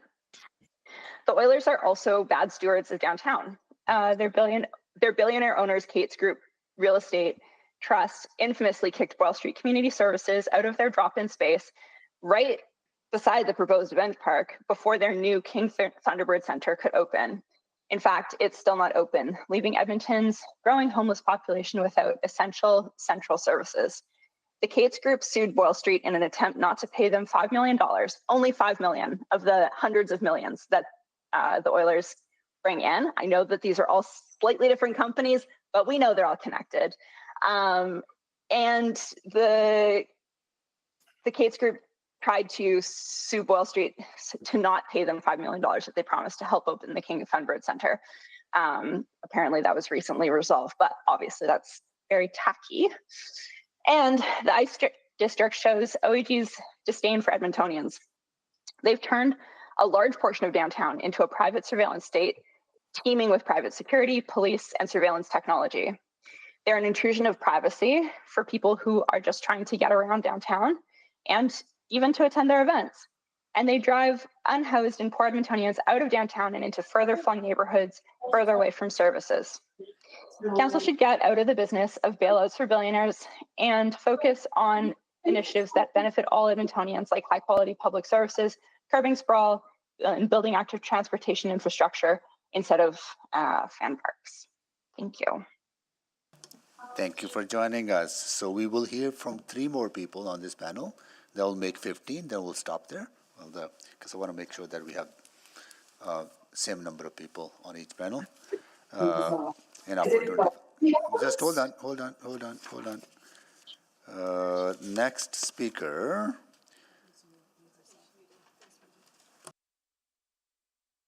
Okay. Harun Ali, please go ahead. I thought it was. Yep. Matthew Cates. Thank you. Good afternoon, Mayor Sohi and councillors. Thank you for the opportunity to speak today. My name is Matthew, and I'm the policy co-chair of the City of Edmonton Youth Council. Earlier today, you listened to corporate representatives tell you why you should invest in them in extending the Downtown Community Revitalization Levy. As a 16-year-old high school student, I aim to provide a different perspective.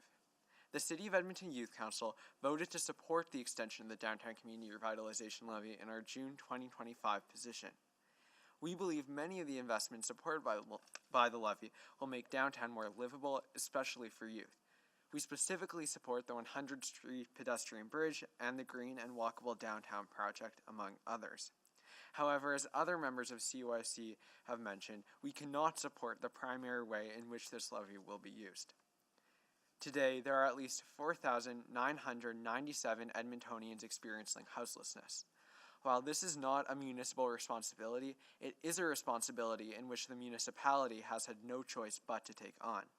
The fact that, in a wealthy city like Edmonton, nearly 5,000 Edmontonians don't have a place to sleep at night should be a significantly greater cause for concern than investing in already wealthy corporations. Yet apparently, others think differently. In the 2025 Downtown Community Revitalization Levy Plan, the proposed event park will be allocated up to $85.5 million, while the Attainable Housing Program may only get $30 million. I'm also deeply disappointed that the Attainable Housing Program is set to be financed in 2027, while the event park is set to be financed this year, even when affordable housing is clearly the more pressing priority. The proposed event park may also take customers away from small businesses downtown that are already struggling. So I believe the decision Council makes today is truly a question of priorities and values.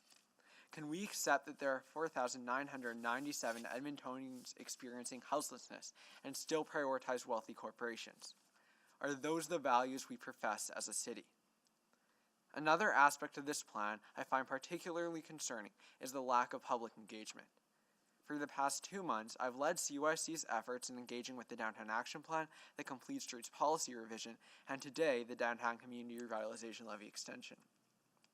I've noticed that consistently, it seems industry has had more engagement opportunities than an advisory council representing a group that largely has no other representation. In some cases, industry has been the only one who has had engagement opportunities. With the Downtown Community Revitalization Levy Extension, there seems to be no difference. Obviously, industry stakeholders have to be engaged, but perhaps the recommendation before you today might have been different if all stakeholders were included. So today, let me share with you a different vision of downtown.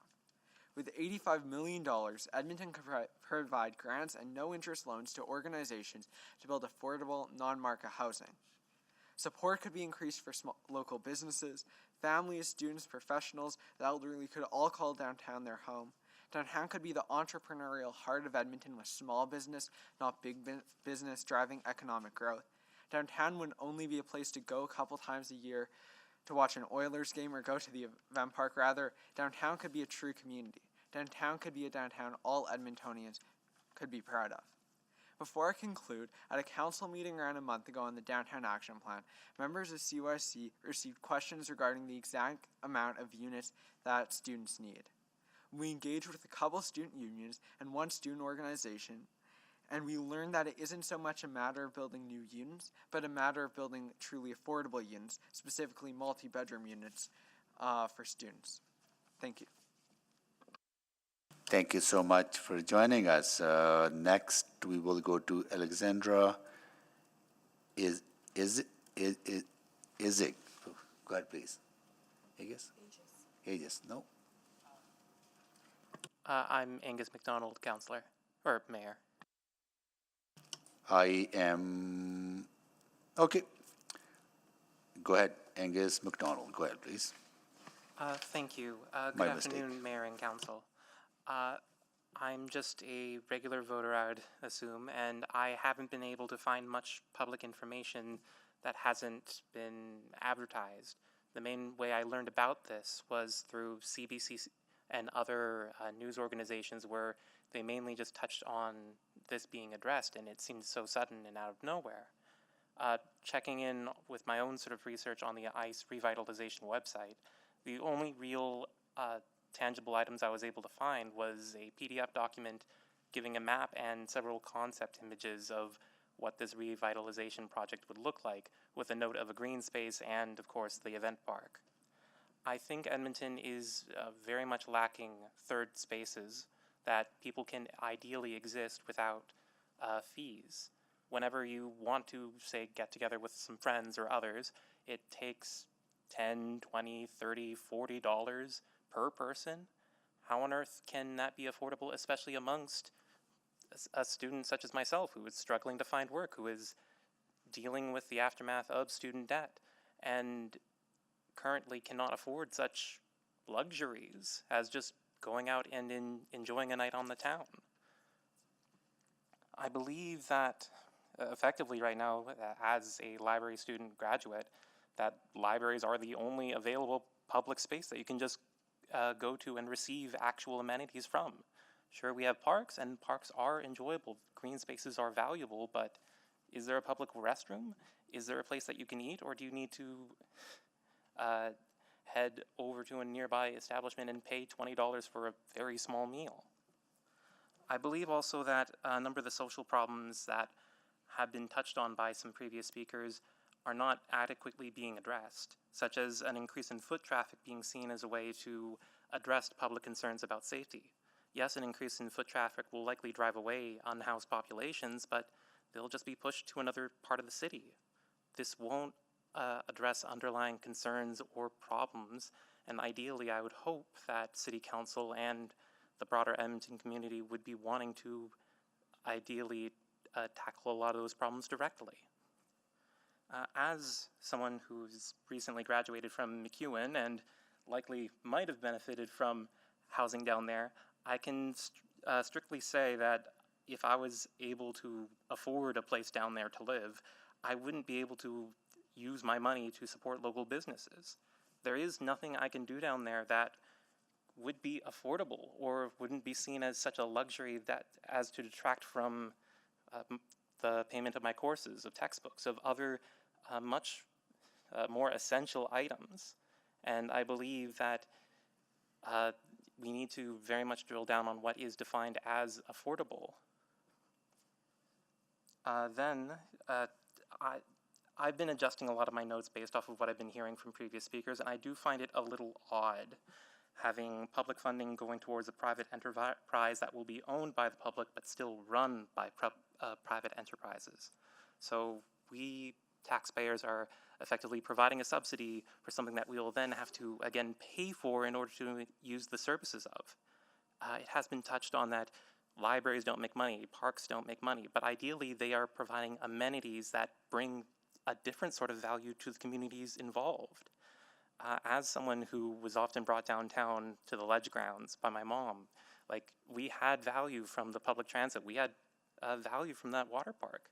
We didn't have much, and being able to just go somewhere and just have an enjoyable time as little kids and be able to just go right back home was, I believe, something that is of value. And I suppose just to round things out, if this is something that wants to be proceeded forward with, I believe it should be put to a public referendum. I find it very worrying that people such as myself might be referred to as low information voters when we ourselves have not been provided that information to be given that choice. Ideally, if a referendum is called, proponents of this proposal will have the chance to sell it to us, educate us, but it is our future that we're effectively having to levy it against. And 10 years is a long time and a lot of money to be pulled away from other services, especially if it is ultimately us who will have to bear the cost. Thank you. Thank you so much for joining us. The last speaker of this panel is Eric Estrada. Then we'll go to questions. Go ahead, please. Hi, everybody. Thank you for opening this opportunity to speak about this. My name is Eric Estrada. I'm the Executive Director of Alberta Avenue Business Association. We have 267 businesses along 118 from Nate to Northlands and branch of 95 all the way to 113 Avenue. Whenever there is massive investment and activity happening downtown without properly investing in areas such as the Avenue, we have negative impact in here. And that makes us in a position where we can't fully support these kind of programs where we are not being considered and we're just being taken on as a um, as an area that will take the displacement of people that usually receive services around the downtown area. I've been asking uh, to council and to committee before that an economic development plan that encompasses the entire city should incorporate these downtown plans, Chinatown plans, and all of the other plans into one cohesive document that look after the entire city. When you're just investing in one part of the city without considering the ripple effects that it will have or the consequences that will be faced by other areas, you are not really making an investment that will benefit everybody. It will benefit just that specific area, but the problem will be shift. What you're doing is moving the value proposition for other parts of the city to the downtown area, and we all have to pay the cost twice because then later you'll have to reinvest again to other parts of the city. So you need to direct a comprehensive plan that involves everybody and includes these reviews for other orders of government when you're working with these CRLs. There's 3 CRLs right now the city has. And they're not being mentioned in the overall economic action plan for the city. They all have their own individual plans. You gotta get it all together if you wanna start thinking in the long term, because you're just moving value from one place to another and moving problems from one place to the other. Thank you. Thank you so much for joining us. So that concludes the speakers on panel 1 in opposition, and we're going to open up for colleagues for questions to the panel.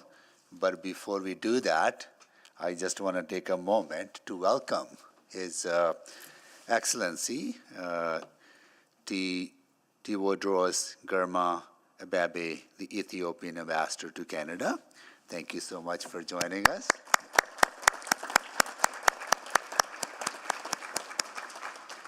I'll be officially greeting you shortly during the break, but we really appreciate that you came down to watch our proceedings. We are talking about our downtown and how we invest in our downtown, and today we are hearing members of the public about their views on certain projects that we are trying to discuss. So thank you so much for coming over to the Chamber Hall. See you in a few minutes. With that, we will go to questions from colleagues. Right. Oh, where to start? I think maybe Angus.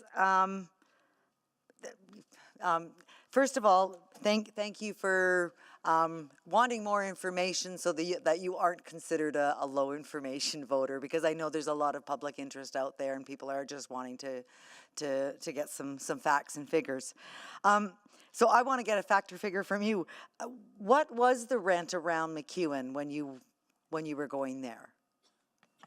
Unfortunately, I did not have the opportunity to rent, as many of the areas were booked up, and I had to live with my parents and bus in using the metro line in order to get down to the university. Okay, but ballpark of what sort of the average was? That, I mean, because you must have had to look to find out you couldn't afford it. Unfortunately, I can't recall that off the top of my head. Okay, I would like to say around maybe $5,000, $6,000 a month for rent. No. Okay. That's one of those luxury condos, I think, that are up in.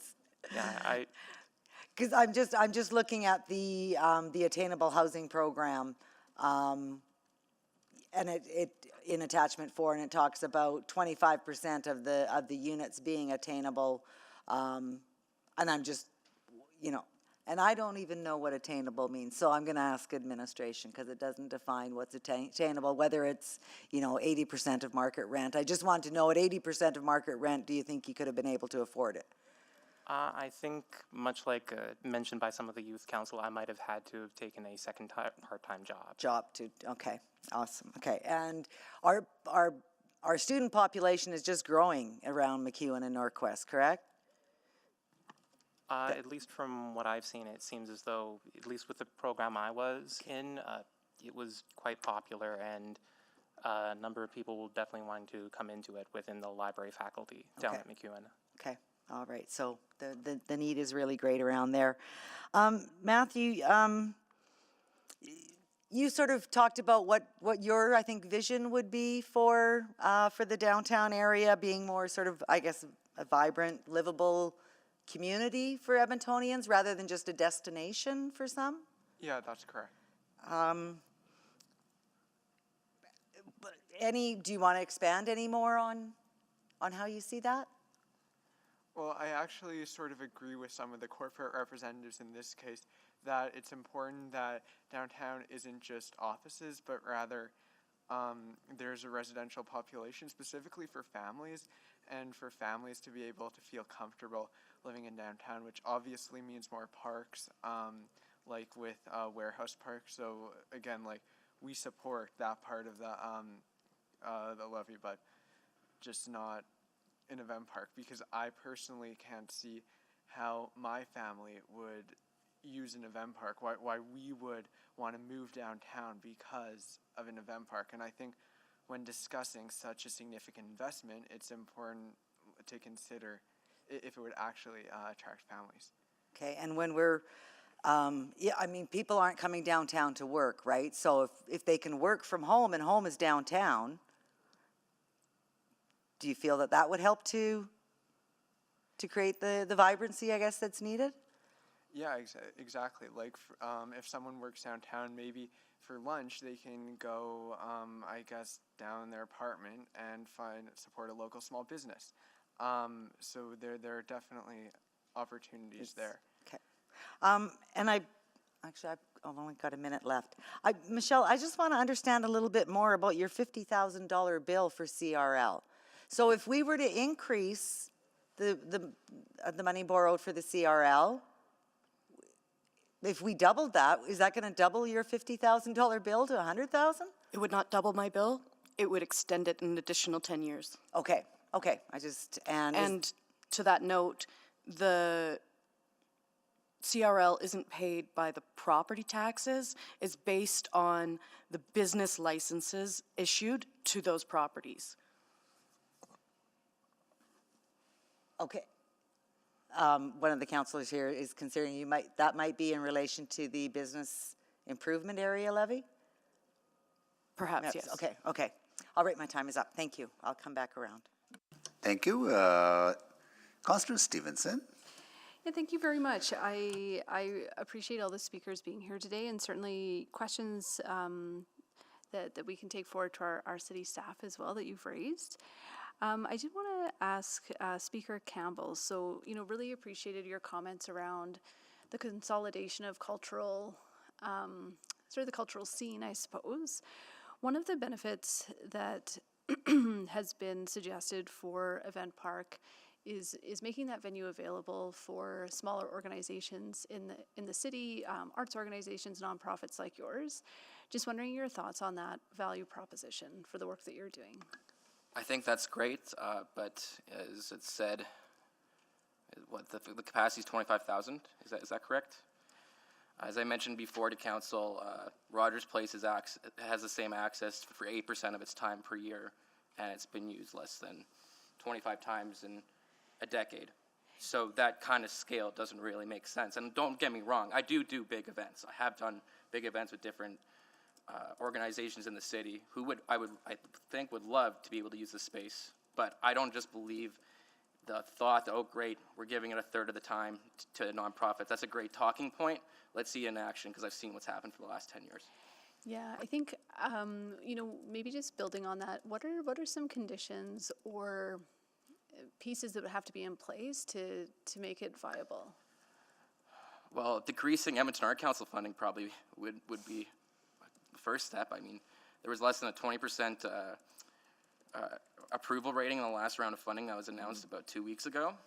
So it's pretty hard for the grassroots groups to actually get to a point to scale and go into a space like that. Yeah, well, I'm thinking too, would it be helpful if there was the ability to have smaller spaces within that facility, for example? I mean, what you're talking about sounds like would need to be changes to the design of the space itself. I know that's partially why the Winspear expansion is taking place, so there's more spaces like that. And the space that we're creating right now is going to be another 200-person cap room in the city. We're seeing the struggles that are going on at the Starlight Room as we speak. We've seen so many venues shut down in the last, Soho, just as an example, in the last 2 years. There's a lot of examples I can point to. I would argue, though, that while it's important that we fund the artists through the Edmonton Art Council, what I think the big stopgap is we're not funding promoters or people to have small capital so they can actually do the work and actually produce the events, gain the experience, and then be able to scale. Okay, thank you very much. Maybe just to Speaker Tam, although others from the Youth Council are welcome to weigh in as well. I think I appreciate sort of your nuanced approach, talking about what you do like about the CRL extension, what you think is positive, and flagging some concerns around Event Park. Again, I don't know that I have full clarity on this, but it has been suggested that it's a bit of an all or nothing proposition. So what is your comment, if that is the case? And again, I don't know that we have total clarity on that. What advice or what thinking would you provide to council on that? I don't think that Ellen is here, okay. but if you... Please, can I? please, yeah. So I think when discussing an $85.5 million deal, I wouldn't consider that all or nothing, especially in the broader context of the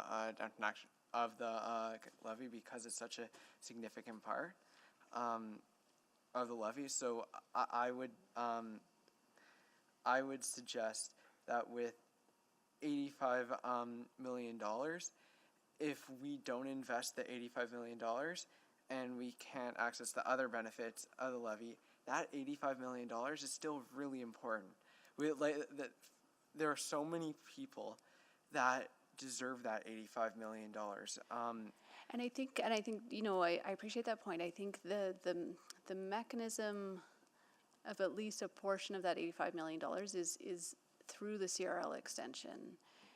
In some ways, it is just tax revenue, and we can choose to direct it in other ways. But a portion of it, about 20% of that, does come from education tax.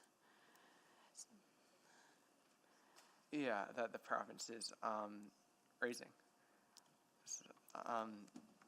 Yeah. Okay, well, we're at time, but appreciate those reflections. Thank you. Thank you so much.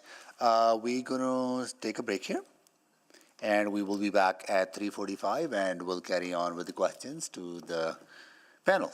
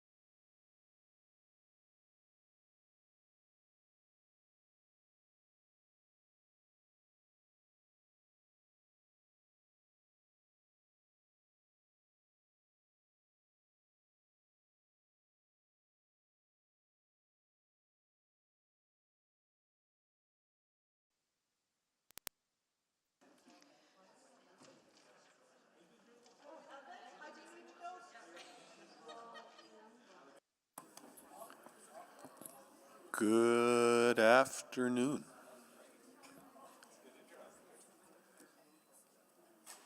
Welcome back to the continuing public hearing on the Community Revitalization Levy. Mayor Sohi's going to be missing for a few minutes. He's got some mayor work to do, so I'm your chair for the moment. Start with a roll call. Councillor Wright. Good afternoon. Afternoon. Councillor Knack. Good afternoon. Afternoon. Councillor Principe. Hello. Hello. Councillor Stevenson. Good afternoon. Good afternoon. Councillor Paquette. Good afternoon. Good afternoon. Councillor Tang. Good afternoon. Good afternoon. Mayor Sohi is missing. Councillor Hamilton. Good afternoon. Good afternoon. Councillor Rutherford will be attending momentarily. Councillor Salvador. Good afternoon. Afternoon. Councillor Rice. Good afternoon. Good afternoon. And Councillor Jans. Good afternoon. So we'll continue with questions of speakers. Next up is Councillor Paquette. Oh, thank you, Mr. Chair. So maybe to Mr. Mady. So what I'm understanding is, in principle, you're okay with a CRL extension. It's just like one project that kind of sticks in the craw. Is that about right? Yes, I mean, generally, we're even appreciative of some of the stuff that already happened under the CRL, and we're glad that it existed to do that. But yes, moving forward, I think there needs to be a better deal for working people in the city. Okay, great. And so I'm assuming what I gather is that you would prefer if council were to take one more crack at negotiations with the province to see if that particular component is immovable or not. Yeah, I mean, it's my understanding of core services of the city doesn't include corporate welfare. I think it falls more into the provincial section. So if the province wants to use their money to help fund something, maybe they could look into that. I think that'd be a good idea. Okay, so yeah, now the corporate welfare part, I agree. You don't just give money away for free. That doesn't make sense. But if we get a return that values more than what we put in, is that welfare or an investment? Yeah, I mean, I would agree if we got a return. I mean, we're still sitting on $100 million pile of concrete in the Northeast. I'm sure you're familiar with it. That is still burning a hole in our pocket. So us owning a added infrastructure is not really a return until it's all paid off and we start to see income. If we if we get the $18 profit off of every beer sold, yeah, probably a good idea. We should take that. I agree. So with that, the Coliseum, like we've earmarked dollars toward that for demolition. However, we know that we will get dollars for that demolition from the province, freeing up those city dollars. So that is part of the plan. So in that way, not only are we made whole there, but we actually now have those freed up dollars to invest in other much needed areas. So in the total value of the CRL, the one project that the event center represents about 5.5% of the total value of the CRL. If it's just the new component, I think it's, depending on how you add the money, but probably anywhere between 10 to 18% of the total value of the future CRL. And we're not talking about uplift through new builds and things like that. We're just talking about like the actual tax component of the CRL. So at what point, like, is it, like from your perspective, is it like a 1% and no? Is it 50% and no? Or like where are we talking about where it becomes a deal breaker? Is it just even the concept, like even if it represented like just that 5.5% of the total CRL value over time? I mean, if you're asking Greg Mady, yeah, he would say $0. Right, of course. But if you're, I mean, I've had many conversations. We've been running a campaign on this since March.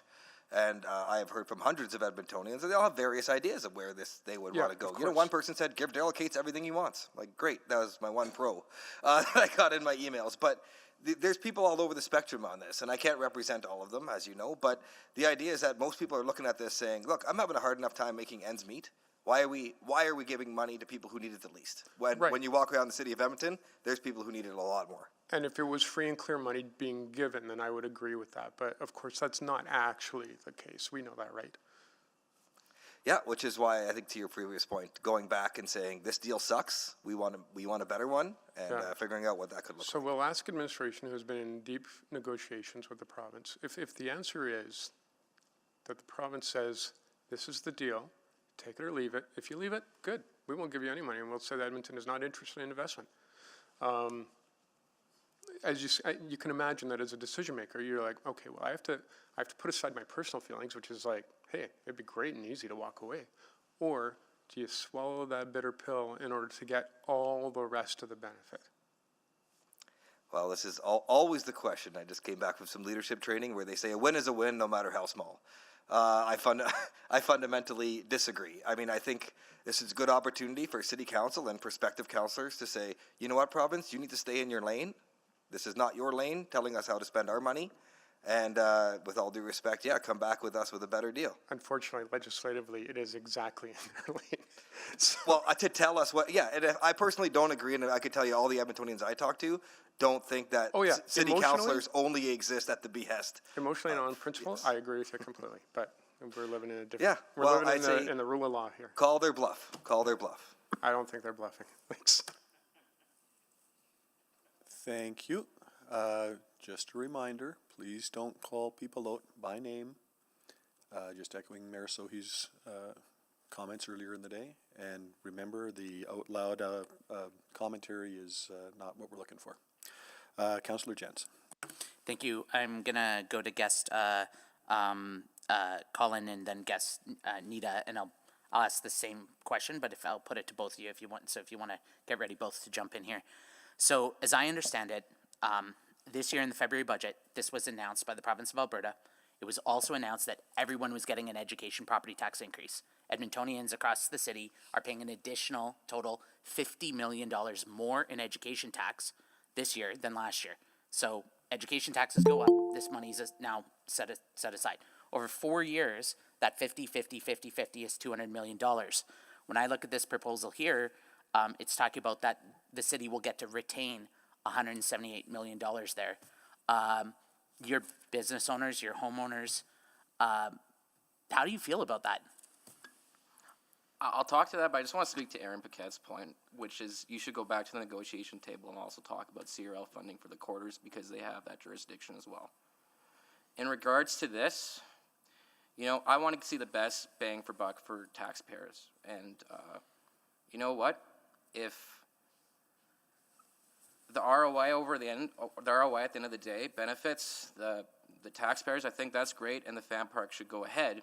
But I can speak to not just this business that's going on right now, but to businesses and other people that have tried to start things in the quarters or watch the downtown farmers market move out of the space, out of the entire district, and it's been left empty. And we talk about empty buildings that are like the convention center that needs repurposed. Well, there's a lot of other empty buildings that are not being used right now that could incentivize small business with a CRL that funds more than just mega projects. I guess like we're being told that this thing is cost neutral, it doesn't cost you, but your business is paying more education tax. Your home is paying more education tax next year or this year than last year, and it will be for a number of years. Because that money's going because of the fan park? Maybe, or because of the CRL, or because of just the provincial budget. They can raise taxes with their left hand and now give it back to us with their right hand. It's still coming from Edmontonians. I guess, Nita, did you want to jump in on that? Yeah, so I'll just go back to the original plan from 12 years ago, which said that when the CRL was paid off, the borrowing was paid off, that the revenue from the CRL plan area was supposed to go to the province for education. And so now you're telling us that we're going to get dinged for this $50 million for education. So it's sort of like robbing from Peter to pay Paul, right? Like it's a shell game. And what I get really tired of is, oh, the province is going to kick in this money or the feds are kicking in. It's our money. It's our hard-earned money. And so I would say, like, the CRL has failed. It has not delivered. We were promised that it would pay itself back over 20 years. So to throw more money or to extend it is throwing good money after bad. So I would just shut the deal down and say, no, you know what? You don't get to tell us what to do with our taxpayers' dollars when they are vehemently telling us that we do not, and we've said this repeatedly, this council and the province have been told through polls, not just mine, there were many before mine, that we do not support the use of our tax dollars to go to private pockets. We don't.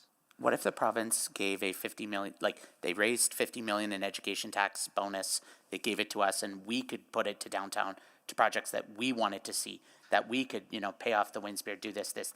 We could give your business or your business or your business I'm not asking for a handout. I just want to see us actually be able to invest in more than a monopolized corridor of the downtown core. Well, and I was going to say, downtown is not the only part of Edmonton, right? Like, your zoning bylaw is destroying communities and neighborhoods, and yet you want us to cough up our hard-earned dollars to build more downtown, stuff. It's like, why don't you take care of the people paying the bills?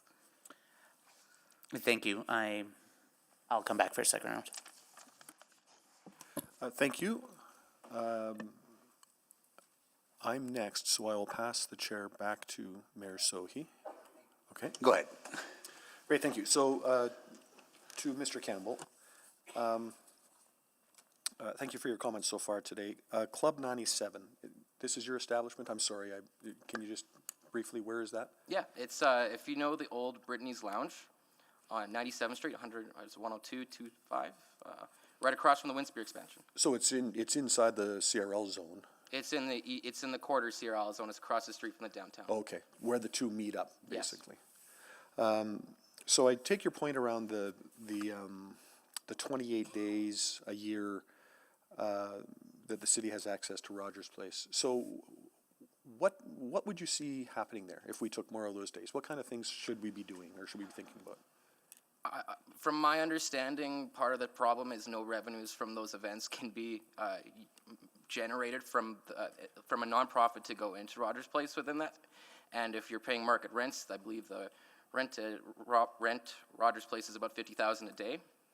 So. Okay, so maybe if I turn that on its head, is it that in order to take one of those days, that there's a rent piece or an operations cost piece that is just so high for nonprofits or for and smaller? It's also difficult because obviously there's going to be priority to OEG for making sure they can fulfill what they need to for the Oilers, for the Oil Kings, for all their booked out dates with Live Nation. Sure.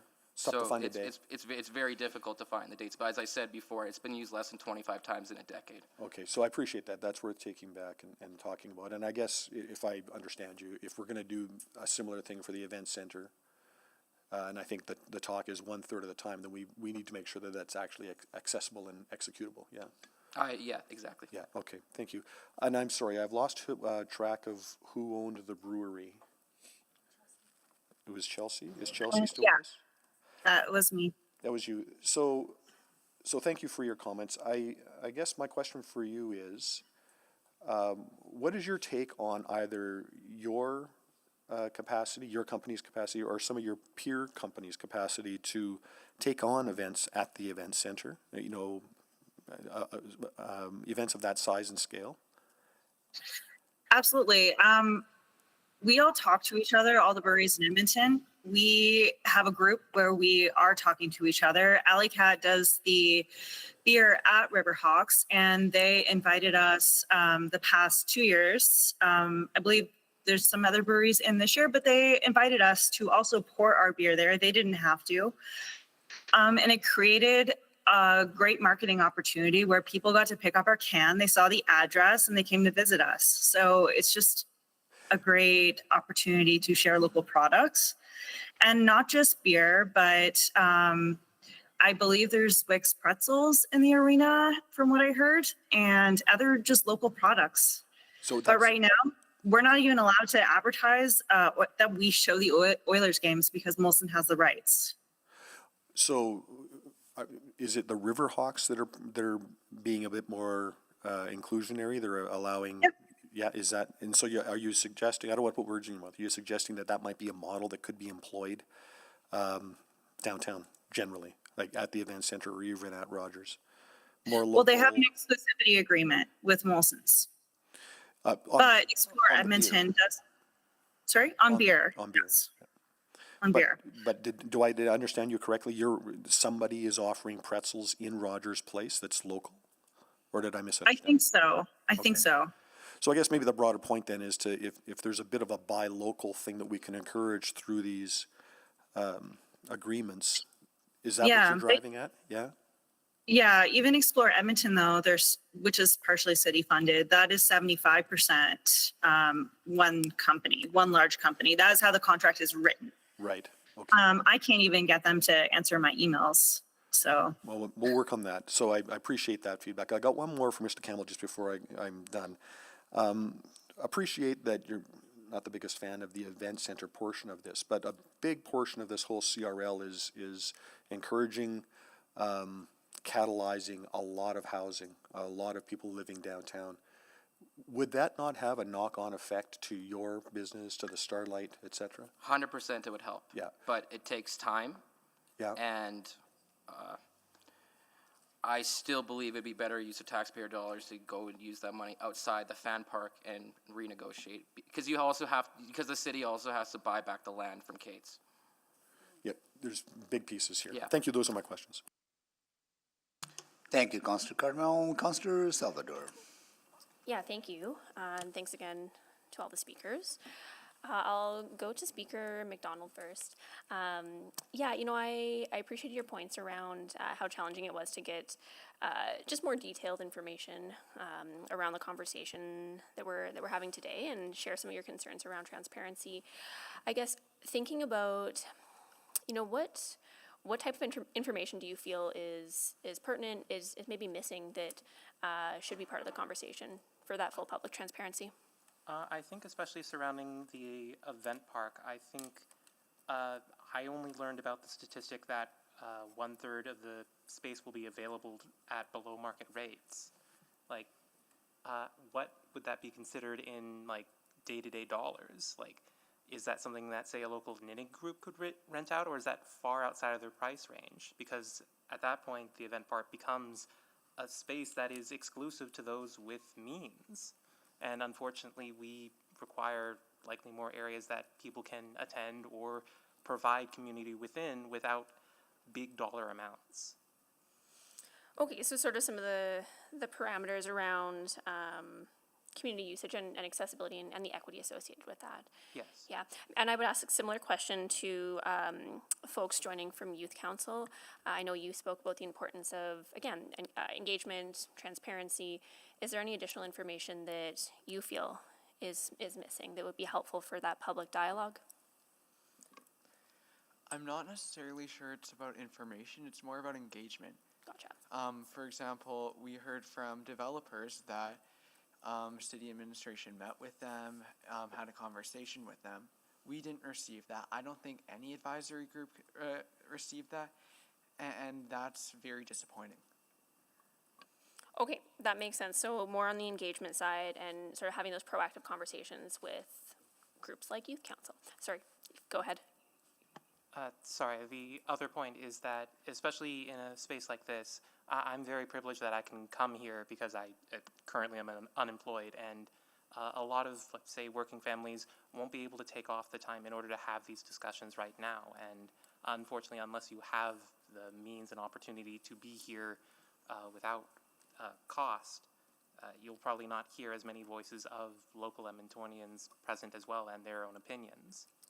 Thank you. Yeah, I appreciate that point, and thank you for raising it. I think I want to jump to a slightly different line of questioning. So, hearing a common thread that there are obviously unaddressed social issues in our downtown core that need serious attention. When I think about, I think it was Speaker Matey, you mentioned the prior CRL conversations, talking about what the arena would do for the area, similar I guess, lines of argumentation were made around more people in the area, which would help with safety, sense of security. I guess I wasn't around in the same capacity when those conversations were being had, but is there anything else that you can share around some of those parallels? Oh boy, it makes me think I wish I had done what I was thinking about doing, which was actually taking a side-by-side comparison in the various reports that came out and taking the exact same sentences that I had been seeing there. So there's quite a bit. I didn't actually go through that effort because I was reading everything because I thought I was missing something. To the previous question, I could not find a single source that had the same numbers across the board for all the different items, whether it be the city's contribution, the provincial contribution, the cost of the project, and I'm like, maybe the cost went up, and since this was written and this was written, like, we are forced to deal with what we have, and like I said, many people don't have the time to do so. So, I mean, to answer your particular question, yeah, I mean, I gotta say, I haven't seen the houseless population decrease since the arena was moved downtown. As you know, I live in an area that housed the old arena. And I haven't seen a qualitative increase both prior when the arena was there or when it was gone. These are not issues that arenas or people on the streets actually solve. And the sooner we realize that and move on to addressing the actual problem, the better off we'll be as a city. Great. I'm out of time. Thank you so much. Thank you, Councillor Salvador. Councillor Rutherford. Yeah, is Catherine Joel still online?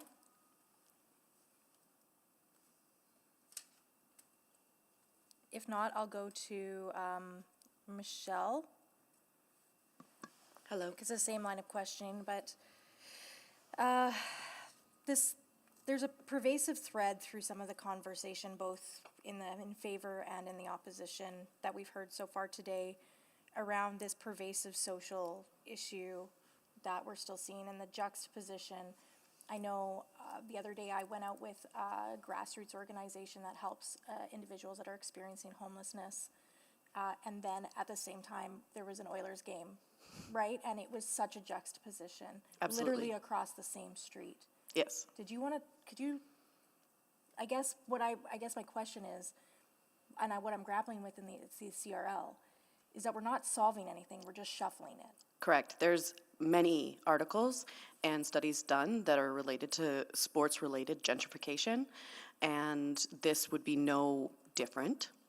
That being said, a fan park that was there, if it was funded by the people that were profiting off of it, that's not something that I can speak to. What I can speak to is the countless homeless individuals that I have had interactions with a block and a half away from that space. And the reality is creating a larger gap between our most disenfranchised citizens and our affluent citizens by making them further and further and further away, and more and more and more of a problem in the perception. I would like to point out perception of safety, not actual safety. I would say that one of the root causes, and it has been mentioned here that it's not in your capacity to address addiction itself or mental health concerns, but the reality of the people that are living on the street currently is that food insecurity is directly related to financial insecurity, that there is an overwhelming correlation between childhood trauma, mental health, and sexual trauma with and actually LGBTQI populations being displaced and houseless, and being able to be in a community space would benefit. Yeah, and I appreciate that point, and I think this is one of the tensions I'm feeling too, because I think that everybody is vehemently agreeing that we want a vibrant downtown. Absolutely. That we want a downtown that thrives, that is a global, the vision of global attraction. I've put $200,000 on the line, yeah. Yeah, everybody's agreeing on that. What I also struggle with is if we extend the CRL and we have more projects, be it whatever that project is. Yep. Even the ones that are already underway, Jasper Avenue, Warehouse Park. I'm sorry, I'm kind of pointing at the downtown councillor. I apologize, Councillor Stevens. But like, if we build these really nice things, I think about the funicular. We built a really nice funicular. It's great accessibility to the river valley. It is continually vandalized. How does that add to vibrancy? I would like to point out the multiple spaces that the city has funded through the last CRL that remain vacant the vast majority of the time. I would also like to point out that there are multiple other opportunities that could be discussed as an alternative to creating downtown vibrancy that have not been even brought to the table because this conversation of quid pro quo has been done behind closed doors. Okay, thank you. And I want to go to Chelsea now. I asked a question, I don't know if you were listening to the first panelists, but the one gentleman that was owned a business outside of like in an industrial area outside of the downtown, but supported it because he was really concerned about like that tax burden shuffle. Can you talk to me about what you've experienced so far as a local business owner around sort of the property tax burdens you're experiencing?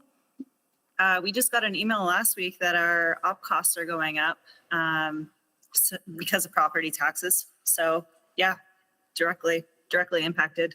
And how does that affect your ability to run a business? Well, it makes us reevaluate our costs, especially with all the tariffs going on right now and increased costs for everything.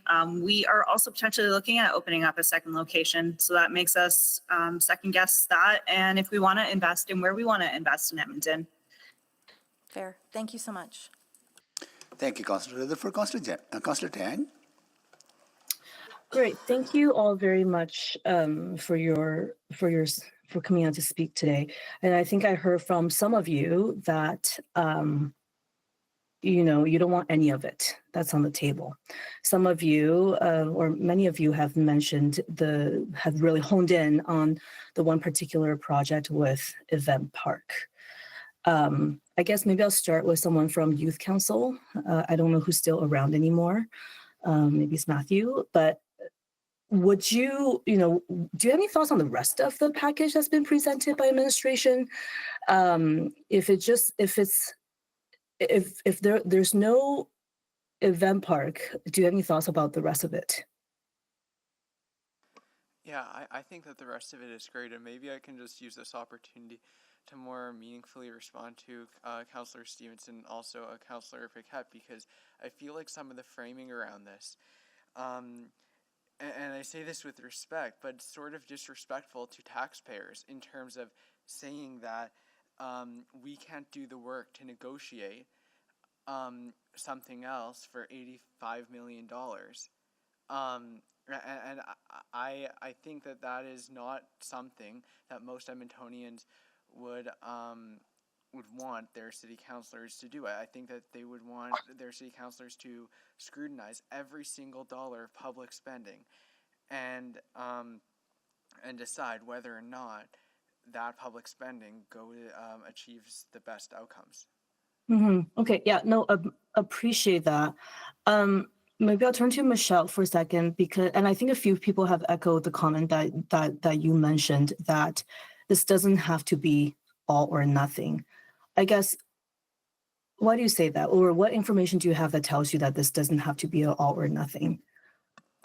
I would refer to my application through my nonprofit, the Connected Kitchen Project Foundation, that a year and a half ago, I had no idea that surface lots or that Fan Park were even on anybody's radar.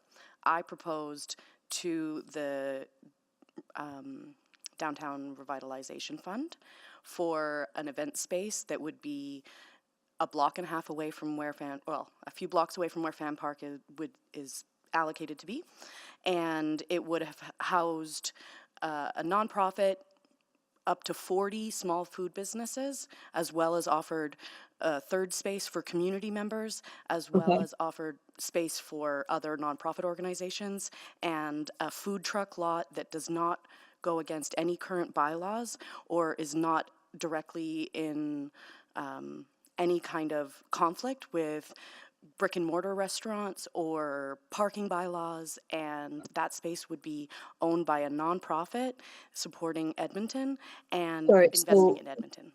I'm just mindful of times. I'm sorry, I'm not connecting the dot to my question though. So you're saying your project, your proposal could have been a CRL project. I'm But it saying wasn't. that exploring more options as far as alternatives are concerned is absolutely something that should be discussed. Right. And I guess my question is, what information do you have that says this is still open for that exploration? That Because it that's not being my understanding. So I just want to know, what other information you have. it being this proposal, Yes. the fact that we're having this meeting. About something quite specific, but okay, point taken. Thank you. I guess lastly, I just want to ask Greg, you work with a lot of public sector organizations.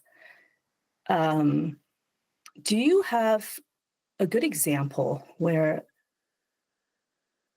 a public sector organization is negotiating with the government and the government actually came back and said, yes, let's renegotiate?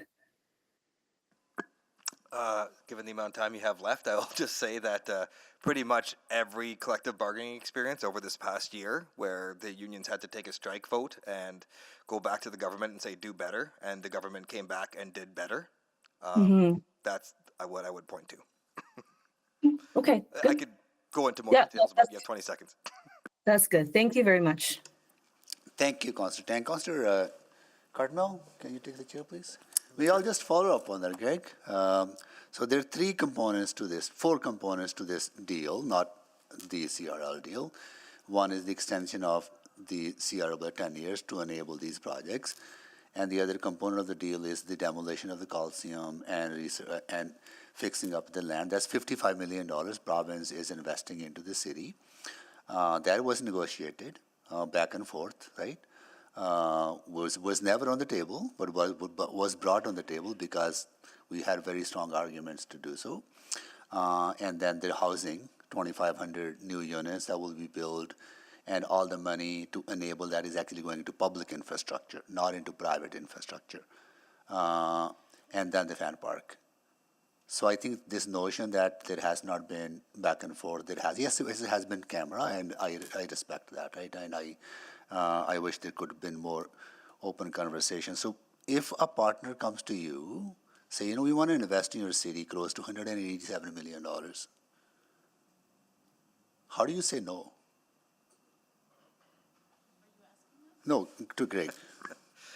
I mean, and with all due respect, I mean, I'm guessing you did the best job you could in those negotiations, like we all do, like the unions that I talked about previously do, and doesn't always turn out the best way. Yeah. And then you got to be in a position where, do you want to play hardball or not? Do you want for the province to say, look, we were going to give the city of Edmonton X dollars, but they wouldn't give X dollars to the OEG, so they backed out. Make them say that. Make them say that this is part of the deal. Make them say that we turned it down.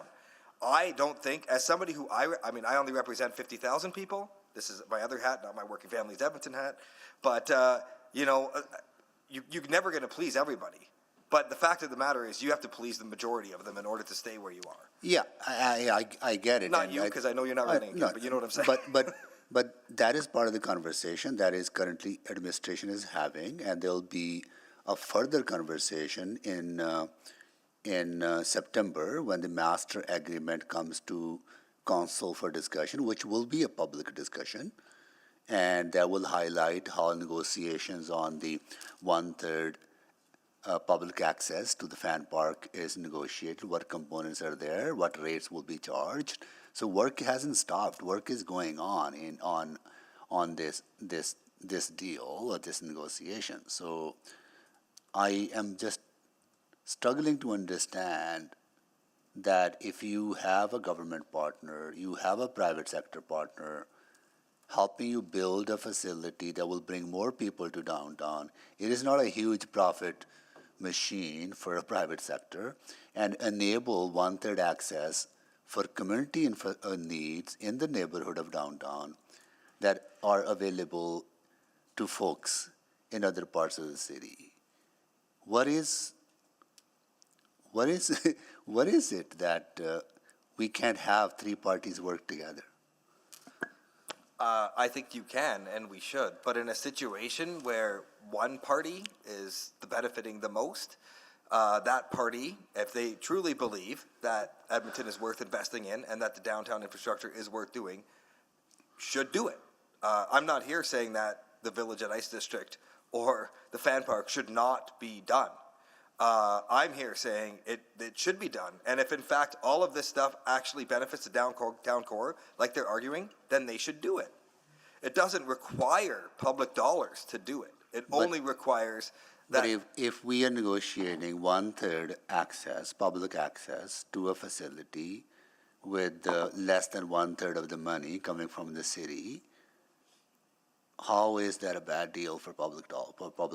And we have to negotiate what that public access looks like and the rates. Obviously, that is work underway. But if we can get 1/3 public access to a facility that we're paying less than 1/3 of.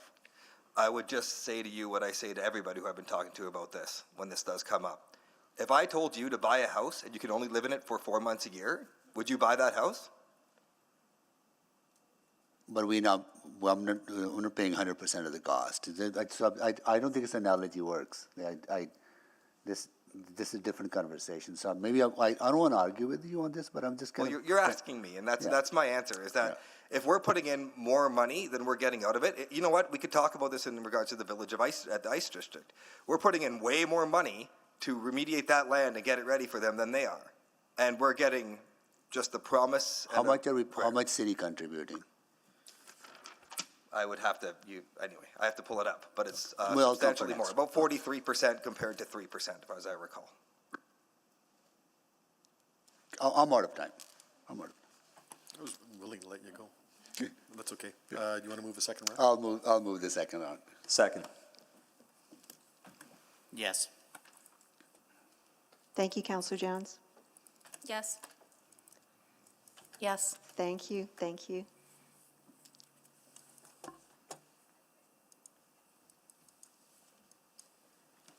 I'm also yes. Thank you, Councillor Stevenson. We have all the votes. Please display the vote. That is carried. I'll return the chair. Thank you so much. And who was next on the? Me. Councillor Wright, go ahead. Thank you. Greg, you'd said in your initial 5 minutes there that this was a bad deal, and I'm just wondering, how could the funds be invested to make it a better deal? Well, I think, boy, like was mentioned, I was not in back rooms when we were having these conversations, so I only have the information that I was able to glean publicly. But, there's a lot of different ways. It could generate more revenue for the city than the way it's being proposed right now, as I understand it. There could be a lot of other ways when we were talking about the public access to it. We don't even know what that looks like. How much does that cost? What days? Do we get what's left, or do we get good days? None of this is clear in any of the literature that's available, and so it's really hard to say that we're getting a good deal. So if it was, making sure that it's paid off within 5 years based on the revenue that we are getting from it, that would be a better deal than what's being offered. So would it make sense to hold off on making a decision on this until we got some of that clarity, until the public got some of that clarity? Because I think today what's before us is just extend the CRL, we'll work the details out later. Yeah, and that's exactly to the point that was brought up earlier, is that it is still being negotiated, but we don't know what the motion will be coming out of this, or what motions will come out of this. And so community is rightfully concerned that if the motion is, you know what, this looks great, let's just go forward with it, move this from an MOU to sign it tomorrow, then we got a problem. I agree. Thank you. And Brad, are you available on the road? No? Okay. Okay, and there's been some talk about, it's been sort of promoted about the provincial education amount, which, sort of almost sounds like free money in that. But it actually doesn't get directed to education. But I'm just wondering if it did. Matthew, you're in high school, right? Yes. Could you see a need for some extra money into education in the high school? Definitely. Every one of my classes has around 40 students. 40? 40, yeah. The school district actually cuts back on days of school and adds extra minutes because they can't afford busing. I can go on. The education system is not in an ideal shape. Okay, I didn't realize it was that high. I know in the areas that I've gone out door knocking and talking to people, that's one thing that they're saying is to invest some of that education money into education. Who else did I have a question for besides Brad?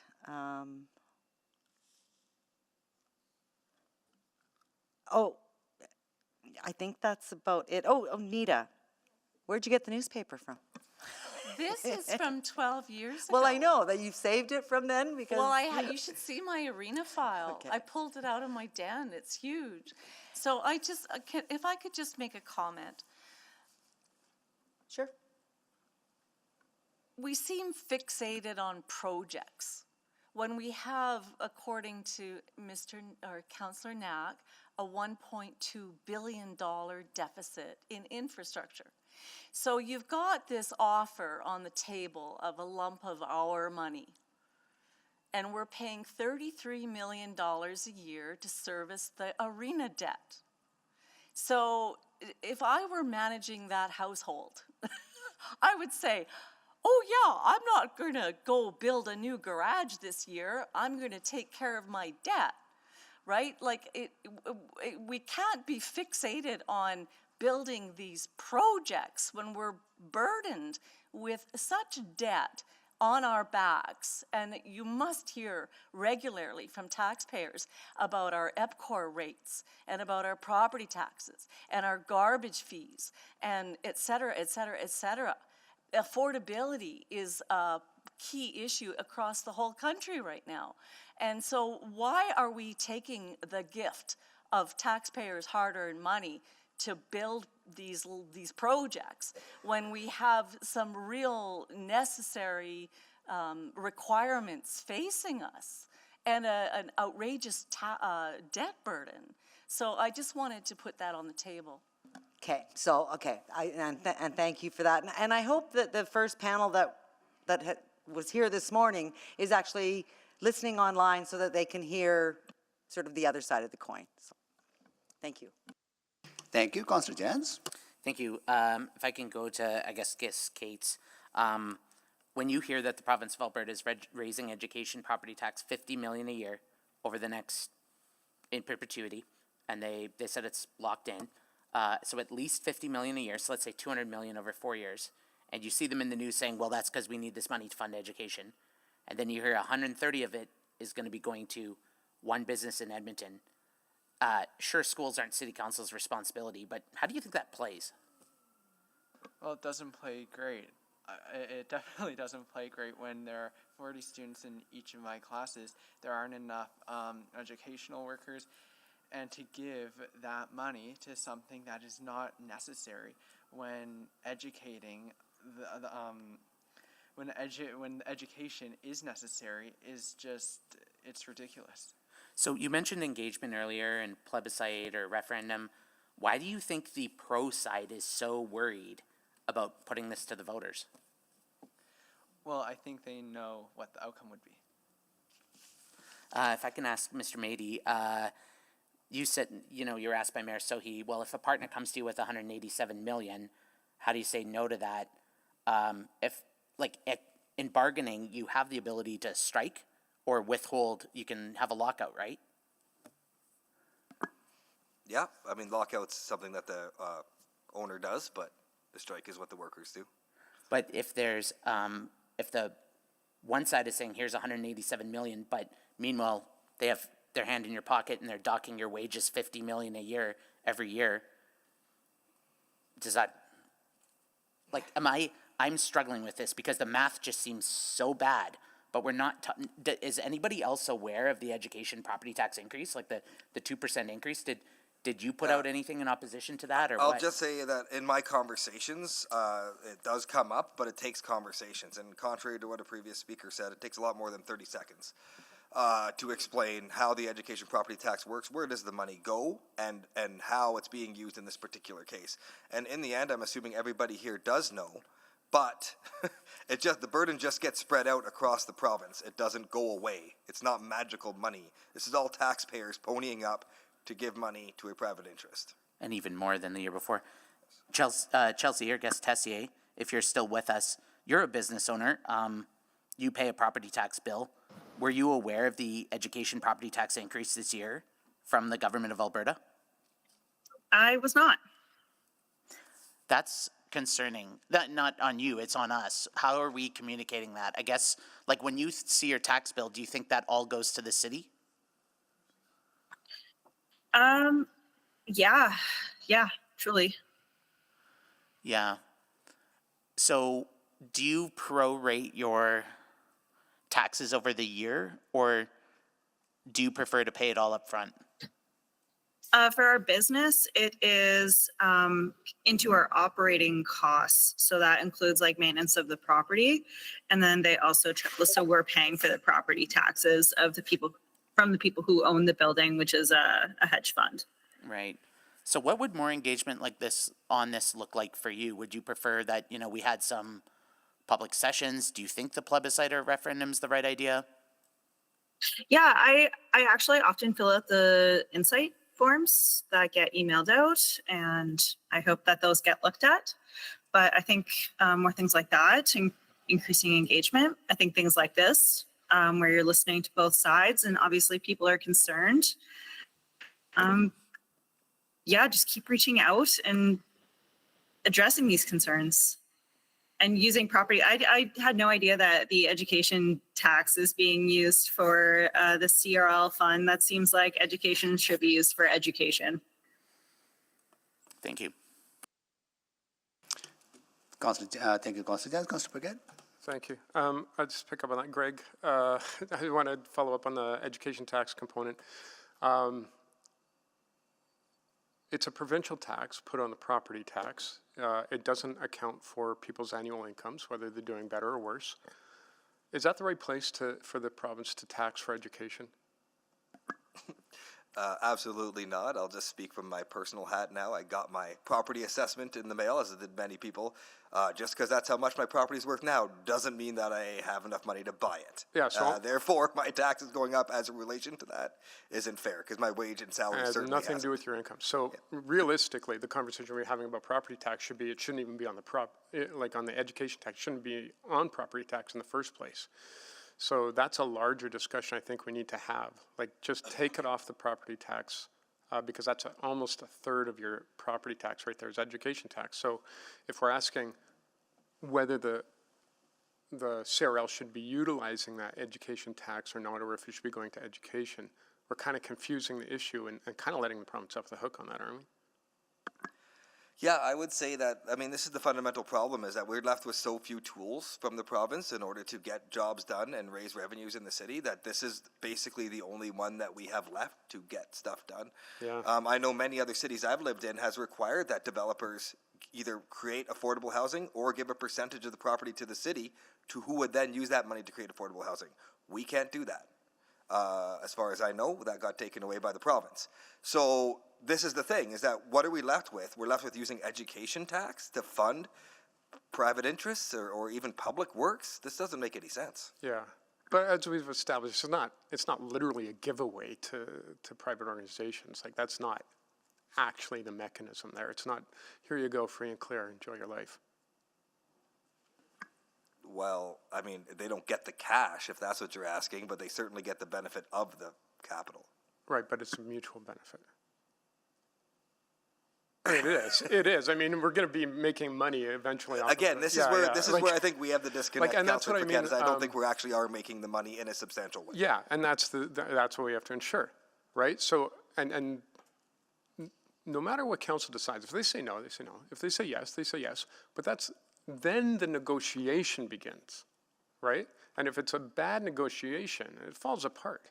If it's not amenable, and council doesn't ratify a negotiation, it doesn't happen. Yeah, I mean, I'll just say this again. I mean, as far as I'm concerned, having the opportunity to come speak to this, and I will tip my hat to Councillor Knack for actually asking for this to happen based on the request for a report, you are given the ability to go back to the province and say, hey, look, this isn't quite as simple as you think it is. Let's figure this out. Right, and like I said, I'll ask administration if it's even a possibility. So I want to go to Matthew, like talking about a referendum. As you've been listening, you probably are thinking to yourself like, oh, maybe this is actually fairly more complicated than I thought it was when I first walked in the room. I mean, is that fair to say? I think to a certain extent. Yeah, so I guess the concern about a referendum is that people are coming in with this idea that's a cash giveaway, or that why invest in downtown, you know, even though we've made the case, and it's a completely neutral case, that if downtown is more populated and paying more taxes, it reduces the tax burden on everyone else. And if we get more housing in the downtown, then we've got more housing for everyone. It keeps Edmonton affordable. Like, there's lots and lots of like very evidence and data-based reasons for this discussion. It's not thin air stuff that people are making up just because they feel like it, right? So that's the issue. I'd like your feedback on that about like, if you bring it to the public, you got to be so careful that it doesn't turn into a wedge issue, grandstanding, big political show that obscures facts for people and confuses people, because that would be a disservice, and then they're voting for things over which they may not have all the necessary information. Referendums are very important and an important tool, and I actually support them, but too often they're abused. Your thoughts on that? Yeah, so the first thing is, I think there is a lot of interest in this, and I think that's very clearly demonstrated today. So I think to say that the public isn't interested or wouldn't look at the facts is inaccurate. I would also say that the people who have resources and the means to actually spread this information are not going to be the people that in this panel. They're going to be the proponents of this. So I actually think that that a referendum, it would be a good idea to actually gauge public input. Yeah. I know that we had a deadline for referendums. Oh, I'm out of time. Okay, thanks. Okay. Councillor Cardinal, can you take the chair, please? So I'll just follow up very quickly on that. Like, we have many other controversial, very charged, polarized debates here at council. Zoning bylaw is one of them. Bike lane infrastructure is another one. So should be holding referendums on everything that people are upset about. Speaker Cates. Yeah, so I think that personally what I would prefer is for council to say no to this today. I think that would be the responsible. That's a fair comment. That's a fair comment. I just wanted to understand, like, the problem I have with the referendum is that we are empowered to make decisions, and we should be making those decisions. Otherwise, we will be holding referendums on many, many things that community perceives to be, disagreement with, right? So no, I want to close the loop, Greg, on the funding part, right? The event park. The total cost of the event park is $271 million.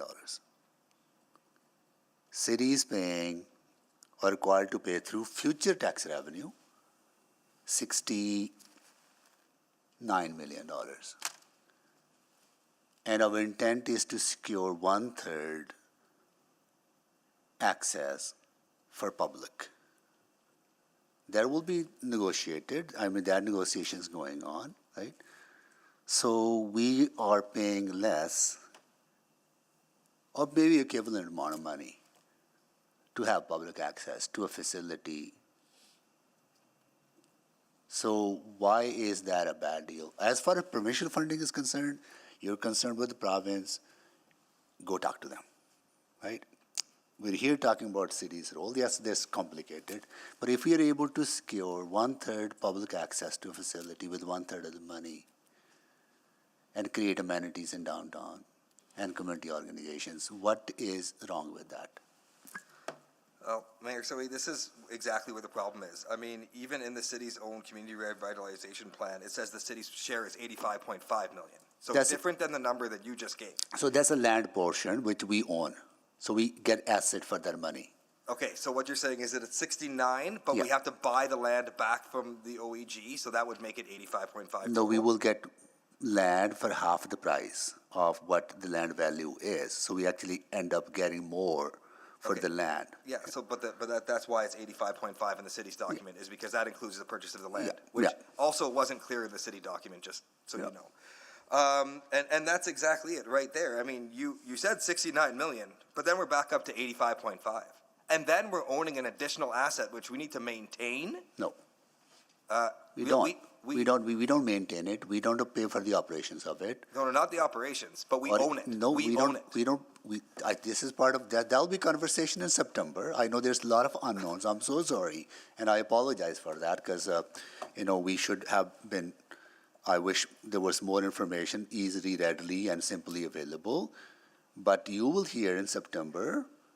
We want to maintain it. There'll be a reserve fund. There'll be operational responsibility of the private sector to do that, and there'll be a negotiated deal, right? So,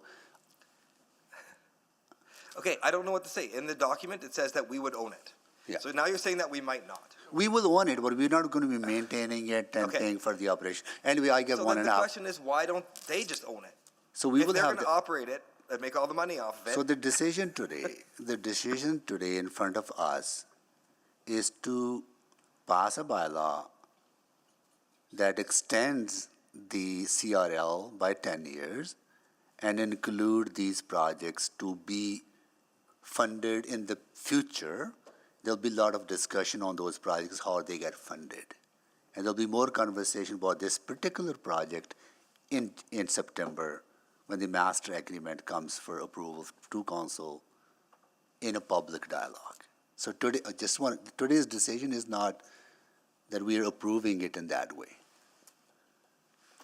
Can I use up your last 25 seconds? Yeah. And just say, you know what, how to make that motion better is to, as was stated by a previous speaker, red circle these two projects, pass the motion to extend the CRL without it, and then have the conversation about what that looks like. Because if the province and the OEG want to be partners in this, they should be in favor of that.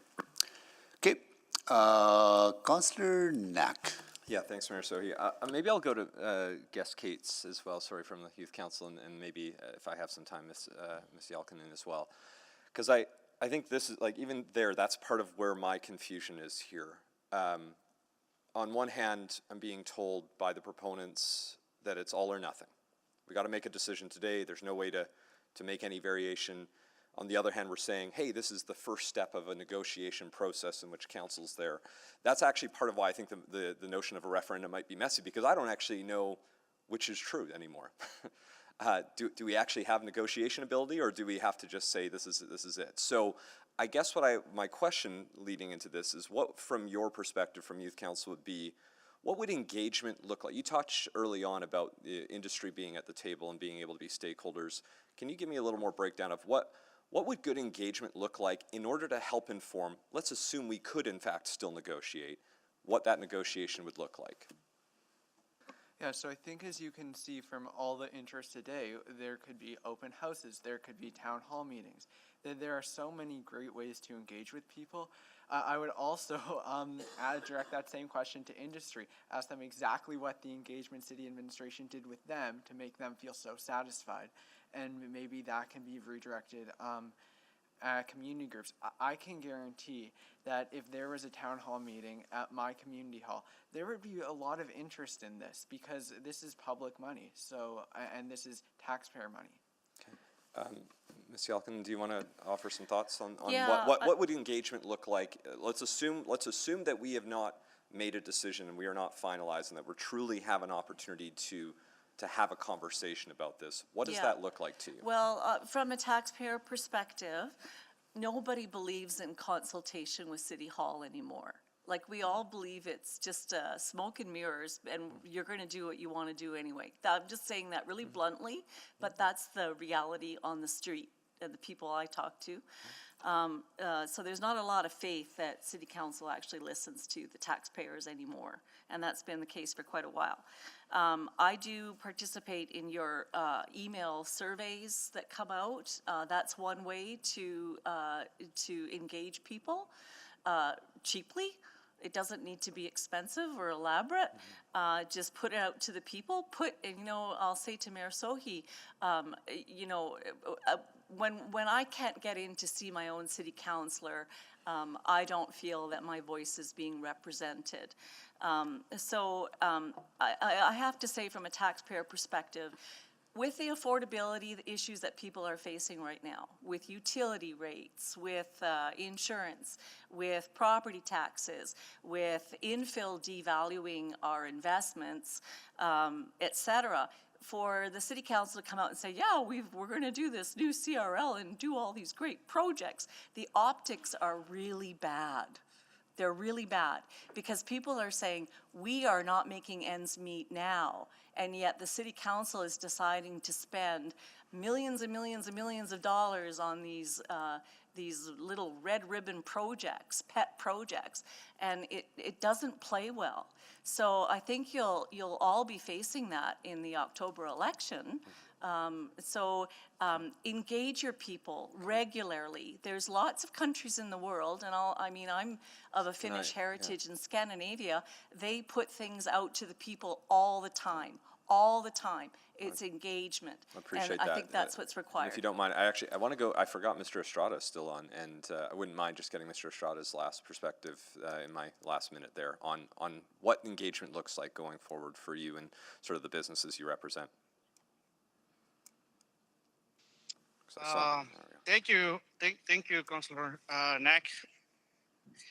For us, engagement means walking into the business and walking into their kitchens and truly informing them what is it that we're doing for them and how tough it is.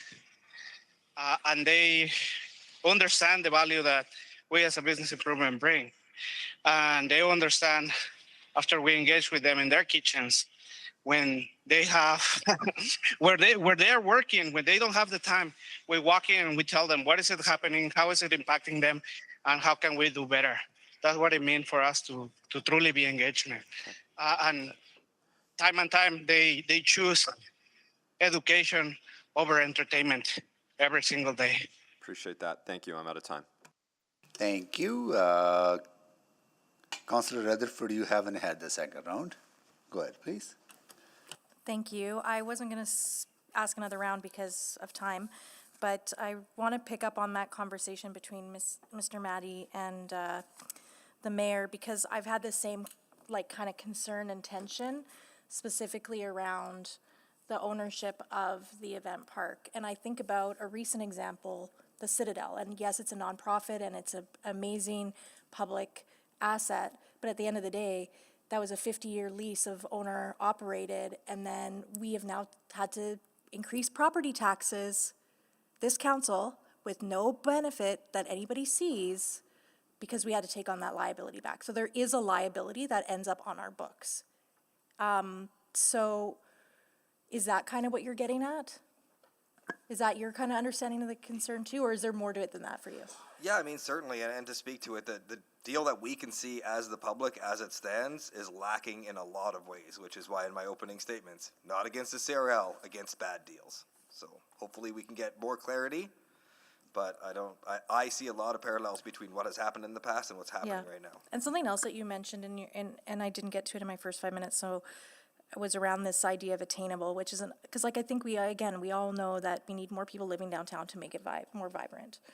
But attainable, the definition of attainable is fuzzy, but it is absolutely market housing. It is not anything below market. So whatever the market dictates. So are you aware that the downtown action plan that we talked about property, one of the 4 pillars is property value increase?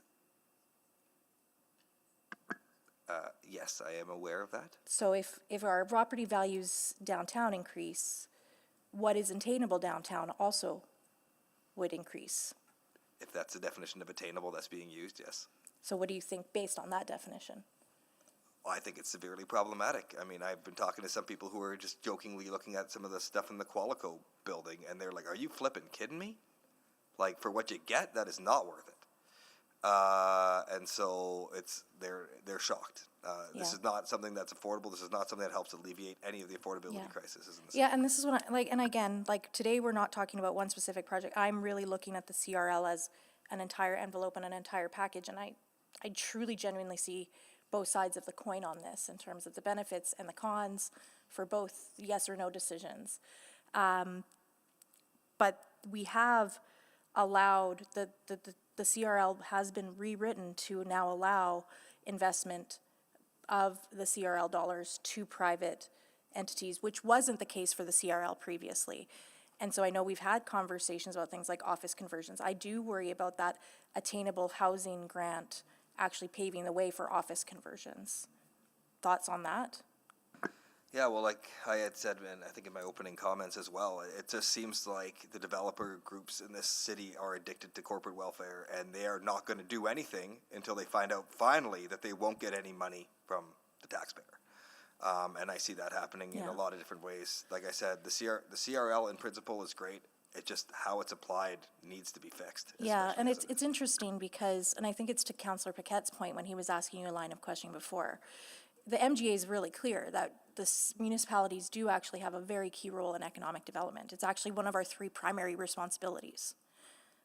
So where does economic development start and where does corporate welfare begin and economic development stop? Do you see what I'm saying? Like, where's that line? I think it comes in who owns the property. I mean, I love the warehouse park example of we are building something for Edmontonians.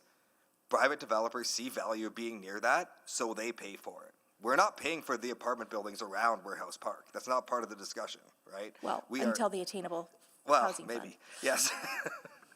But that's fundamentally the difference, is what I think we're trying to achieve as a city, which makes sense with this compared to us directly investing in something that benefits them. Okay, I appreciate that framing. Thank you. Okay, thank you.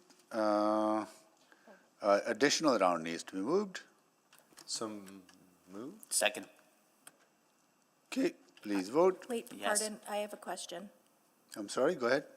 To legal, I know this is a public hearing, is this, but it's not, it's a special public hearing. It's a statutory public hearing. Okay, I would like to ask legal if I am required, because I know that advice previously at public hearings has been to always just approve another round. Is that a requirement at the public hearing before us today? Yeah, so just to be clear, this is a city's council meeting. It's a special council meeting that's holding a statutory public hearing for a single item. It is within council's procedures bylaw that you're all entitled to 1 round of questions. Additional rounds need to be approved by council. As this is a statutory matter, I would invite legal if they have any Yeah, because when we've additional done the thoughts. public hearings, the statutory public hearings before, they've always advised it's best practice to continue to allow other rounds. That's possible. The purpose of this meeting is to hear from the public. Is there anybody from, it's fine, I'll make. Nothing further to add. Okay. Okay, please vote.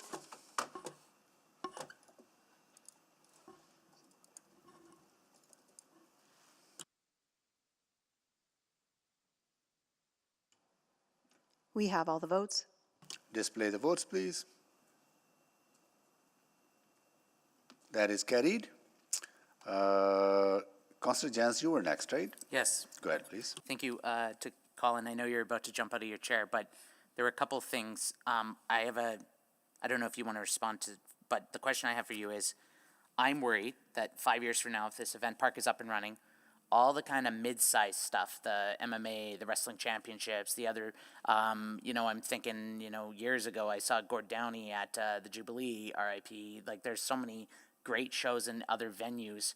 Moskers goes to the Windspear, all these other places. Like, I'm worried that we are going to create somebody used the term vacuum earlier, that the event park is going to kill a bunch of the mid-sized venues, and we may have to find demolition costs for Edmonton Event Center or something else like that. What do you think as an industry I'm aware person? of other buildings in the downtown core that are considered heritage buildings that might get demolished. And Going back to questions earlier about consultation, and specifically in the arts and entertainment sector on the grassroots level, speaking to various organizations in the nonprofit and for-profits areas, and also just artists in general, I'm sure you would get a lot of the sentiment that you heard from me today. I go back again to, most of you were not on council when the artery shut down, and that was shut down because of the train to go to Millwoods. And it never really needed to have been shut down, but at the end of the day it did. And that's just one example that has cycled for decades. Like when we hosted the Junos here, no one was saying, you know what we really need is an event park. Like I hadn't heard of this event park idea. I think what I heard, and I can speak in my industry, that was the best times I've had in Edmonton, and I've seen a lot more success outside the city. I was at the Junos in Vancouver this year and saw how many different areas of the downtown, and not just even the downtown, just the entire city of Vancouver that had incredible things that didn't just go on during that one week. There's sustainable venues that always exist. And especially for the mid-sized venues we're talking about. And also, if you go to a place like New York, most of the venues are 50 to 150 cap. If you look at the numbers in downtown Edmonton, there is not that many of them. And I do think we also need spaces like a 500 cap Windspear expansion space. But there is dozens of buildings that could have more life in our downtown core if there was proper funding mechanisms to operate venues that are small, that also don't have a large, that don't cost a lot to run.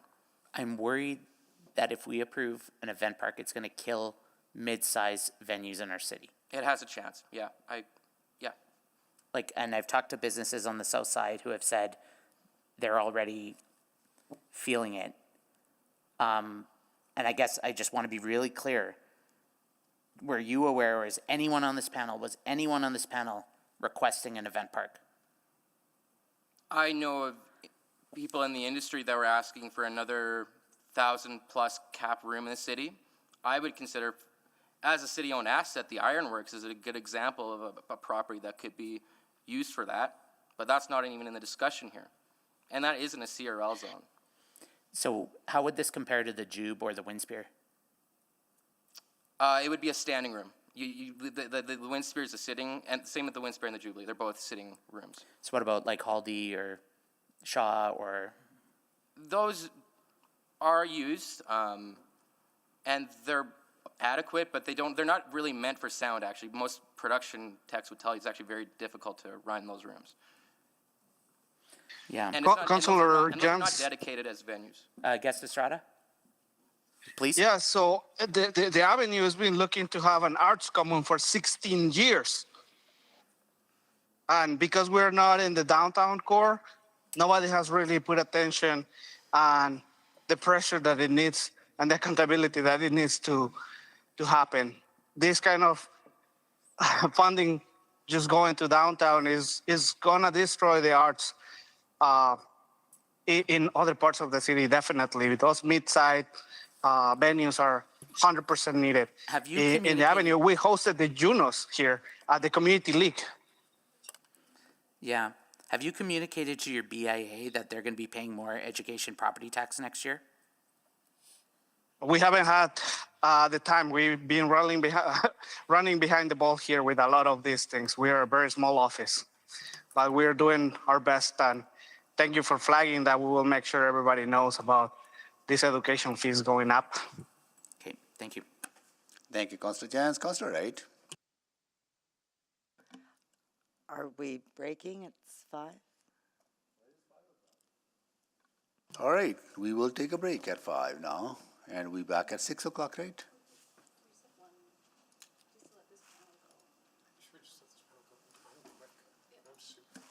How much time, Councillor Paquette, you need for questions? Councillor Wright, are you going to require a whole 5 minutes? Hopefully not. Hopefully not. Okay, but Councillor Salvador, you have questions too? And Councillor Rutherford, you have questions as well? No, you got to go? I gotta go.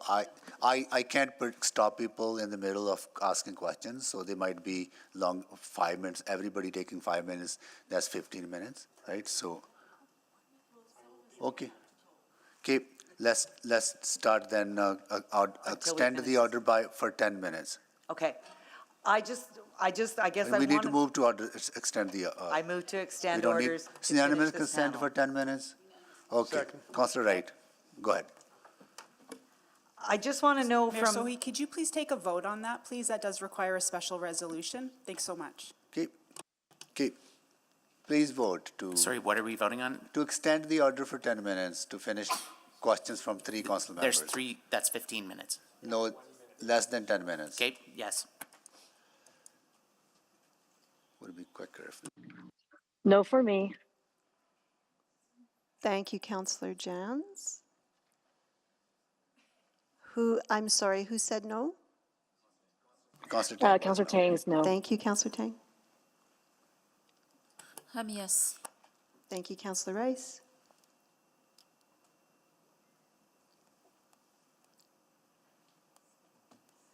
We'll mark Councillor Prince Councillor. Pace, yes. Sorry. Councillor Prince Pace, yes. Thank you. We'll mark Councillor Rutherford absent. We have all the votes. Display the votes, please. Okay, that is carried. Councillor Wright. thank you. I think this morning we heard from, Downtown Business Association members, industry members, and I'm just wondering, for those outside, business owners outside the Downtown Business Association, what sort of engagement were you involved in? So I guess, Mr. Estrada, any engagement? I'm sorry, engagement on the CRL specifically? Yes, Well, we shared that this was happening when we hear about the downtown revitalization or the downtown action plan. And that was engaged with our board and a handful of business owners that we were to meet in their doors.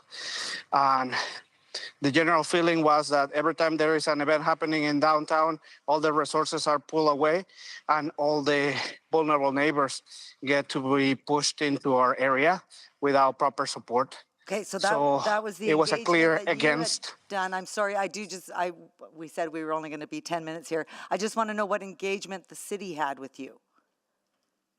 Oh, none. None, okay.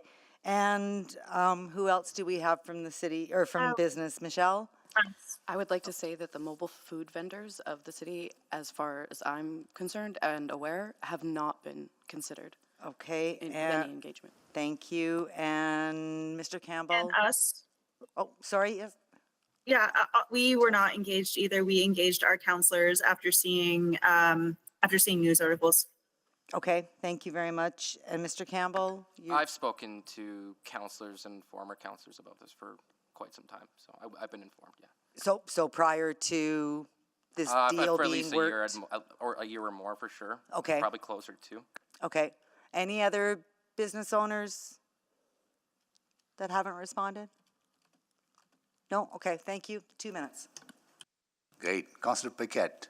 Oh, thank please. you. To Speaker Yelkanen, you mentioned the infrastructure deficit. What does that mean to you? You mentioned Councillor Knack's comments on our infrastructure deficit. Well, to me, a $1.2 billion infrastructure deficit means you are in need of that money for infrastructure. Okay, so. And so can I also I know that Councillor Rutherford has left, but she asked a very interesting question No, about I'm sorry. economic development. No, I'm sorry. I'm not allowed to do that. Take field questions on behalf of another councillor. No, I just wanted to make I'm out of time. Thanks. Okay. Thank you. Councillor Salvador, go ahead, please. Yeah, thank you. I guess really appreciate the comments around engagement. I think most of them have been answered. Just wanted to clarify. I appreciate your comments, Speaker Yelkanen.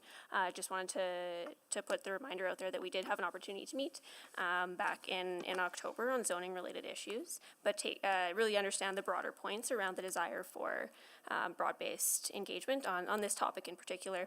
My question is to Speaker Mady. I guess now that we've had this opportunity to have a public conversation, a public dialogue, is it fair that we take what we have heard from the people who are here today, all the messages in our inbox, and use that to inform a conversation back at a negotiation table. As far as I know, that's all that you could do at this time. So yes, please do. Okay, thanks. Thank you. That concludes the questions to all of you. Thank you so much for joining us. And when we come back, we are going to start with the panel number 2 in opposition.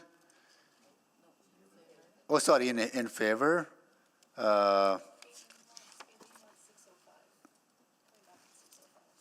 We'll be back at 6:05. Okay, yeah. Just want to make sure. So panel 2 in favor, we will start with.